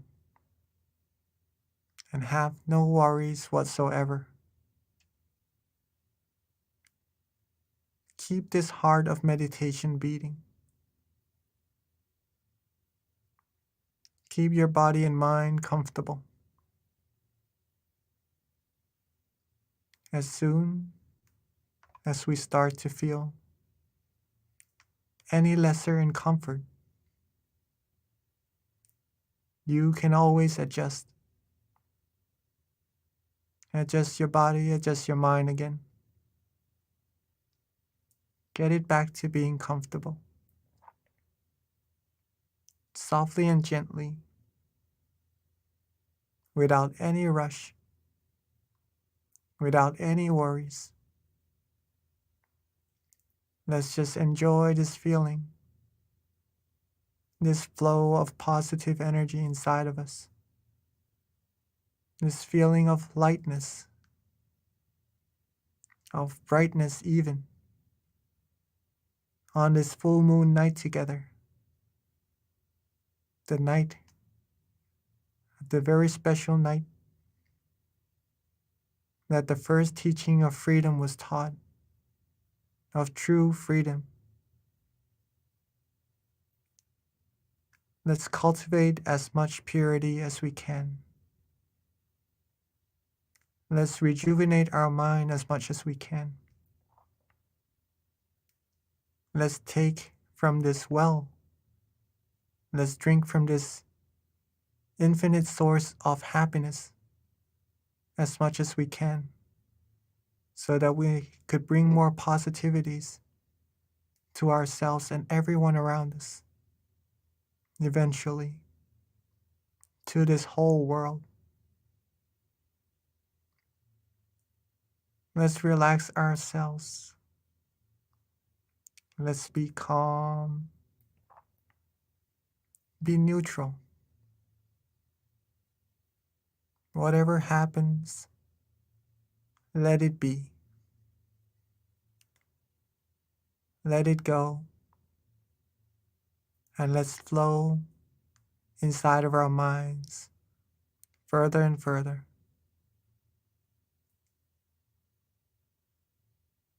Let's stay calm and relaxed together in silence for this time being.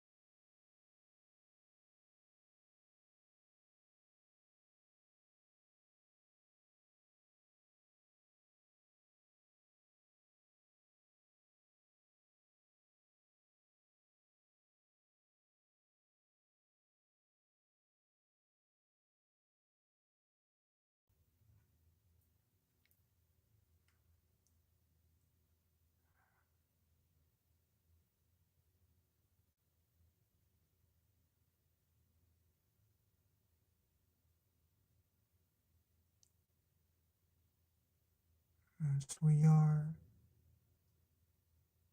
relaxing, as we are releasing, letting go. At some point along our journey, our mind might go off to think of other things, go off to wander just a little bit. It is completely normal. We might even feel slight tension, or maybe some drowsiness even in our meditation. In this case, there is no need to worry. Simply reset, readjust our body. Be comfortable once again. Slowly, softly, and gently. There is no need to rush. Make sure our eyes are still relaxed. Make sure our body is still relaxed. And make sure our mind is feeling nice and comfortable with that feeling of relaxation.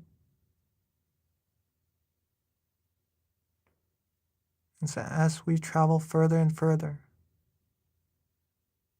become more and more relaxed and comfortable, we may even start to have some meditation experiences. Whatever happens in our meditation, whatever comes, let it be. There's no need to worry about any of it for now. For this moment, this present moment, it is for us to cultivate as much happiness as we can, to gather as much purity as we can for ourselves. And then later on, we could then brighten up everyone around us and the people of the world. So let's keep our body and mind relaxed. Let's keep ourselves comfortable. Be with that feeling. And let's meditate together in silence for a little bit further.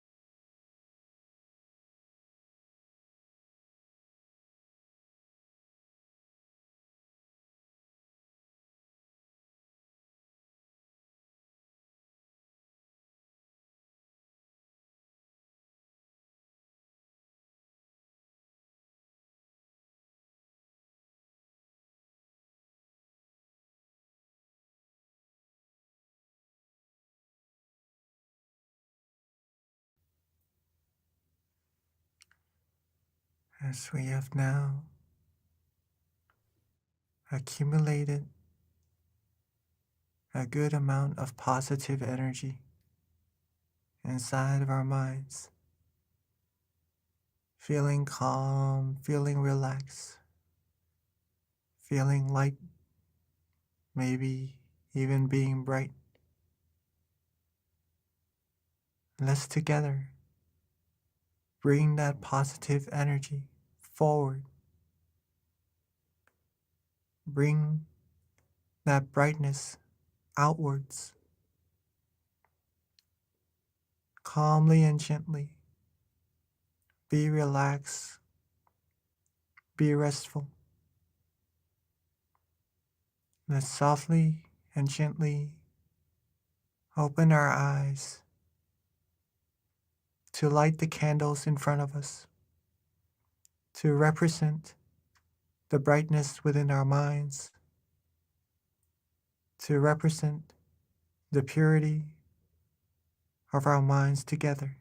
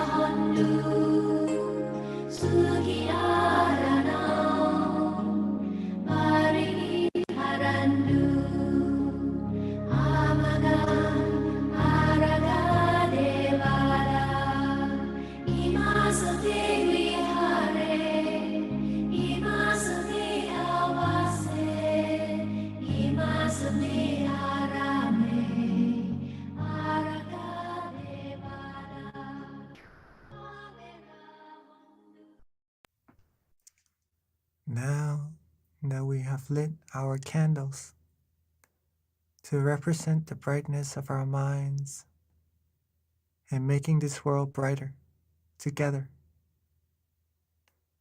let's sit back, relax, close our eyes softly and gently and reconnect ourselves back to that feeling of comfort.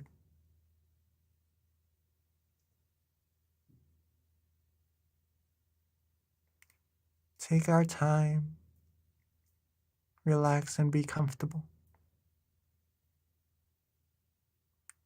as we are being bright and shining on the inside right now with all our accumulated positive energy. Let's bring those positive energy together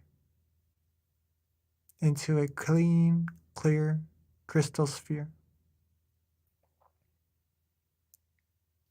Let's bring all the brightness, all the positive energy together to build up a clean, clear crystal sphere, locating where we feel it is comfortable for us. Relax, be calm, and let's radiate the brilliance of that crystal sphere softly and gently outwards. Let's share our positive energy and our brilliance outwards to our family and friends, our loved ones, our brothers and sisters, wishing for our family and friends to always be happy, always be healthy, be free from all dangers and negativities, be able to find true peace, true happiness quickly, and reach the utmost of purity as soon as possible. Let's share our loving kindness outwards a little bit further. Radiate our brilliance outwards to our whole community. Radiate it outwards further, reaching our city. Outwards further, reaching our country. And outwards further, covering our whole world. Seeing this world clean, clear, and bright, and shining. Seeing everyone in this world clean, clear, and bright, and shining as well. And with all of our accumulated positive energy, let's wish for everyone to always be happy, always be healthy, be free from all dangers and negativities, be free from harms, diseases, wars, be free from all disputes. May everyone on earth be able to find true happiness quickly and reach the utmost of freedom, the utmost of purity as soon as possible. And let's take a few moments to share our loving kindness outwards, infinitely, reaching all beings, wishing for all beings, all the wholesome things, in silence.